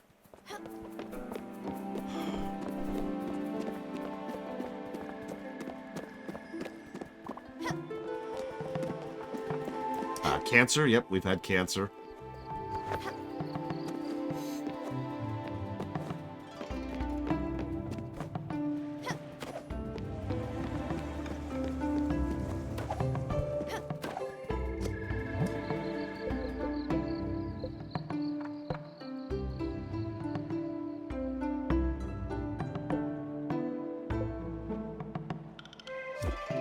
What's the Oracle Tree?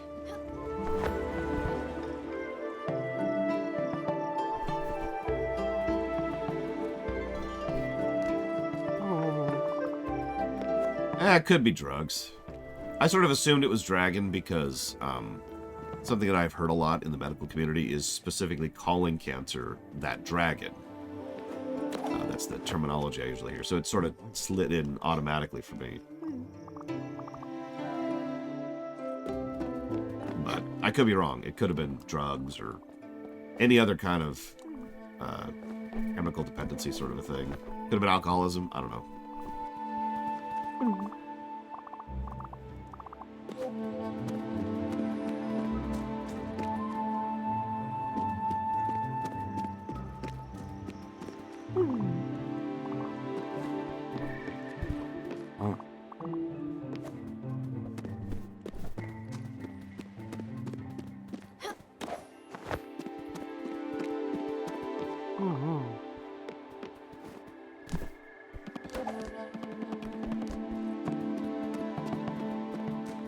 Right.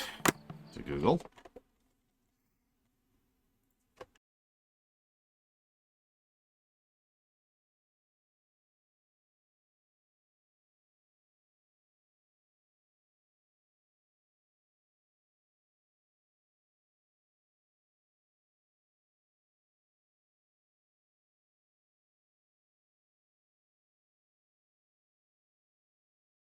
That's an interesting parallel, Blade Duval. Funnily enough, I loved the crap out of Psychonauts 2. That was a great game.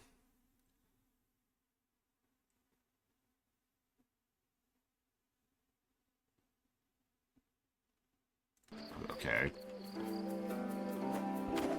Mushroom Kid is dead. Mushroom Kid died as a kid. That's why he was the Mushroom Kid. We're in the realm of the dead, and he was a kid. That we knew everything we needed to know about that the moment he showed up.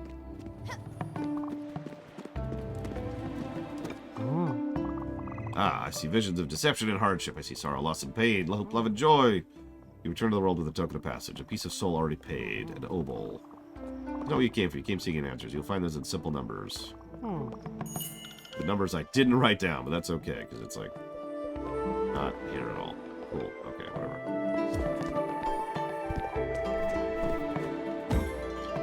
But if you're asking what the Onion Kid was, the Mushroom Kid was dying of, I don't know.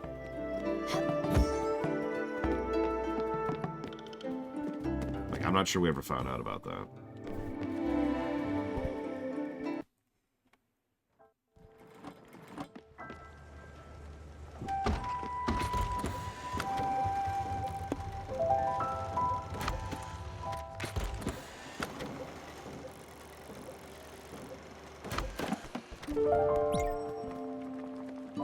Yes, doesn't really matter at that point. What's the kid dying of? Who cares? Fix it! Can't. Cool. He did mention always being hungry, which is probably a hint I don't want to think about.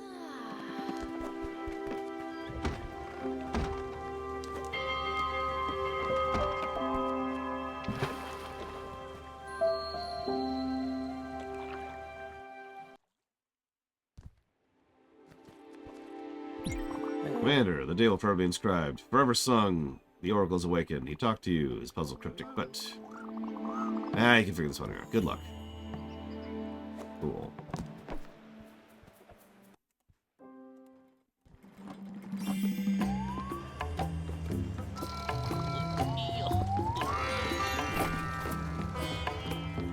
Please stop interrupting my ship while at warp speed. Oh. Hey, a new errand. Cool. Let's see what crap she's having me do. That's a lot. No, the Elena one. Here it is. Get 7 diamonds?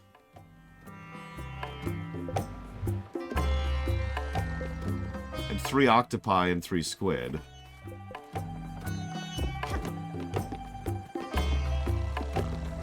Piss off, Elena. I haven't found 1 diamond yet. Okay, I want this song to go away. Negative 185, 92. 185, 92. 185, 92.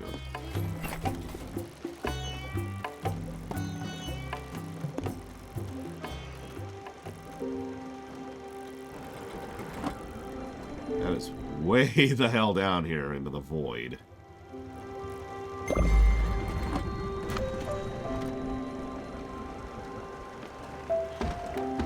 Oh. Mr. Wolf.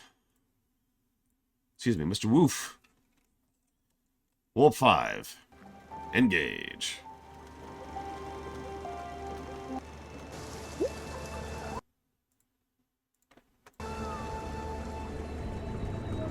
Hidden shrine discovered. Woo! Yay! Found a thing.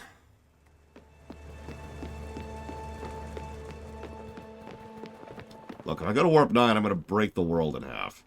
And as much as breaking the afterlife in half sounds like an amusing idea, maybe we shouldn't. Where is it? Sit calls for the next scene. Warp 9.7. Well, I am trying, Evo. I am sorry that you feel bad. I really am. So, what I'm going to do is I'm going to offer to order you something. Like a, I don't know, lunch, maybe. Food delivery thing. Something nice. Something that'll actually make you feel better. Just food for thought.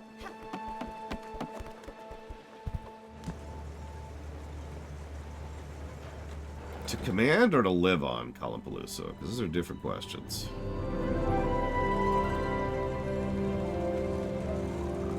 Yeah, exactly, Svatoslav. You're just hanging out in the afterlife. And then...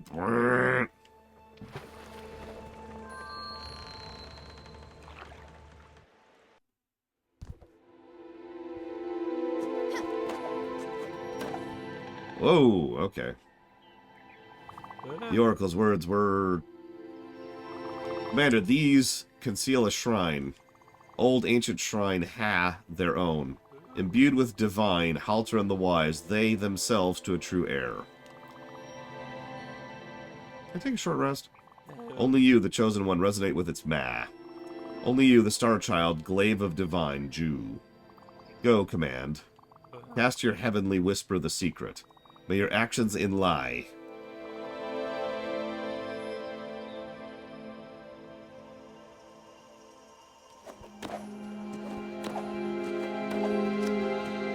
Visually? I'm boring. I like the nice big green grassy area that's directly north of Lion's Arch.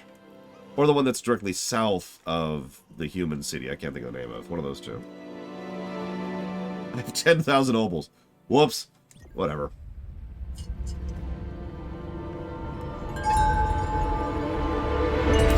He did say Star Child. That's it. Gender and Fields. You're right.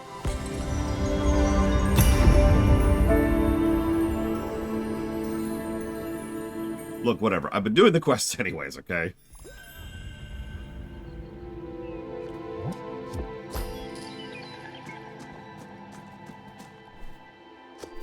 A crew member on. Okay, well in that case, probably the Enterprise D from TNG.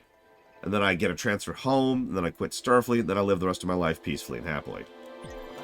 Blessed be the 11 stars, you definitely are the chosen one, the light bearer, the sunbringer. She will enlighten our souls and liberate our consciousness, drenched in shadow. My power bestowed on you will be our weapon, a weapon whose power will rival the thrice-forged glaive. Also, the party must split now. We've played its role. It's time to go back to our homesteads. Also, these guys are past their curfew and need to go back home. Also, I need to look again at my notes. Okay. I don't know what that does. Does anybody know what this does? Also, could someone do me a huge favor and Google where I find a diamond? Because I haven't yet.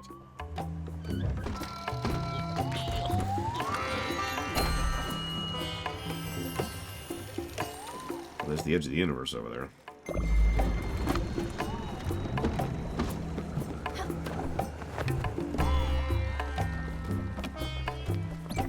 Commander, I must sadly bequeath you with grim knowledge. I need to shed an anguished light on your essential mission. We cannot defeat the primeval evil Lich God. We must rally to our cause, the free people of the three continents. You shall flight the fires of Tondor. We shall trek through the treacherous waters of the great...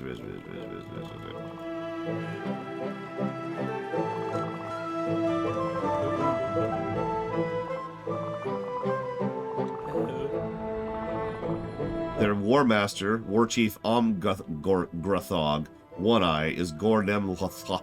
Ah!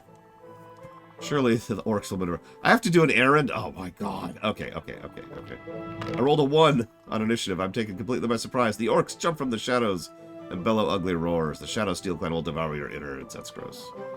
Some of these foes have been protected by nefarious magic. Your light burst can shadow their protection. I actually have seen those. It's those light bulbs. The black light bulbs, right? Oh my god. Do you see him? Do you see the little cardboard cutouts?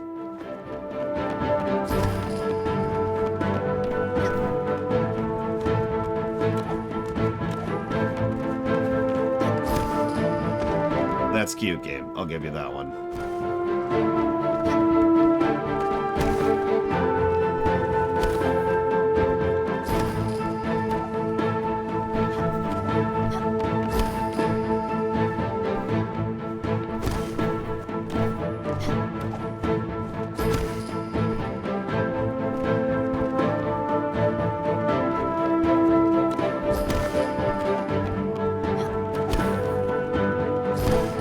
Agreed, Anditty.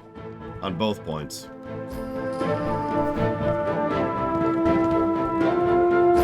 God damn it. That cooldown.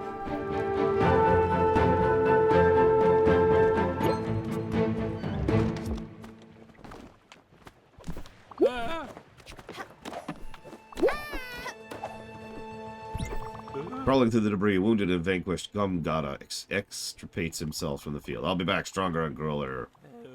Your fighting is exceptional, but... To the fires of Tondor. Yeah. Okay.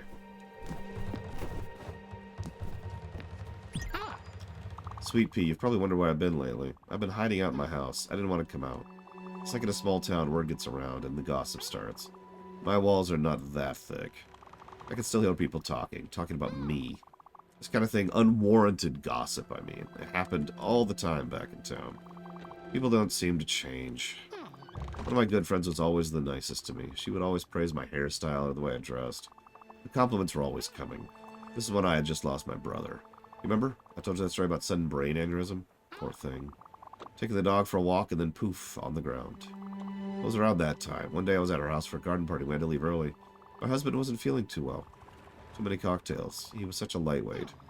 Well, we left quite suddenly, but I had forgotten my purse, and I came back down 15 minutes later from the sidewalk, and I could hear... Well, she was talking behind my back.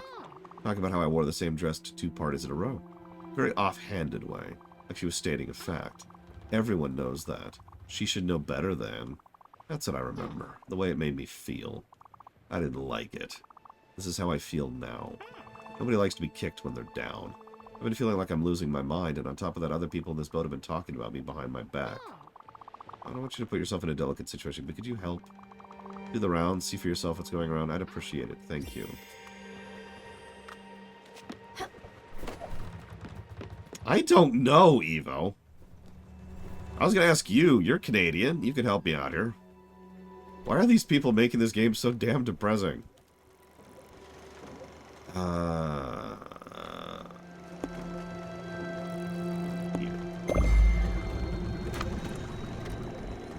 Yeah, also, what other people? There's not a lot of people on this ship right now.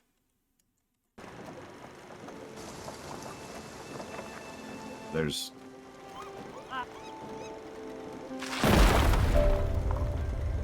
one other person on the ship right now.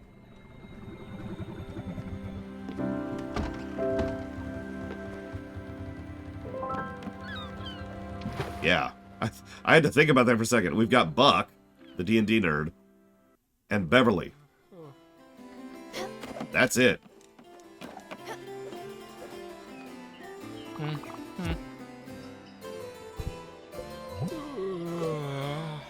Reward, yay. Give me my diamonds. You have halfway through caching and asphyxiating half the fish in the world. You also cooking them? And serving them? This is... Ugh, I don't want to think about this. Take this and leave. Okay, we have a diamond. Let's get out of here.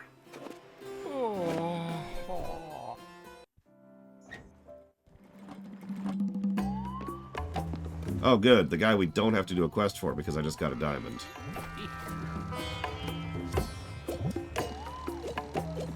Where's my diamonds? Where's my diamond? There it is. Diamond. And experience potions. So we're just going to do that.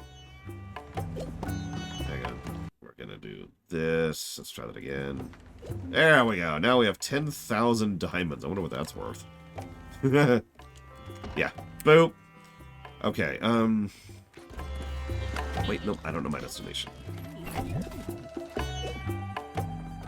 Nordsea Pier. Nordsea Pier. Where was that? Where was that? It's up here somewhere. There it is. Doing that.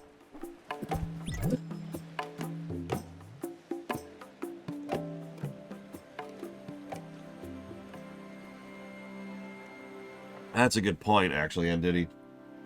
I was kind of deliberately leaving our Lily stuff for last. But I forgot about Jackie. We should do Jackie.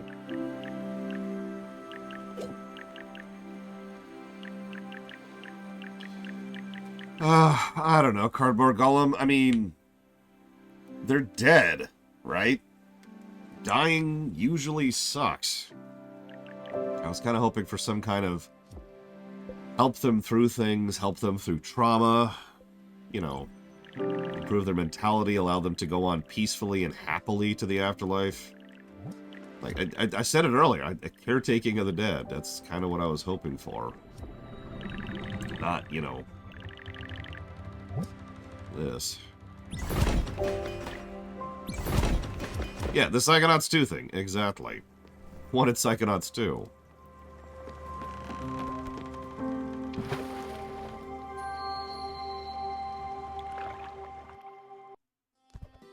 Boy, that sounds familiar, Andy. So let's do this super quick, and then let's go push Jackie's quest.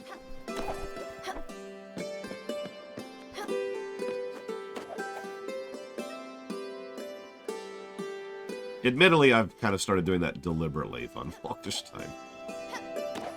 That's sort of a protest. Oh, I remember this from last time.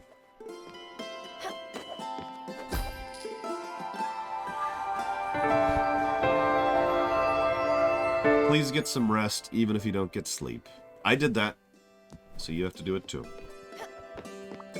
Remember that night where I didn't get like any sleep, but I still forced myself to lay down?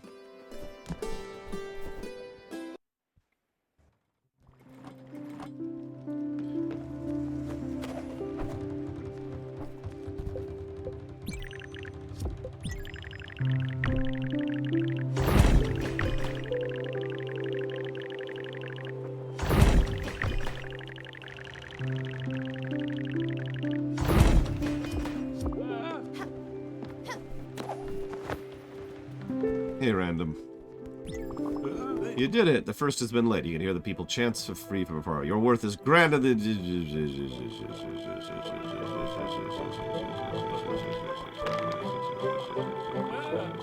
Yeah. Now, these are neat and cool, but I'm going to actually take this moment to take a quick AFK break. I'll be right back. Enjoy the music.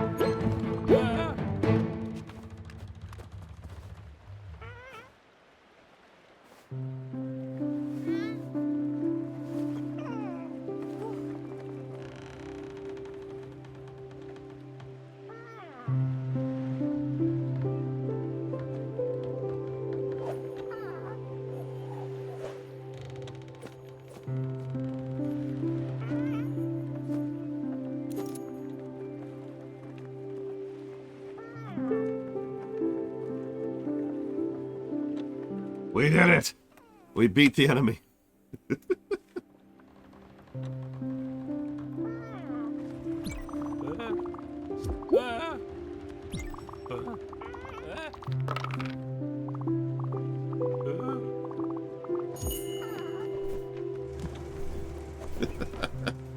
I mean, I told you this is a zero friction game. Which is a real concept.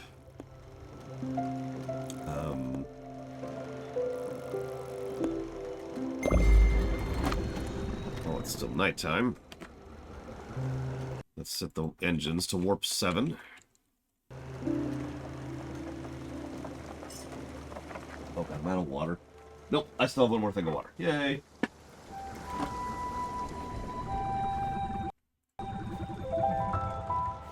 Oh, wait, I didn't want to do this one yet. Right.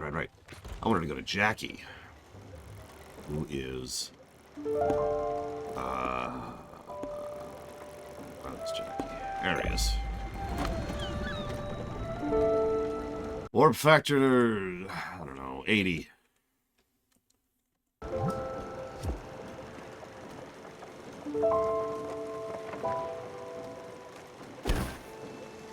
Okay, we're there.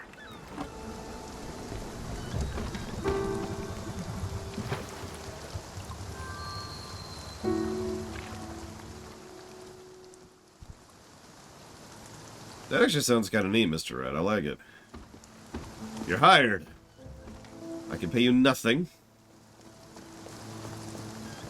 Because I can't do anything to help anyone. Because life sucks.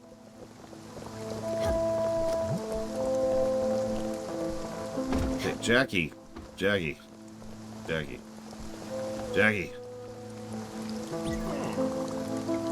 Yes. Who am I kidding? They won't. Well, Stiller, you're a lifesaver. I don't know how you do it. Well, I better get back to it then. This slop ain't gonna distribute itself. Come back sometime, huh? I'm sure you could use the break. Right.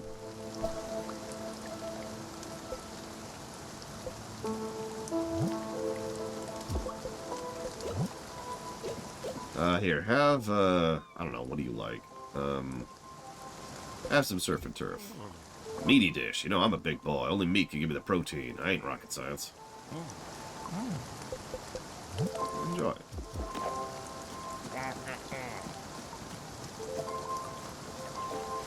Okay, so, like, are you gonna join me on my ship, or are you just gonna hang out here, buddy?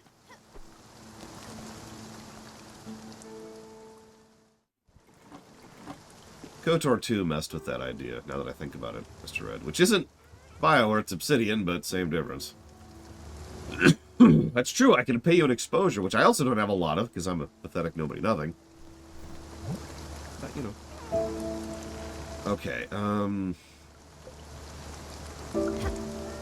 talk to the other passengers aboard. Right, I've still got that quest. So I have to talk to the one person on board. Sandwich Walk. I think I know where that is.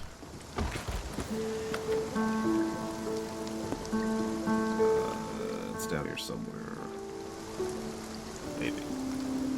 Maybe it's not. Maybe I'm blind, dumb, and stupid.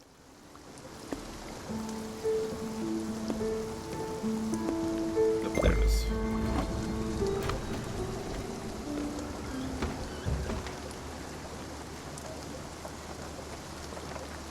That's true. PayPal offered me a loan, and I said, piss off.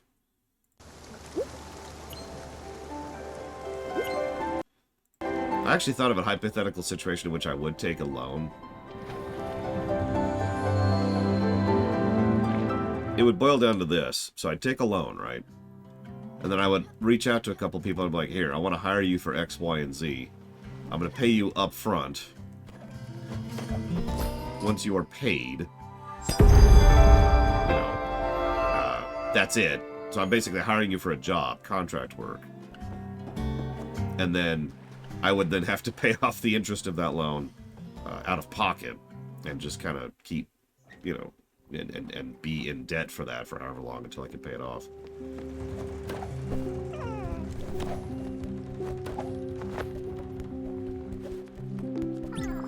As the second fire is lit, we have to do another fight, don't we?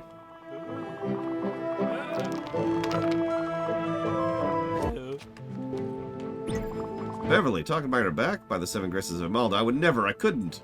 I thought she liked me. Weird. I didn't do anything to upset her.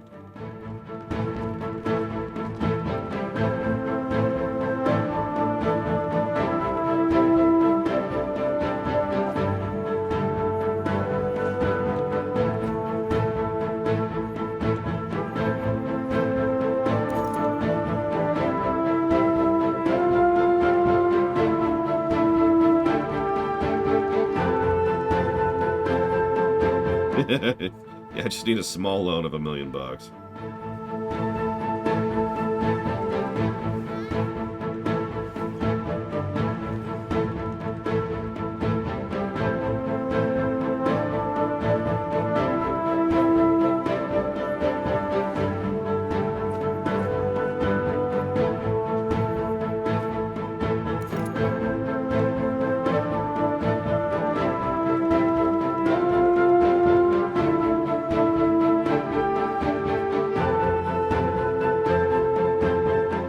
We did it!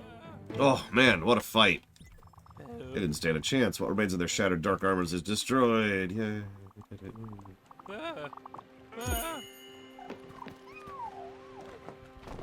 Whew, okay.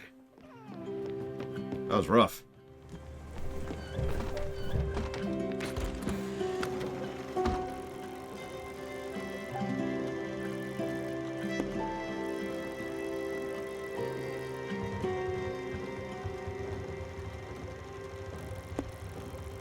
Man, I am playing too hard. I'm sorry. Just set safe travel mode so we can just skip all of it on the way there.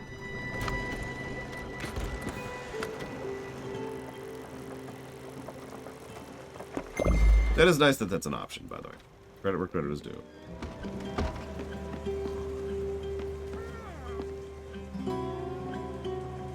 Make this game. Alright, time to get some rest.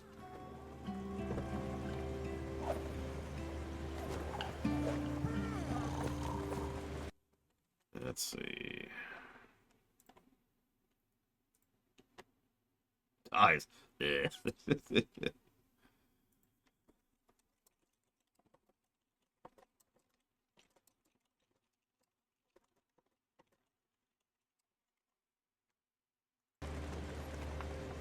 Oh, whoops. Sorry. I should actually set Warp a Billion. Hang on. Warp a Billion! And we're there. Whoop, whoop, whoop, whoop, whoop, whoop, whoop. Okay, okay. It's just...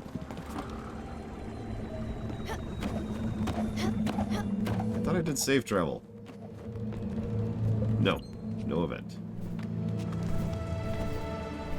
Okay, are we there? Okay, we're there. We were moving so fast we got an event from several miles that way.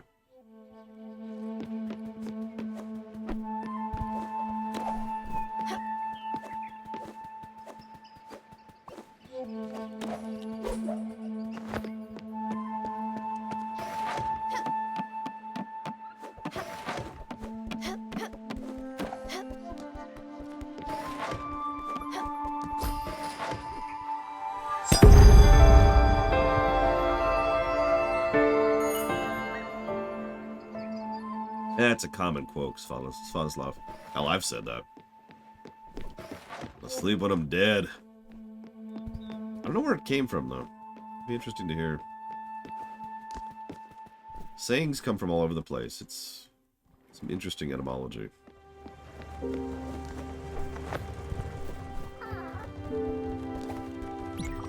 At last, it's time to fight the ultimate fight boss. Courage check 18. We are the chosen one.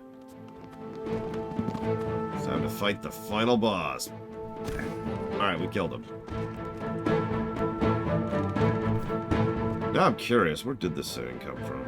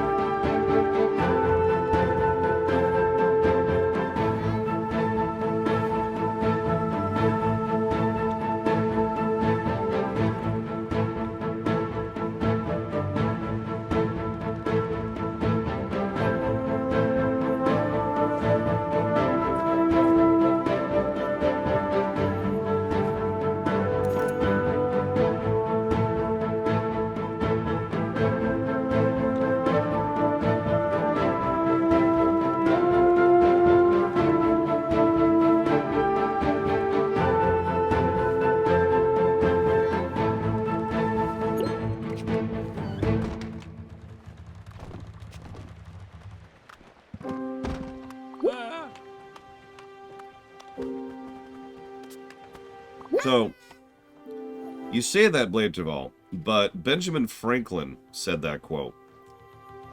And he's a little older than Warren Zevon.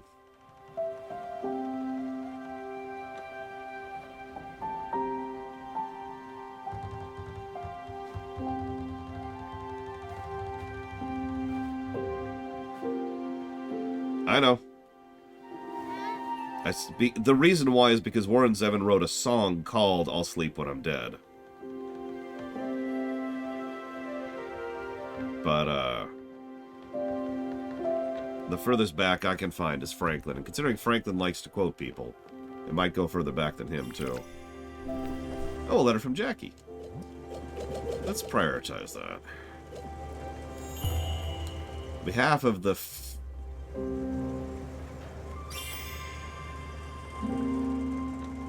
I'm not going to read that out loud. Alright,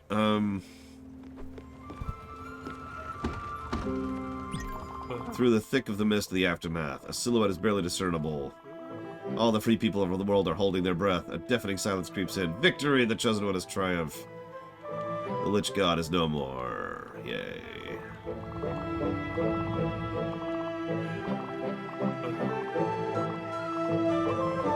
I'm tired. Congrats, you did it, Stella.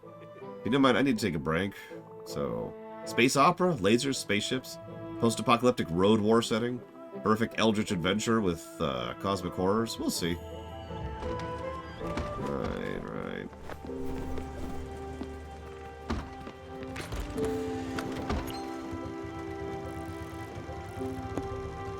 Blog. Jackie's letter is not something I'm going to read out loud. I don't know what else to add to that.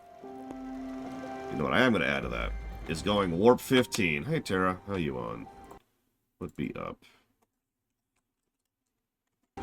No, we're going to save Beverly for a second. I mean, we're not going to save her because we're worthless and terrible, but you get the point.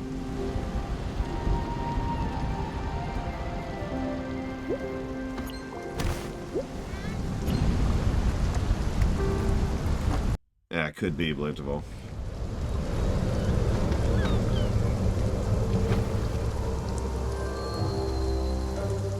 I'm telling you, this is just Hades's or Charon's way of getting us to move on. Although the fact that Hades has his eye on us is interesting. Whatever, I suppose.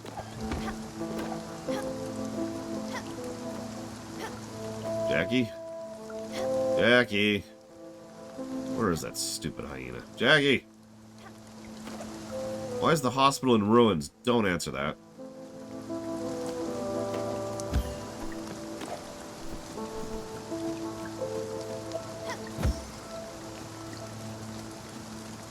I mean, that's true. Maybe Hades just has the ability to keep an eye on everybody who's dead.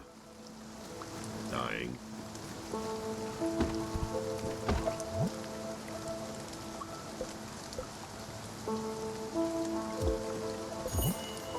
Okay.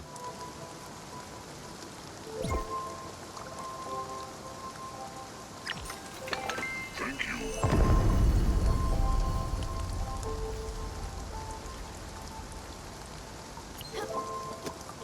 I'm pretty sure I have 17 years left in this game at this point. Maybe 18.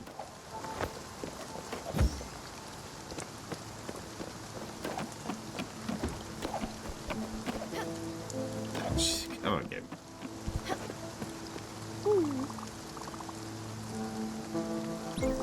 Hey, Smellers. Just thought of that. Did you get my letter?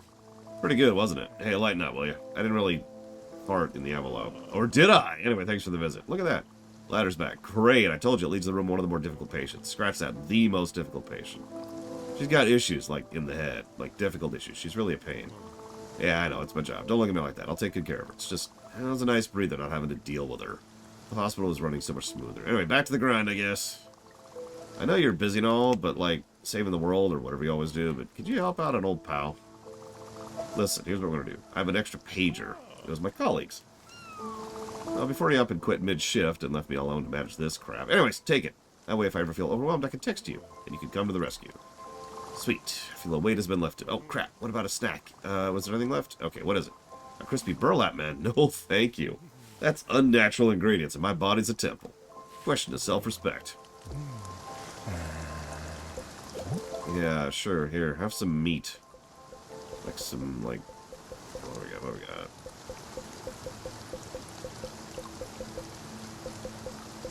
We actually have a lot of meat, weirdly enough.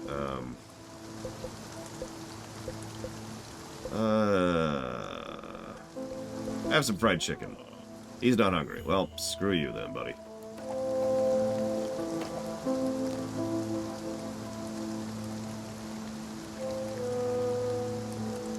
Well, near as I can tell, most of the people who are in limbo, which is what this is, look like this person right here, or more accurately,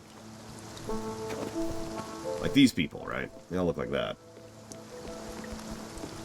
But whenever they manifest, probably because they have a direct connection to us, then they turn into an animal version of themselves. But otherwise they look like that.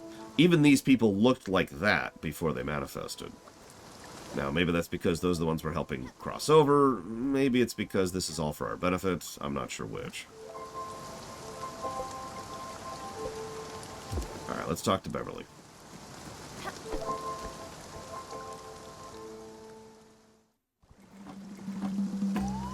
Let's change the music.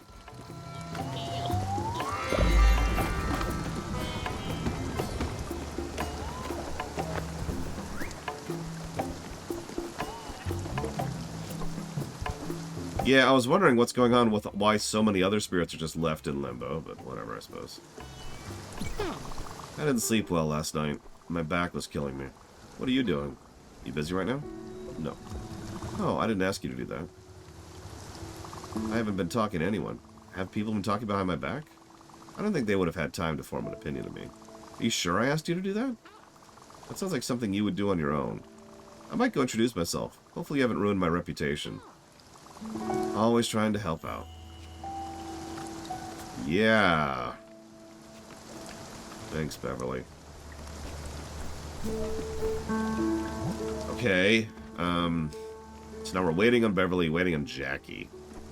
And I'm pretty sure we're done with Buck. Like, I feel like we've concluded his question.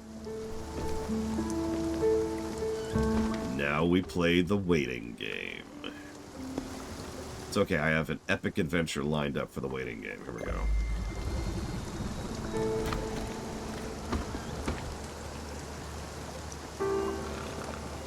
Sorry.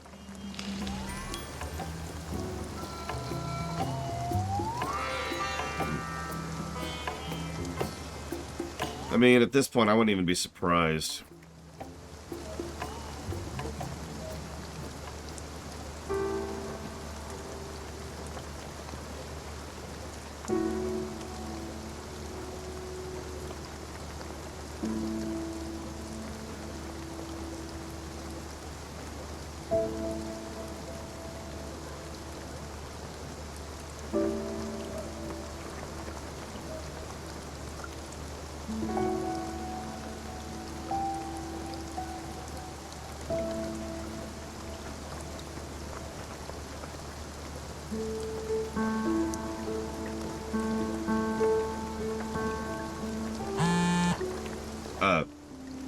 Okay. Kitchen emergency. Need help ASAP. Smell ya.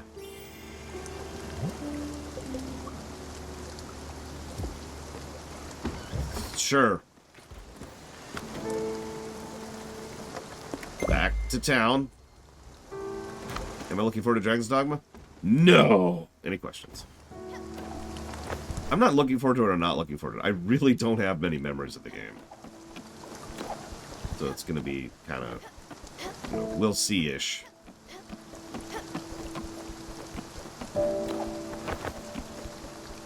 This reminding me when I played Raft and I made that one building that went up like 100 stories and then just stood up there. I'm looking forward to being done with this game. Yes! I'm sorry, I know people love this game. I can even understand why. But goddamn, I am ready to be done with this freaking game.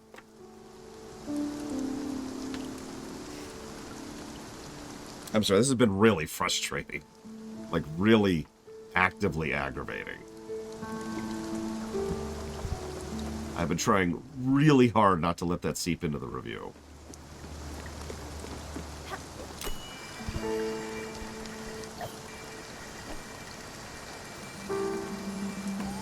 I can't call this game that bad,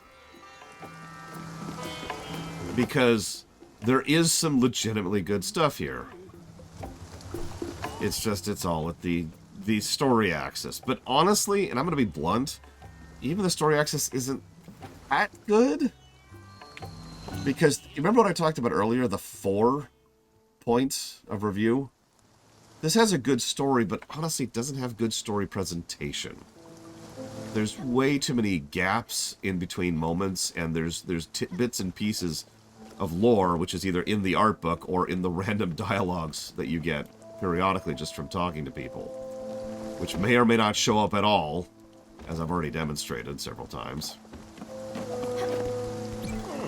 Oh, you really came. I always knew I could count on you. Nice to have a visitor. What? Oh yeah, work, right. I'm so swamped. It makes things worse. Miss Difficult is being extra bothersome today. I can't leave my post. It'd be too dangerous. Still, I need you to get some grub. Smells like that helps. Anyways. You want me to go get food? Any food, it doesn't matter what, because you can't expect good food at a hospital. I'm going to stab you. That's true, Von Falkenstein.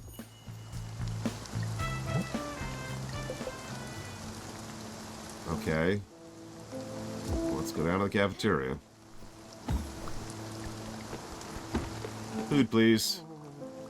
That's what we're serving. If you're not happy, you don't have to eat here. If you want service, line up at the window. Oh, okay. Right. Food, please. Oh. No, food, please. nutritious slop or tasty slop.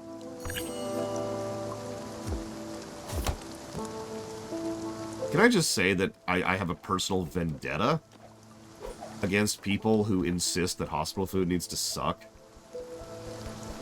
Because it's actually the opposite of that, you goddamn assholes.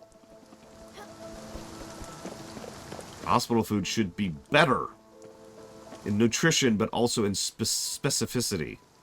You need specific types of food to help you get better.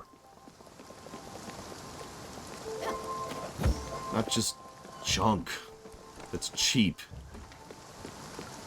Sorry. Huge pet peeve of mine. It's doubly irritating because hospitals charge out the wazoo for everything, so they should be able to afford actually decent frickin' kitchen and stock, but whatever. Have your slop. Or, hang on, why don't you have some noodle soup? Oh, real food. I guess you listen to me. Wait till I tell Josephine. Hunger strikes do work. Well, that's when you bring out the tasers, von Falkenstein. Tase them, toss them out the door. Leave them out the front door. Plonk! I am only slightly kidding.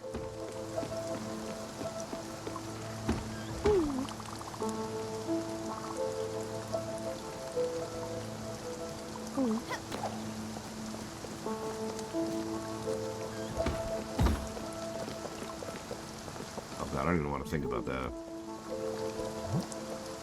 Have some grilled veggies. This food is delicious. You should become the cook here. What a day. You're welcome. Oh god, you're probably right, von Falkenstein. Have some... Let's see, what's another... healthy. Grilled chicken. Is that food? Real food? Thank you so much. I can't remember last time I had a decent meal. I feel better already. You're welcome. Yeah, no, I remember the argument, because I've heard that argument many times about why medicine needs to taste bad. I have never agreed with that. I've heard people who've championed that argument. I don't think I agree with them either. God damn it, Gum Gum. Look, just work through it. It'll be over in about a week. You'll be fine. Hopefully. I've been hearing from Jackie. The food's so much better today. Jackie, it doesn't feel like I'm chewing on wet cardboard. Jackie, I managed to poop for the first time in weeks. Good job, good job. Yeah, I know, you meant well. But when you're away gallivanting on your little cruise ship, who's going to have to take care of this place? Who's going to get a mouthful of their crap when these people don't have their fancy meals anymore? I am. Alright, it's not your fault. I know you're trying to help. And you did. They're not whining about hunger anymore. Anyways, I gotta get back at it. Thanks for help. See ya. Smack! Okay. No, you're probably right, Blancheville. It's probably just a pure money game. Why bother having good, healthy food when nobody cares? Ugh, okay. We'll finish the game today one way or the other. That's happening. We're locked in.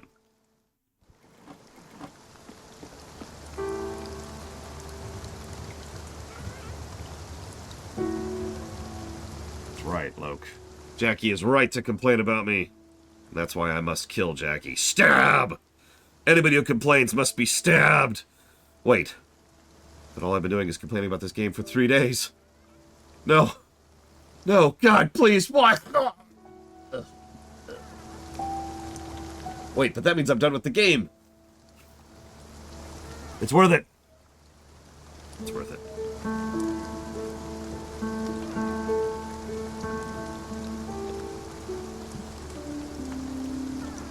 I don't know, Pika. It depends on how much longer this game drags it out. So we're not done yet.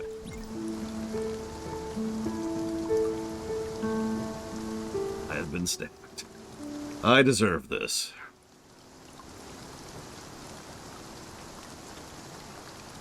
What is that stupid thing? Honey, pepper, pimento. That's it.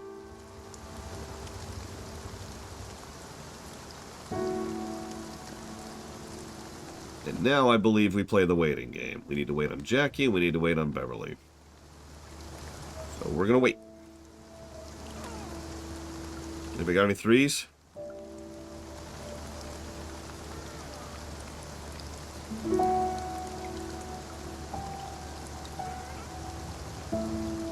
Yeah, that's right. Now I've got to give some kind of an aid quest to help me pass over. Or go through the door or whatever. Oh my god.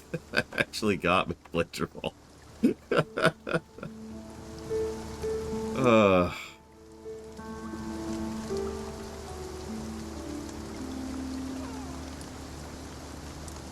I'm going to accomplish. I'm actually getting it specifically because of that.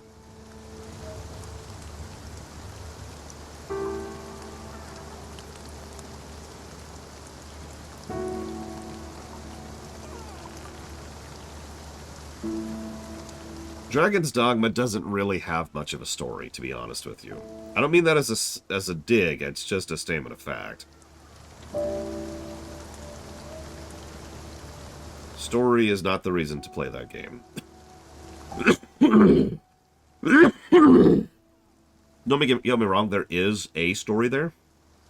It's not what I'd call a story-focused game, right? Kind of like Monster Hunter, to use a parallel. There's a story there, but it's not why you're playing the game.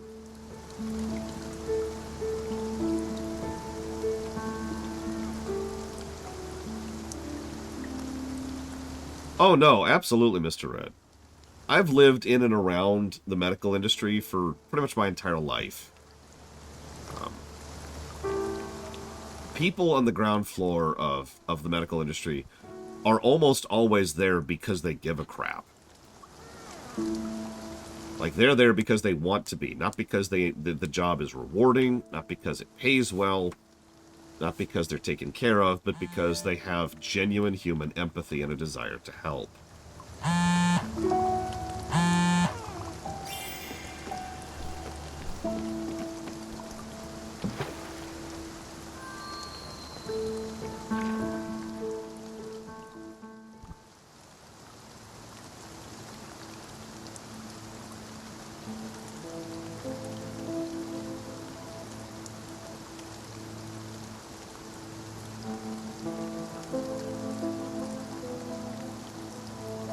No, I've noticed that too on Falkenstein.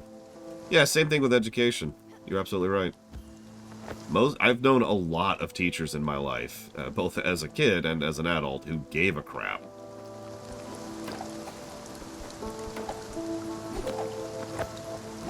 And there's the occasional bad eggs, of course, on both sides, but, like, percentage-wise? I thought it smelled like eggs. Kidding. Jeez, chill a bit, you're gonna blow a fuse. So listen, Little Miss doesn't want to nap. Up there is being a handful today. She's such a pain. Long story short, I haven't been able to make my rounds properly. There's a couple of patients that have a tendency to wander around the hospital grounds.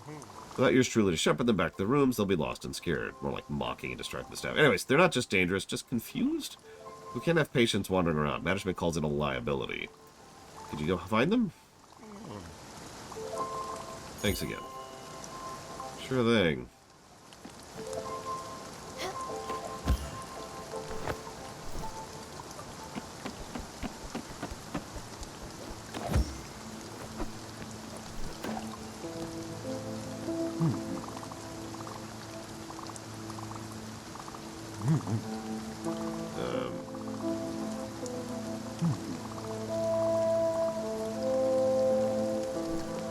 Right.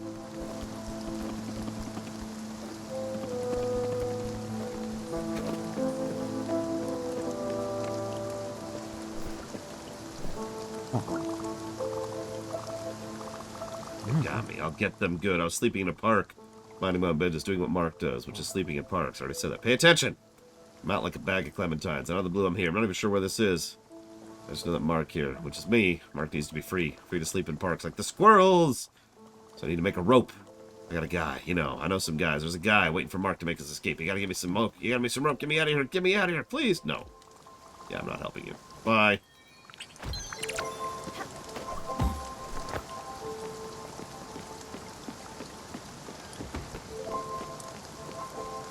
Oh, sorry. I need to be a stereotypical boomer. Get a job! How'd I do?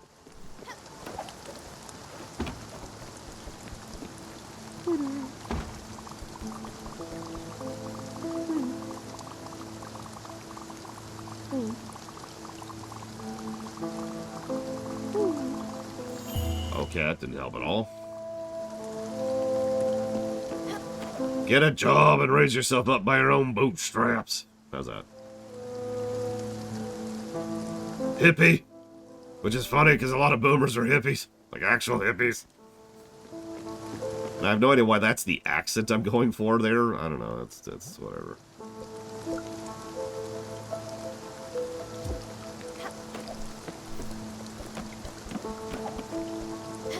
I'm probably just picturing some dude with a cigar.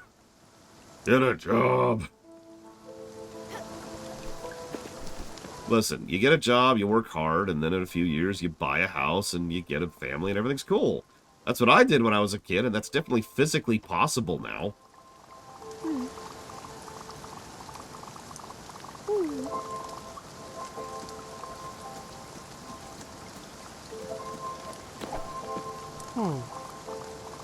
I'm a doctor of medicine with a doctorate in medicology. I know the bones, there's the radius, there's the diameter. Wait, that's not right.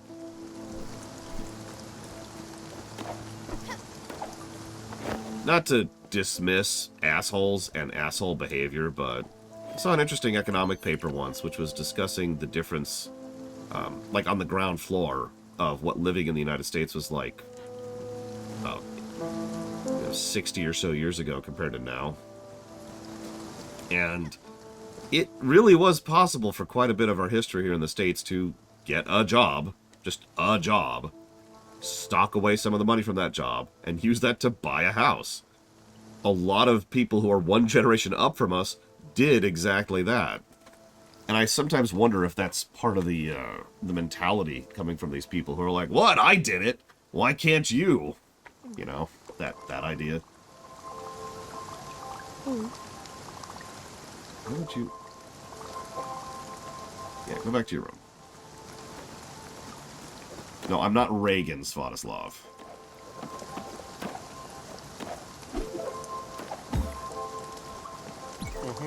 How was it? Not too bad? Yeah, I didn't think so. Sure, Greta's super weird, but I guess that's just her. They're a good bunch. Very cooperative, unlike you-know-who. Plus, I was pretty sure they go back to the worms after meeting you. You know, I would too, if only to avoid the smell. Come on, you know I joke around. Anyways, thanks for that. Sometimes I wonder why I even bother with this job. I guess I don't know what else I could be doing. Plus, they tell me I'm doing good work, so win-win? I don't know. Never quite got that expression. Oh, almost forgot. I had a rubbish with a locker, but I want to be straight with you. There you go. Old coin, just like the one you lended me from the vending machine. Ready? Anyways, now we're square. Smell you later. Bye. Is that a real question, Svatoslav, or are you joking? Least favorite president? Reagan. He's not objectively the worst, but he can suck a lemon.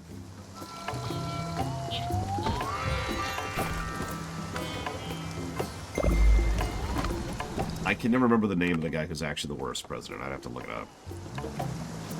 Nobody remembers his name unless you're a history geek. I've been gone for 5 seconds. Buchanan. Yeah, Buchanan.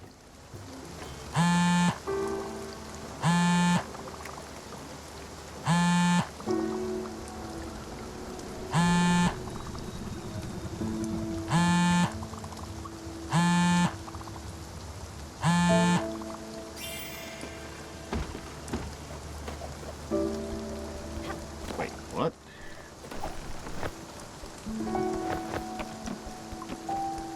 Yeah, the amount of things that, and I'm still learning, that we are suffering from in the United States right now, that is a direct cause of something that happened during the Reagan presidency, is a weirdly large amount. Now, that doesn't necessarily sit on Reagan's shoulders directly, but the man was a rubber stamp, and a lot of people took advantage of that. And we are literally still suffering for those decisions today. Let's do this one.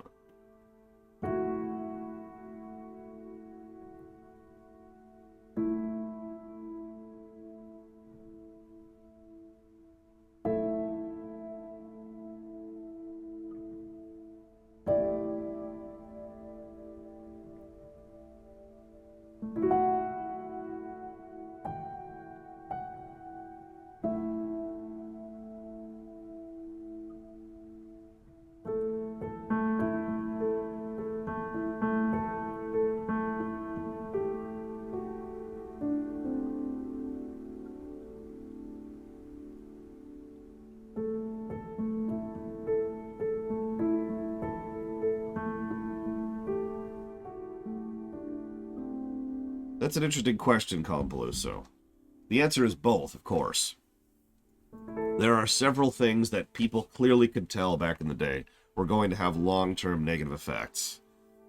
And the people who were making those things happen just didn't care. There's actually statistics we have access to now of how many people have died as a direct cause of Reagan policies during his presidency. So, you know. But then, some of it, no, they probably had no idea what they were doing. A lot of the car thing is probably sitting under that, but I'm getting off topic. Yeah, Woodrow Wilson he was a piece of work.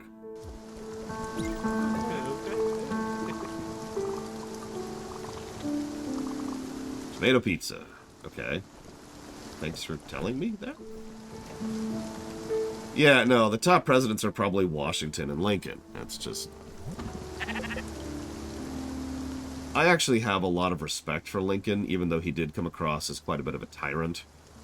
But even with time and expertise and study and history and all that, yeah, no, Lincoln was a good leader for the time he was handed a terrible hand and managed to succeed at that.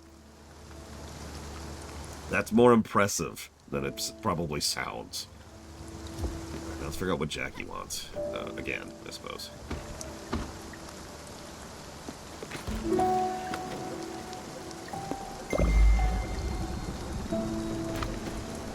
And Washington was not exactly a great person, but he was a good person for the time, which make of that what you will.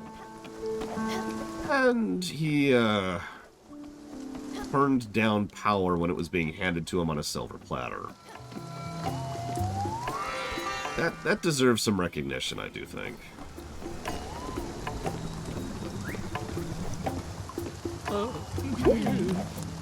What?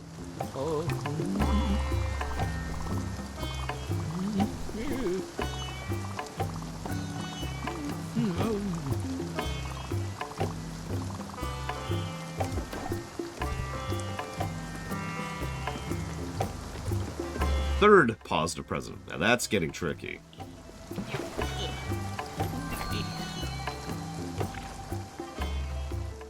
Yeah, which is something so important. I think a lot of people underestimate the value of a peaceful transition of power system.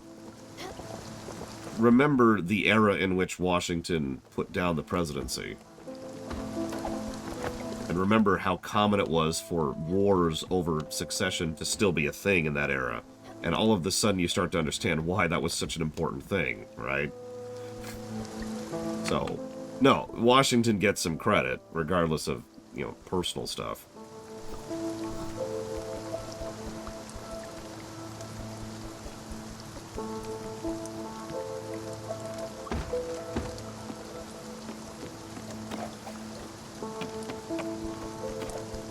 FDR is certainly a trickier pick than the obvious picks, but I will admit FDR is one of the first ones I thought of for a number 3 as well.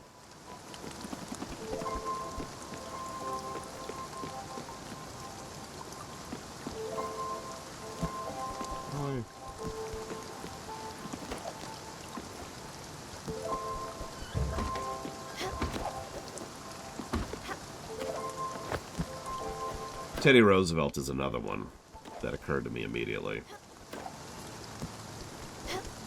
How do I get up there?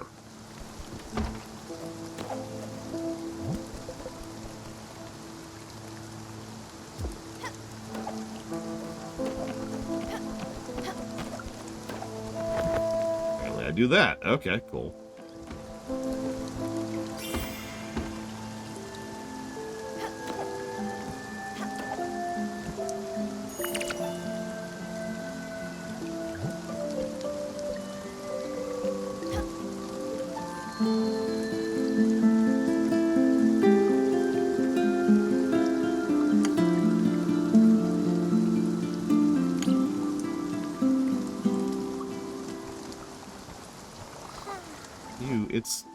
Are you there? I mean, really there? Of course you are. You have that quality. Some fine dust following you around. You're dirty, more so than the rest. The ground around you falls down. It's perhaps the music? There's like a beacon, a light shining through the mist. No, it doesn't. I'm sorry. I'm not used to talking anymore. My voice comes with difficulty. It so rarely does. More often than not, my voice comes whether I want it or not. It barks or whistles. No choice. But right now it doesn't. That's right. I understand now. Stella, isn't it? We met long ago. I wasn't here yet. And you were much older. Your music is harsh, Stella. It's not a beacon. It's an anchor. Large and heavy. Back-breaking. And it might be razor-sharp as well. I've yet to decide.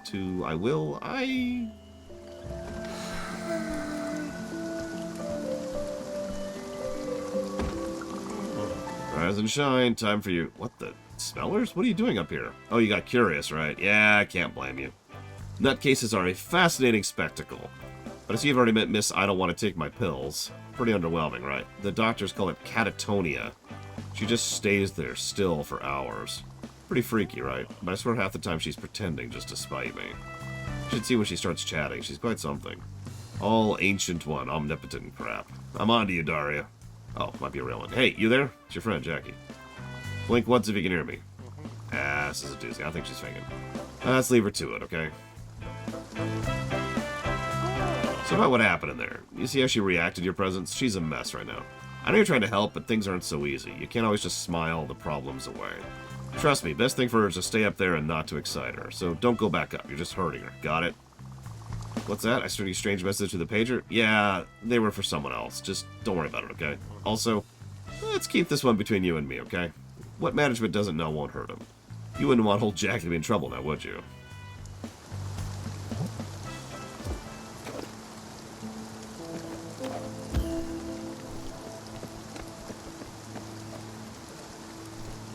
Anyways.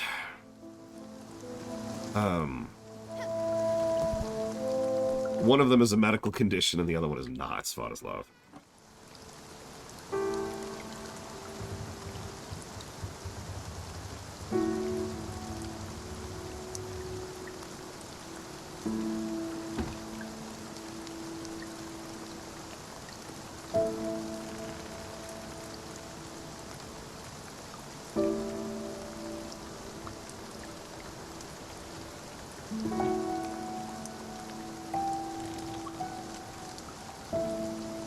The effects are similar, but let me put it to you this way, Svatoslav. Have you ever had someone who's like, oh man, you have OCD because you like things to be neat and tidy? Well, congratulations, you do not have OCD.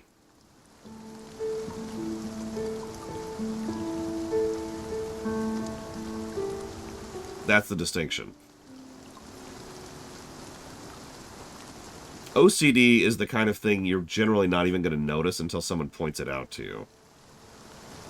Like having to tap your middle finger every third or so interaction with like a door, right? That's OCD. It's like someone calling you paranoid. No. Paranoid is thinking your socks are trying to kill you. So that's the distinction. Catatonia is when you are functionally incapable of operating. Medical condition. Being apathetic is when you're apathetic. You're just laying there like, well, that sucks. Not that I want to sound dismissive about apathy or depression, but my point is, when something's a medical condition, it's worse.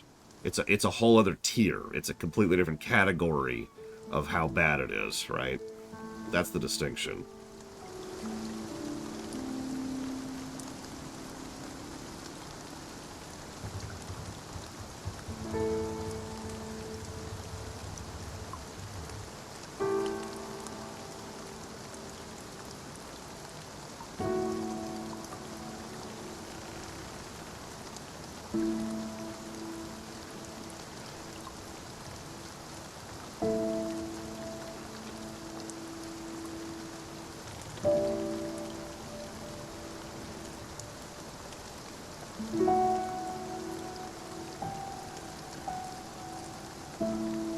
Yeah, exactly, as Blade Cheval says. We actually talked about this during Arkham City as well. A lot of the people in that game do suffer from various mental conditions which they effectively can't get around. Can't do anything about, so they don't.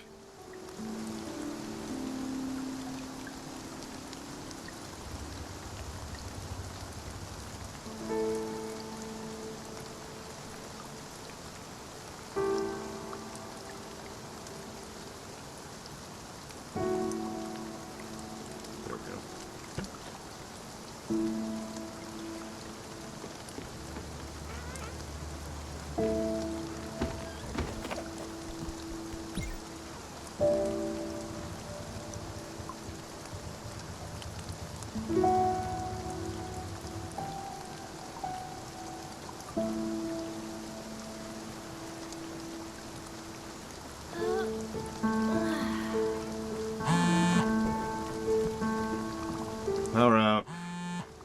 Too busy to fix it. Urgent, please come. Loving these Jackie quests. Loving them.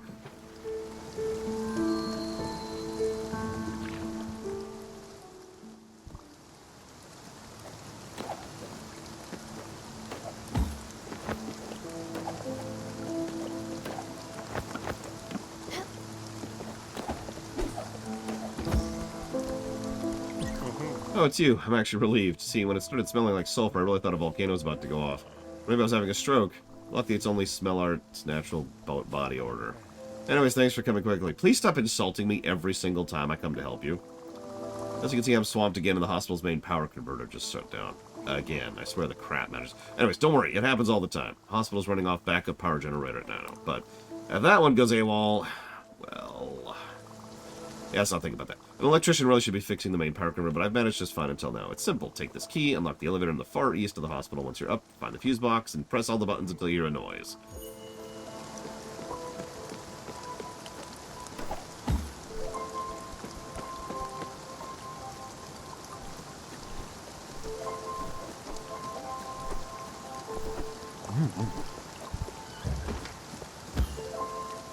Okay.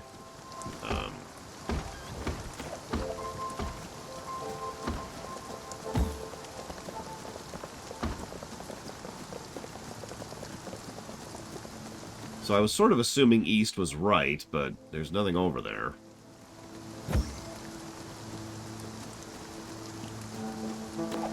Or over here.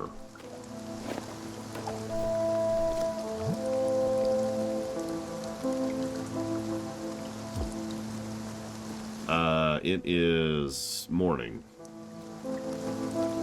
Across the water. Okay, well, that explains it. Thank you, Andy.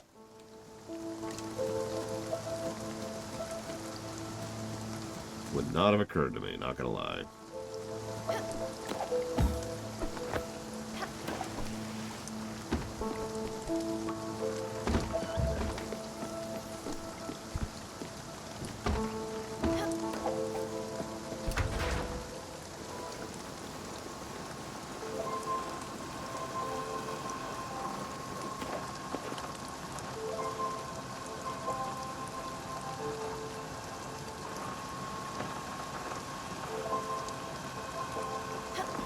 Ah! Oh, come on! I hate you. I hate you so much. In case you missed that, the overwhelming majority of platforms in this game have what's called throughput collision. Where you can just jump up through something, but you notice I couldn't do it right there because this doesn't have throughput collision. In other words, the bottom of the platform is solid, so you can't jump up through it. I'm not even sure there are any other platforms in this game that have that property. So I just went to jump into it and bonked my head and fell.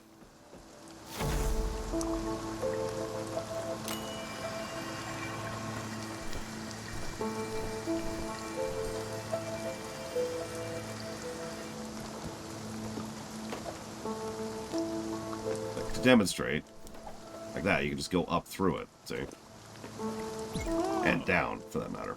I see the main power's back on. Super! Use my patented mash every button randomly technique. I swear I could be an engineer. Their job is a joke. The whole engineering thing's a scam, anyway. It's just wires French kissing other wires. We get it. One way for rich people to keep rich while crapping on us poorest from their ivory towers.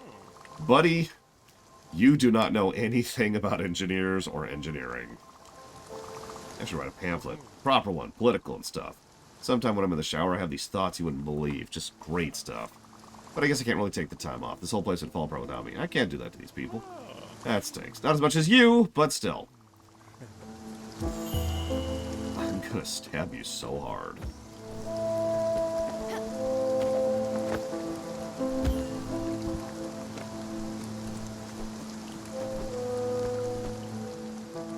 Yeah, I was gonna say, the kind of electrical engineers he's talking about do not live in ivory towers.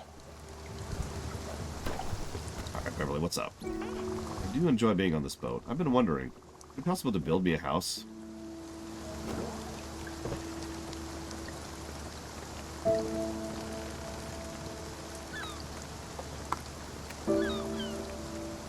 You know, everyone, all the reviews, all the things, they all talk about Alice, the hedgehog. This one's been hitting a lot harder for me. Beverly. You remember, kids and Dave and I lived on a farm. We had nature all around. We had dogs and goats. It was a cozy little farmhouse. It wasn't much, but it was ours.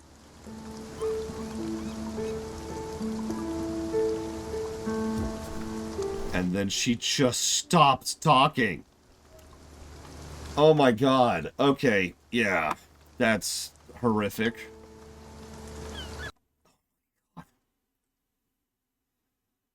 Oh my god.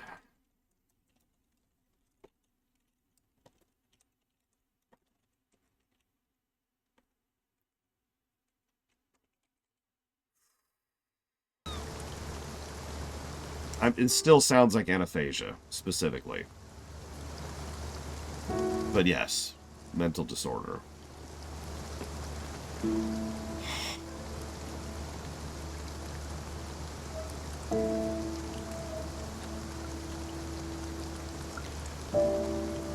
Oh, I have messages from Tara. Not that she's probably listening to me at this point.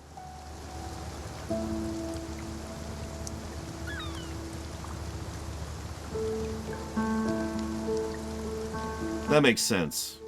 Yeah, did he? At the current pace we're keeping, we're probably going to take a while to even get to StarCraft, so as long as you're free, you know, a while from now, like a couple weeks from now, we should be good.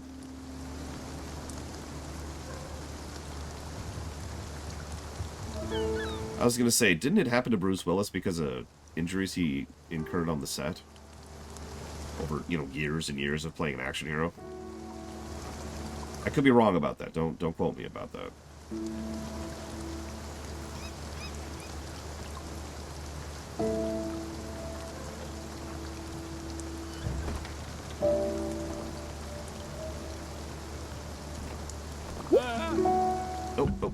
What? You have to check this out. I subscribed to a magazine. It's Looter's Literary Review. What, are you kidding me? You don't know what it is? It's the epic treasure hunting magazine.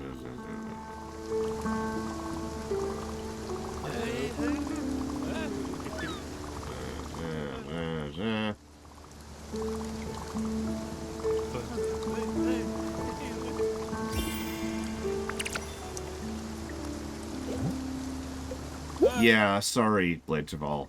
It's pretty depressing. That's all I'm gonna say. It's pretty bad.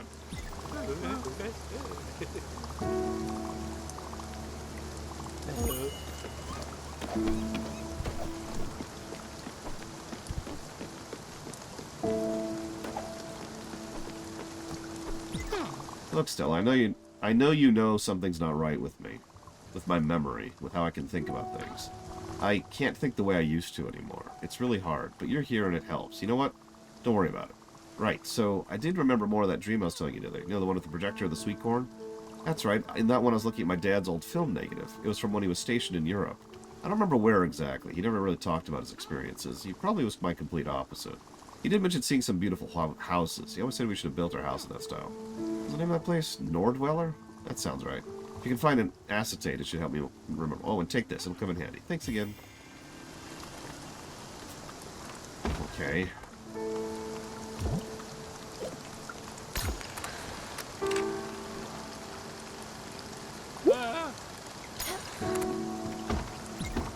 What a great riddle. I think we'll figure it out. Looter's O. Never talk about looting with another looter.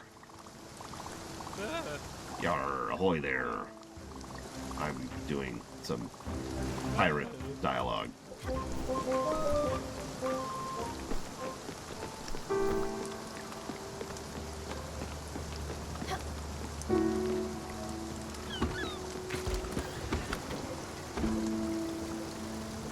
Is it a Nordweiler? I have no idea, Pika. Truthfully.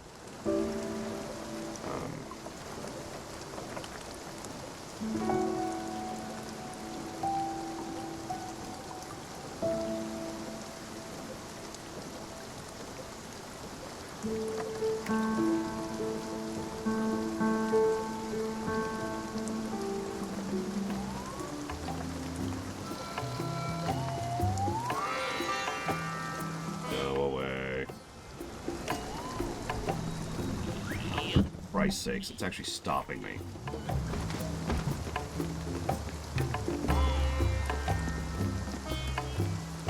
Okay, go away.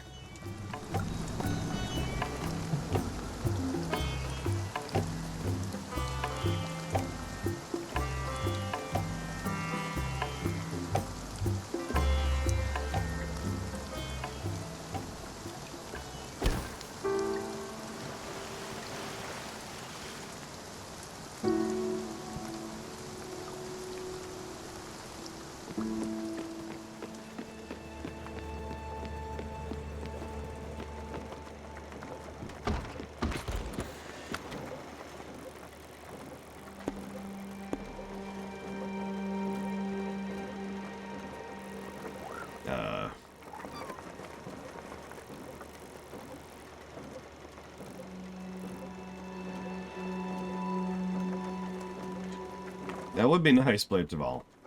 It would also be nice if you wouldn't interrupt my interactions. That would be similarly nice.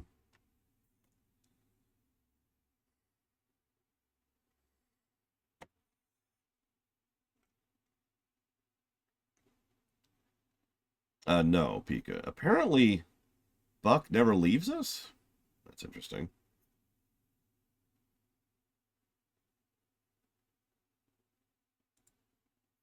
I was going to look up the coordinates, but his quest is ended. We finished his quest like three freaking quests ago.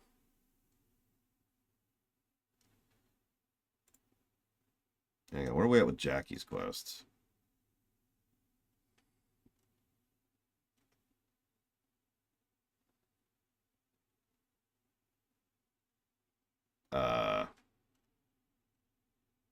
Oh my god, there's a lot of Jackie's quests left.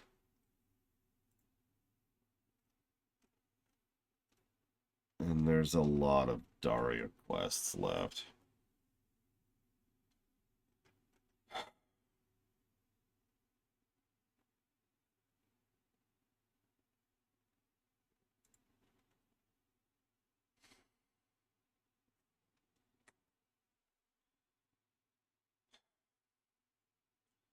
Okay. Okay. I'm gonna go ahead and break for lunch then. Hey, Mr. Nick. Or I guess Meister Nike. I'm sorry. You've caught me at an unusual time. It's right before I was about to break for lunch, actually. But hi. I'm glad you like the lore run. I highly recommend watching the Lorecraft videos, sometimes, if you ever have an interest. In fact, if you type !Lorecraft into chat right now, you get a link to it. I will be back in about an hour. And we will keep playing this goddamn game.